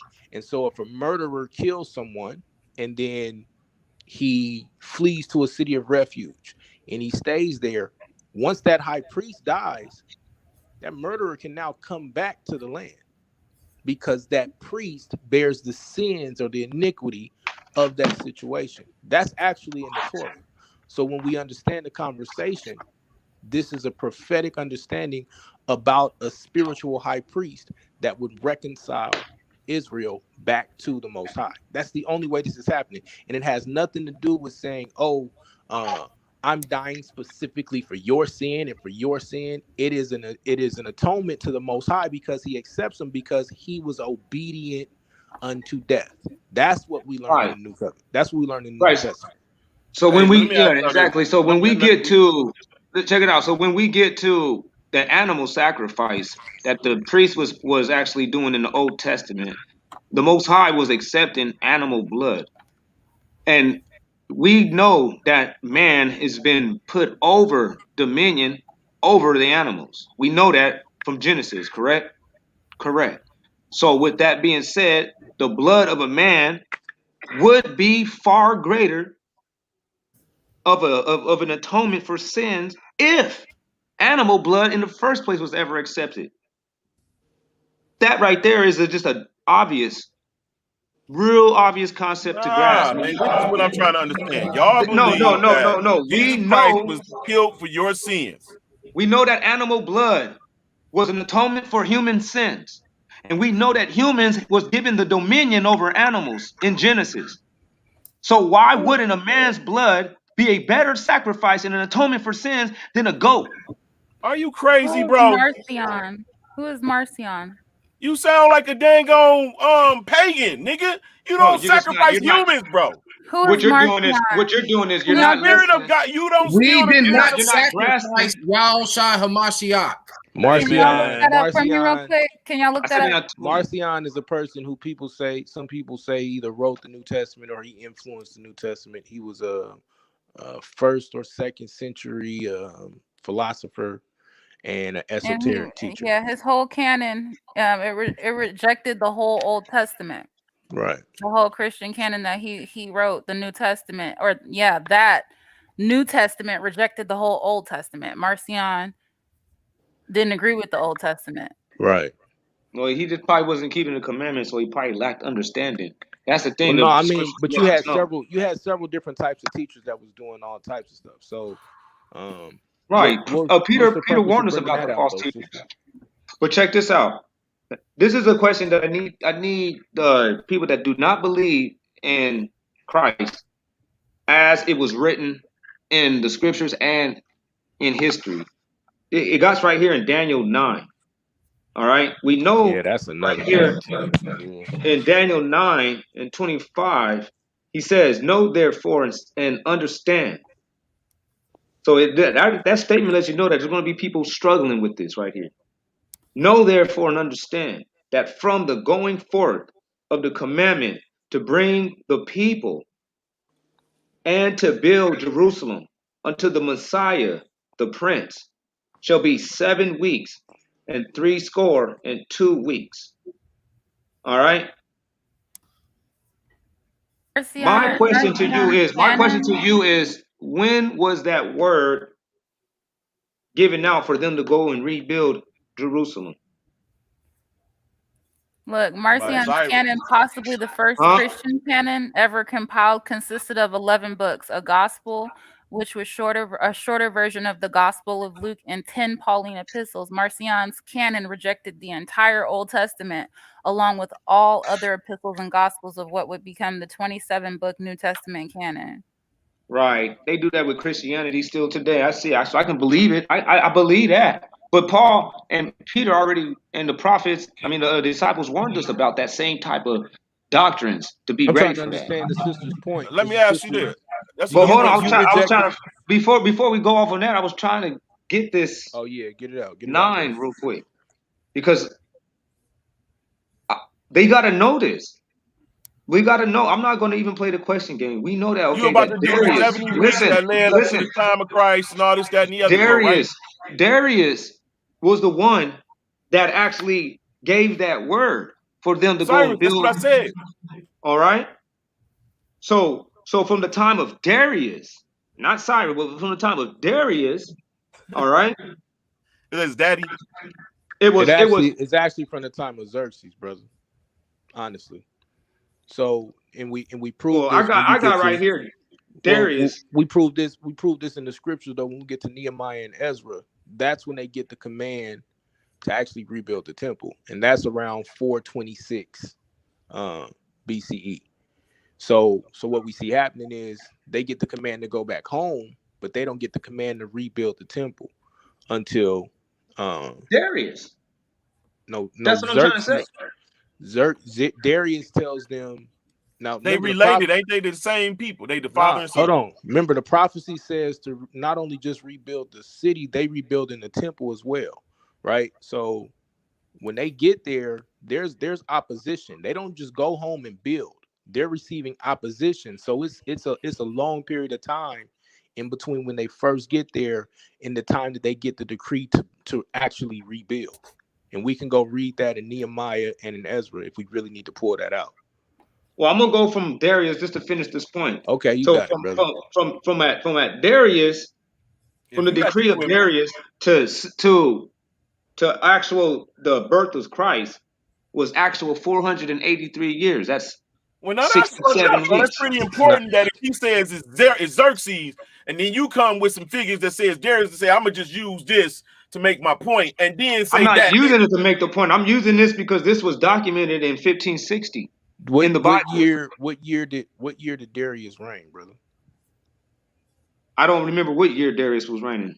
All right. I'm not gonna do that tonight. I mean, I've had this debate. We can have it. I got it. I got the PowerPoint already. But I get where you're going though. The whole point is this though.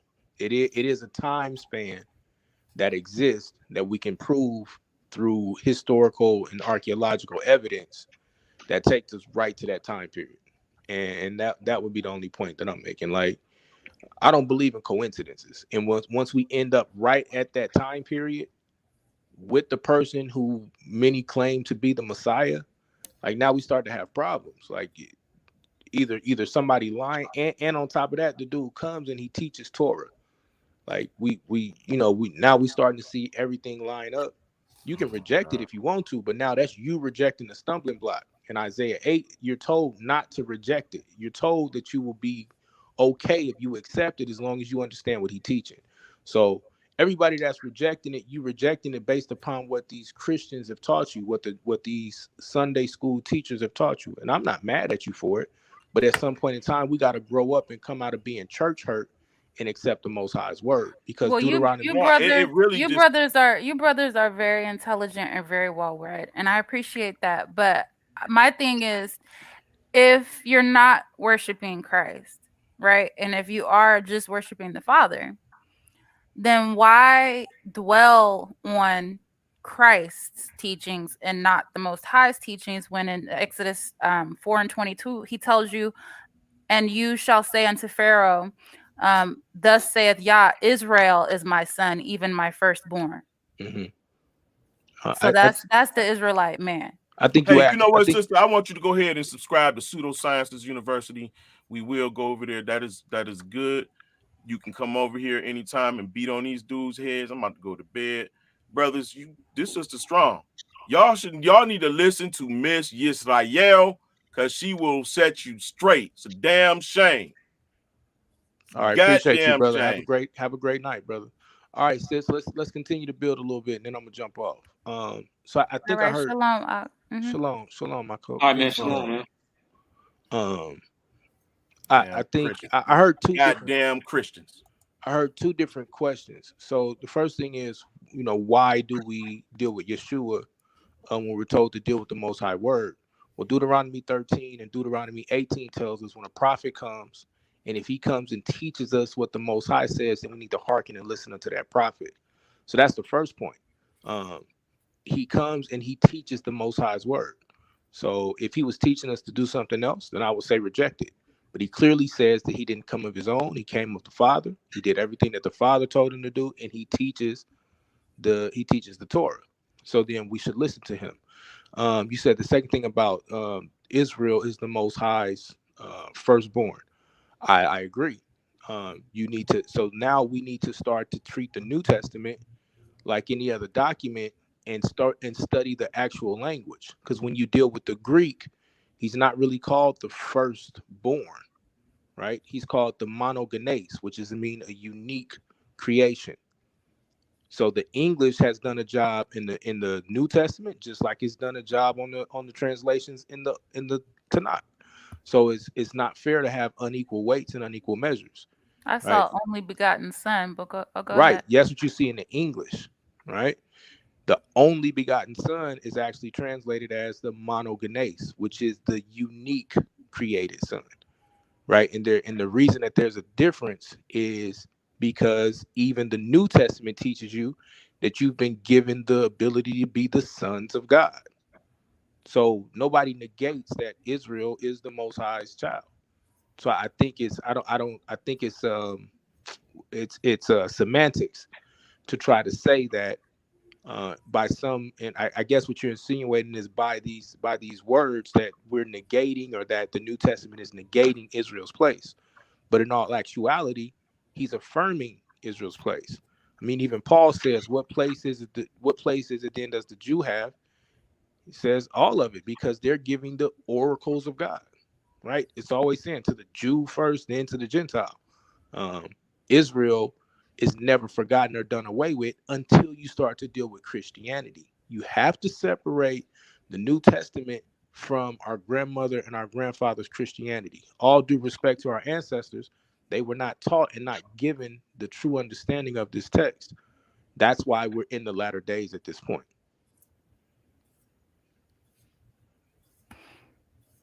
Okay, well, I mean, I'm not here to convert y'all or anything. I'm not gonna be, converted either. Yeah, nah, I You don't. know, but yeah, I guess I was trying to understand, like, yeah, I believe the things that Moses brought forth because he brought forth the Most High's word. I believe what he said and all of that, but I don't Teach worship us about that. Moses, and I don't, you know what I mean? I don't worship Moses. I don't pray to Moses. I don't say in Moses's name. You know what I'm saying? In Moshe's name, like I don't do that. I always pray to the Creator, the Most High. That's Right. it. That whole thing about the in my name, or in the name of Christ, that was Christian. The Christians, especially in modern days, they have used that as like, as if it's like that was supposed to be the signature, saying, At vocal the end of your at the end of prayer and your all of that. prayers. And Right. that's not what it was. He was saying if you pray in his fashion, especially like when he tells us how to pray, when he tells them in Matthew 7, he tells them, like, when you pray, this is how you pray, and told them, our Father who art in heaven, blah blah blah. Let me add to that a little bit too, so we can bring clarity to this.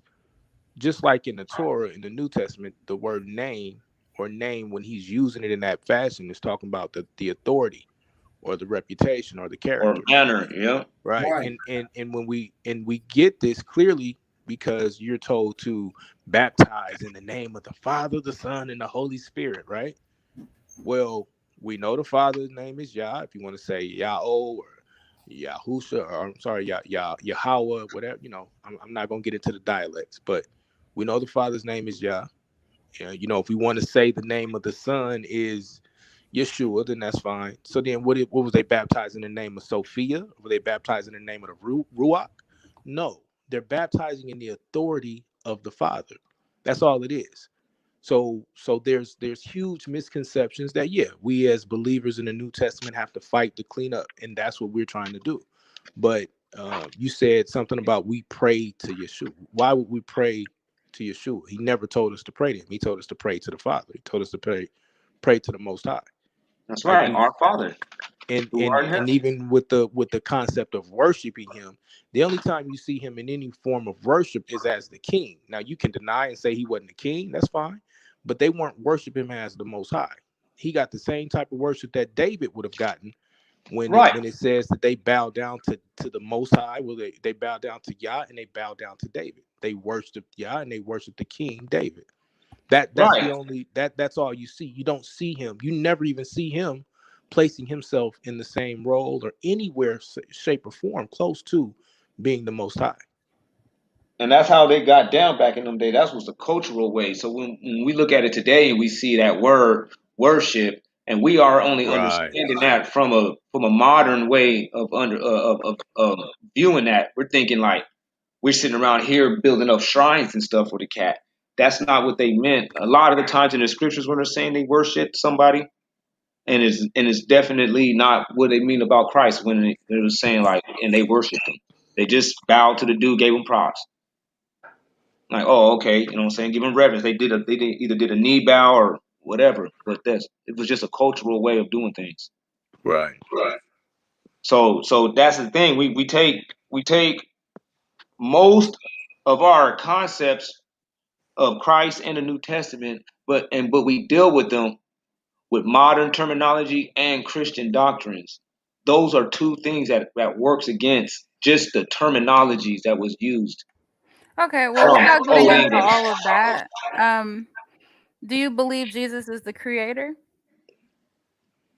No, I Okay, don't. well then I can't be mad I at don't. y'all. If y'all I, don't think he's the creator, look, if y'all don't I think he's mean the creator these and you brothers don't I worship don't. believe him, I then believe These that I brothers he can't did. don't. really, that's I y'all believe thing. that That's what I y'all believe do, I believe that he did create it. I Yeah, do. I See, don't. now you can't put him in a place of creator now. I don't believe, and it doesn't, and it never even implies right off the bat in Genesis that whoever created this was alone. Somebody asked permission and somebody allowed it. That's clear. That's a clear fact. Yeah, that's where I gotta disagree with you What does because it there's say? only What does it say at the beginning? It said God said let there be light. mm-hmm. So either he was asking permission or he was allowing. But he wasn't talking to himself in the third person. But There he was spoke there into was more than one existence person.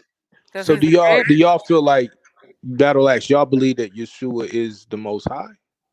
No, I believe that the Most High is named Adonai. I believe that YHWH is the Son. Got But you. you just said you just said Jesus was part Yeah. of I the believe that YHWH created the earth. That's what I believe. I believe that and not YH Jesus. and I believe that YHWH manifested himself as Yahushai. So you worship him. I don't worship Yahushai. But then how can you not worship him if the Most High put him in that form? You worship the Most High. That's why he says, I Because am that I am. right, and he said, and when he was in that physical sense, he says, this place right here ain't my kingdom. That's why it wasn't appropriate to come at him in certain fashions. That's why he didn't even want it to be publicized that he was the Christ. He was the Son of God. He kept telling everybody, man, keep all this on the low. This ain't. I'm not here for all that. I'm only Yeah, here to do what we I got said I was going to do. And he we got a literally lot. said We it got a lot. We got to build on, brothers. We got a in lot. Isaiah 50. He says it right there in Isaiah 50, man. It's clear and simple. Isaiah 50, we can go there right now. And Isaiah 50 has YHWH saying that he's going to do the things that Christ did. But he says at the same time that he created everything. So can't nobody get past it. And if you want to deal with it, we can deal with it right nizzity now. And we can just get this all done. That's blasphemy, dog. No, but if you guys want to deal with it, let's just get it done real quick. And if I'm wrong, then correct me because I'm Yeah, gonna nah. need to Like hear. So you worship Yahweh Shai. Look, It's, listen, it's look. it's 4 in the morning, bro. Like I just say this. Oh, y'all don't want to do the Isaiah 50? I can read it real fast. No, she can have it, brother. Like I said before, I was just gonna clear up that last point and get off anyway. I don't worship him as the Most High. I don't worship him. I mean, we see him being worshipped as the King at that point in time, and then we see him given a certain position in the heavenly realm. But doesn't God call himself a king too? Yeah, sure, brother. Sure. So what are we doing? How many kings we got? Like, why are we playing with this? Look, check this out. Look, he says, "Thus says the Hey, Lord." look, I'm just gonna say this. I'm gonna give it to you, bro. I'm a No, gracefully don't bow leave, out. man, because I wanted to build with you. Just I wanted to build with y'all both because Bro, this I gotta is get where up at y'all both 6:30. It's 4 in the y'all okay, morning. boy. Just give me 10 more minutes. Number 5. Yeah, I'm gonna have to go soon. Give me 5 minutes. You got it, bro. Okay, thank you. I appreciate that. He says, "Thus says the Most High, where is the bill of your mother's divorcement that I sent unto her? Or who is the usurer to whom I sold you? Behold, for your own offenses you are sold, and because of your transgressions is your mother forsaken. For why would no man receive me when I came? And why I called, no man gave me answer. Was my head clean smitten off that it might not help? Or had I not had power to deliver? Lo, at a word I drink up the sea, and of the water floods I make dry land, so that for want of water the fish corrupt and die of thirst. As for heaven, I clothe it with darkness and put a sackcloth on it. So this is the creator of heaven and earth, right? Of course. Okay, now watch what he says. He says Adonai Yahweh. That means that's the head Yahweh. A higher Yahweh, a higher YHWH. Master YHWH says Adonai Yahweh has given me a well-learned tongue. Wait a minute, the creator of heaven and earth just learned? Look, so I can comfort them which are troubled. Yeah, in the due season. He waked he waked my ear up by times in the morning, as the schoolmasters do, that I might hearken.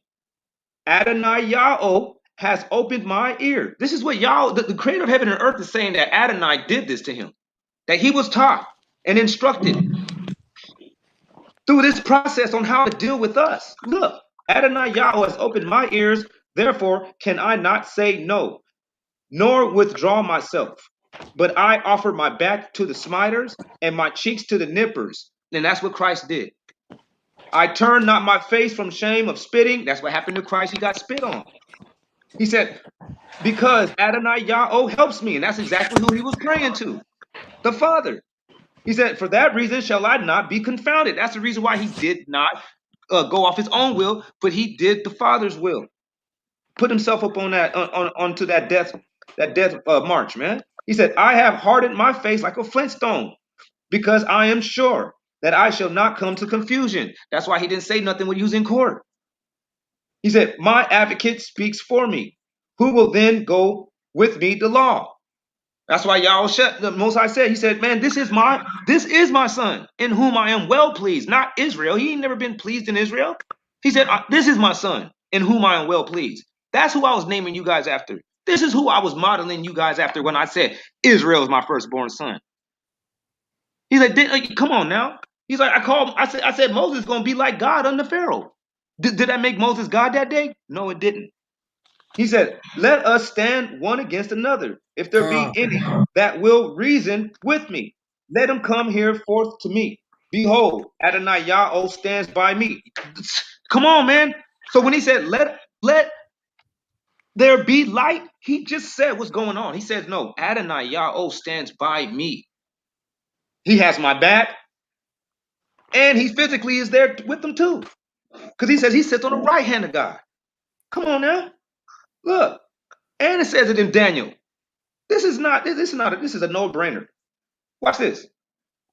He says, let him come here forth to me. Behold, Adonai Yahweh stands by me. What is he that can condemn me? Lo, they shall be all like as an old cloth, which the moth shall eat up. Therefore, Whoso fears the Most High among you, and that's exactly what he was telling was going to happen with them in Luke 21 and 20 when he said, "Oh no, you guys are going to get kicked out of this land. You guys are going to be killed and scattered to all nations of the earth, man." He said, "Why? Because these same people they went up against him." And he says, "They shall be like old cloth, which the moths shall eat up. Therefore, whoso fears Yahweh among you, let him fear the voice of his servant, even Yahushai, one of the servants. Whoso walks in darkness and no light shine upon him, let him hope in Yahweh and hold him by his God. But take heed that that you all have kindled a fire and girded yourselves with the flame. You walk in the glistering of your own fire and in the flame that you have kindled. This comes unto you from my hand. Namely, and that can't be Isaiah saying that now. Namely, that Right. you shall sleep in That sorrow. is Isaiah he's talking about. No, it And didn't. It said it's Isaiah, coming from his hand. That was Adonai. Isaiah didn't do anything to the children of Israel, and he never got his back smitten. He never got spit on. He never got socked in the face by anybody. Isaiah didn't go through any of them things. He would be a liar that day. That'd be a lie, because it never happened in the scriptures anywhere. No one even tries to say it later on. That Isaiah went through some stuff. Nobody never says anything like that. That was Yahweh said that the whole time. He said nothing about but what Yahweh is already known to do. YHWH is known for everything he just gave claim to. But then he actually put himself into a position of a student and he put himself in the position of a victim. That's what Christ did, man. He kept so saying you that he was a worship student. He kept you saying that he worship was a Jesus. student and he was a victim. So you worship Jesus. I worship YHWH.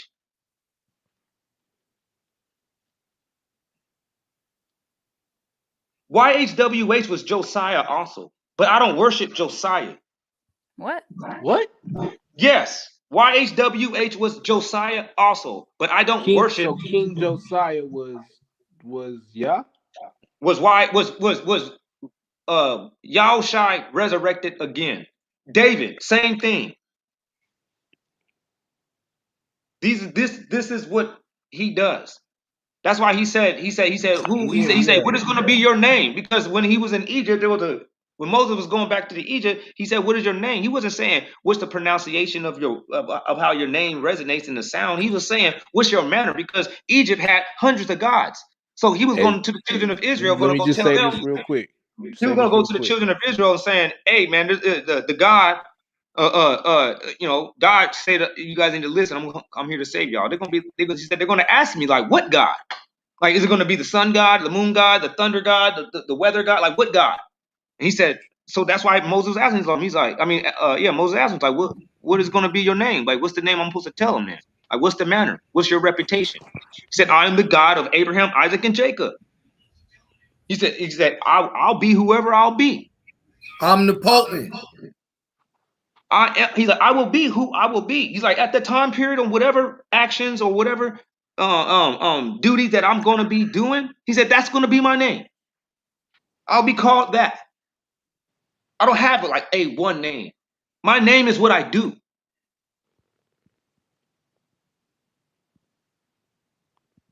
And if you don't get that, then why the hell is anybody named after any of these attributes? Why do people got names that says things about people what they're doing or giving the descriptions of some type of action? That comes from Hey, like I the said, bro, creator. like now we moved into something that would take like 30 minutes to an hour to start to get into. So I heard your breakdown. I respectfully disagree. You know what I'm saying? Yeah. I don't hate you, brothers, and y'all know what it is. Like I just respectfully disagree.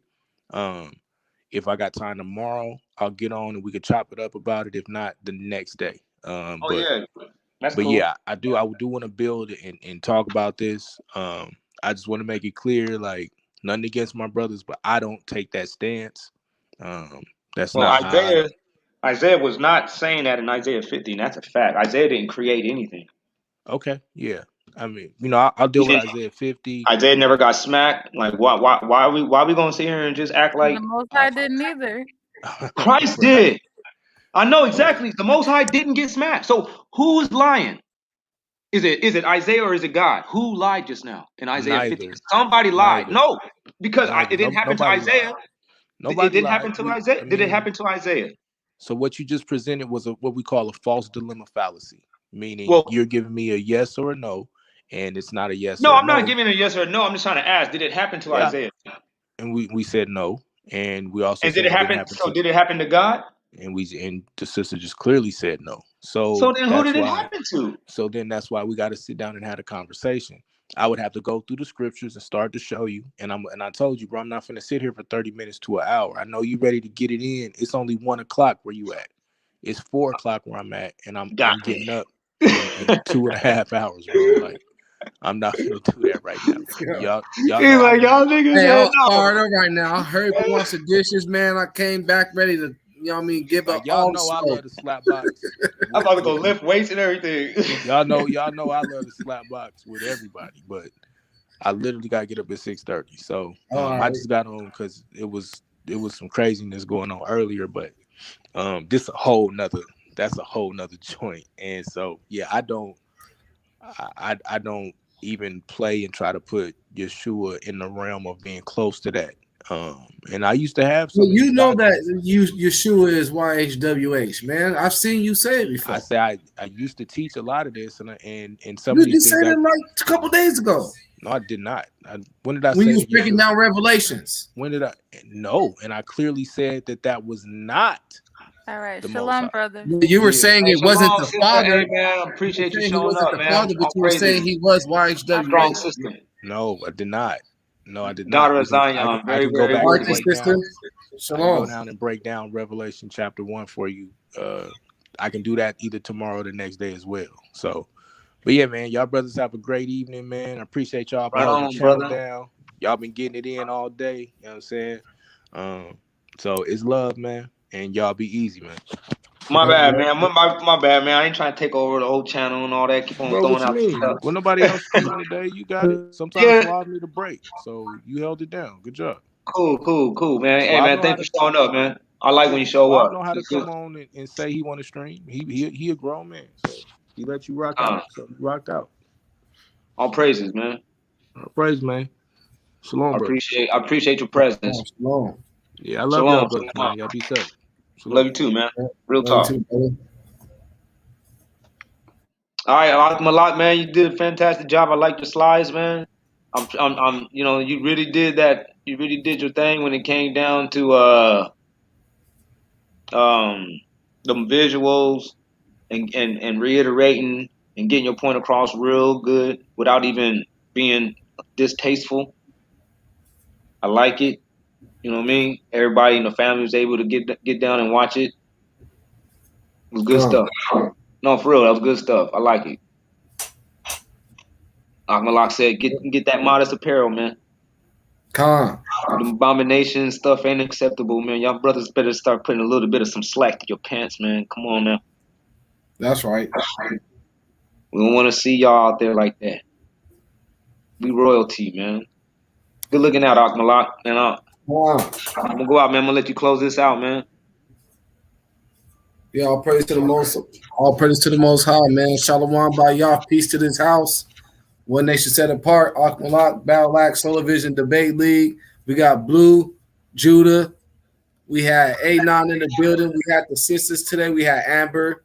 We had Sister Goddess, Melanated Goddess. We had Yisrael, Miss Yisrael. Shout out to all you sisters. I ain't forget about you, Bandos. I ain't forget about you, 100% Real Torah, Judah Nazareth. Man, peace to all y'all brothers and sisters that showed up today. Barbara, Dominique, all you brothers and sisters, man. Much love. Y'all, man, have a good night, man.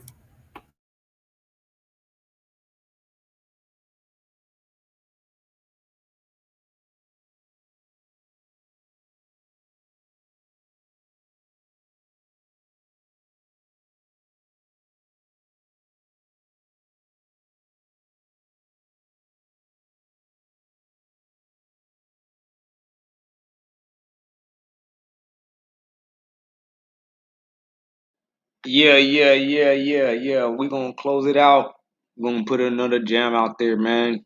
Children of Israel, thanks for tuning in. We love our people. Kwam Yasharala. Kumai Tabitha Kumai.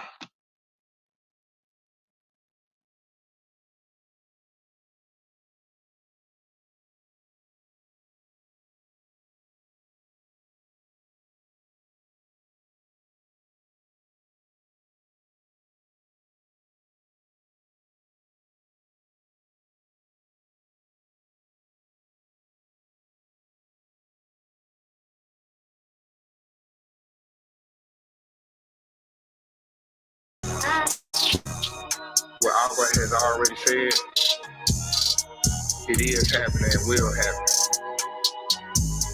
It is written. Became humble music. So, been in a walk a couple years. Had to go to the base. Fell off the path in Genesis. Yeah, before the ships hit the nation. I was been teaching me patience. Really been good for my health. Cleaning my mind, I had to change. Taking some better steps. Yeah, I got some brothers who look out for me, keeping them close like an undertee. Got my sons up under me, block out the chatter and mumbling. Yahuwah said go, I see the green. Scripts on my mind, let freedom ring. 3 times a day we gotta sing, sending up praise to Shemai. Some of my days be hard. I hit the gas on my engine.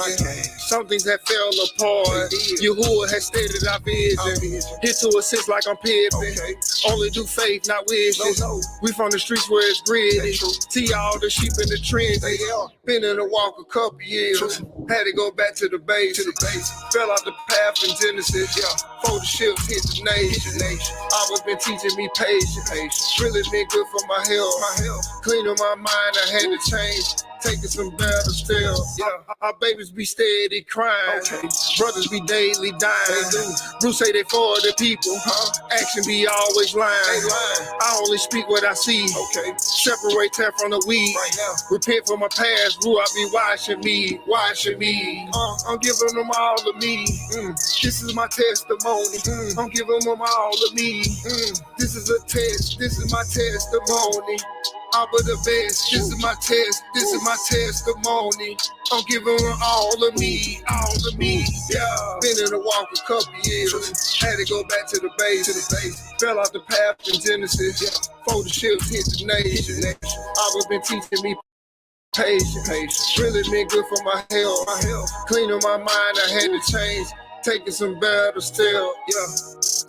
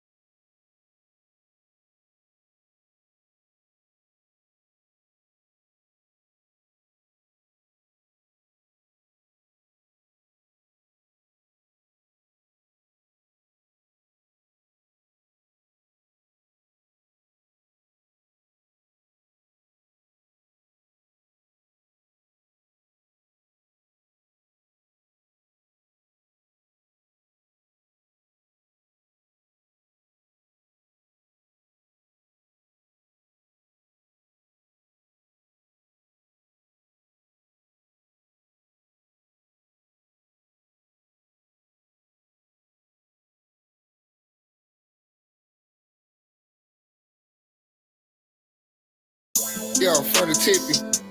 Alright. What's happening, Lee? Choices. Free brew. Chacho. Hey. We can't keep falling trying to get it right. Obedience the way to life. That's real. It's to the sheep all across the globe. The world is dark and it's very cold. There's some rules going in the street. Making treaties with the enemies. We see the signs, plus we know the time. You will come and shout and wipe your eyes. We the prize. I'm way more careful nowadays with the steps that I take. Some people wearing fringes, but they talking hits like a snake. I want to see your hood kingdom, so I pick up my pace. We in the trenches with our people wiping tears from their face. I see some families breaking down at the fastest rate. My folks don't know about y'all who shine by his merciful way. We at the bottom of the pole by the way that we think. Going through a clear daily so I can step up my rank. I only praise the hood plus he the head of this tank. Knowing right from wrong, yeah, it's a blessing in life. Scripture cutting deep, efficient like a surgical knife. Who I be the anesthesia that's gonna make you upright. We can't keep falling trying to get it right. Obedience the way to life. That's real. It's to the sheep all across the globe. Yeah, them my people. The world is dark and it's very cold. Okay. There's some rules going in the street. It's true. Making treaties with the enemies. We see the signs, plus we know the time. Your will come and shout and wipe your eyes. We the prize. Yeah, we know the signs. Yeah, come so wipe your eyes. They stereotype. I see they ran off of the sky. Believe in the hype. True, and y'all despise. But despite what you might feel, I made a choice to chase them zeal. You who in the army that let me seal. Yeah, you who the deal.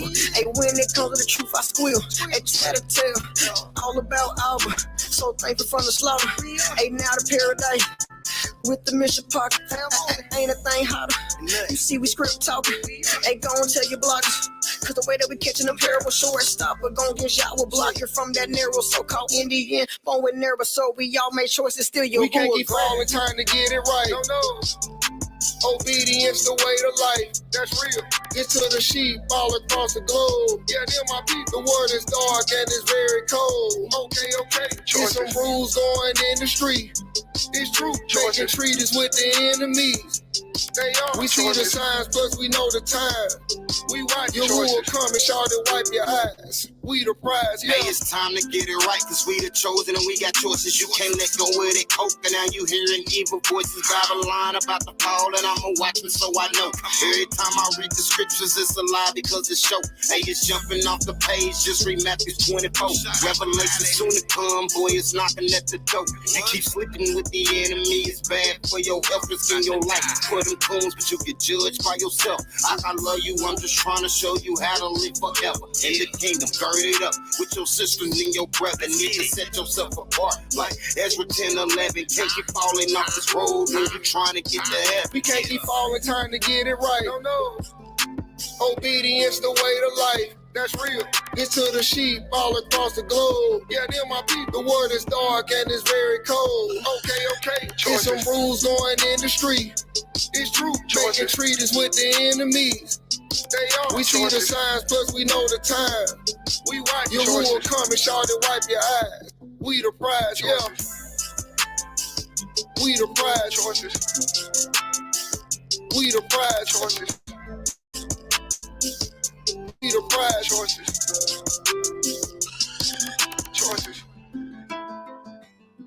Choices.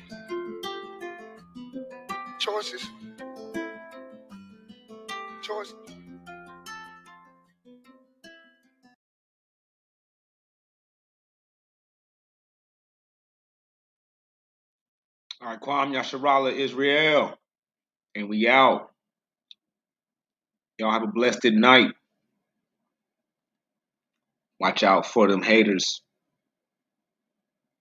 Keep them commandments. Don't lose hope. We almost out. Last stretch.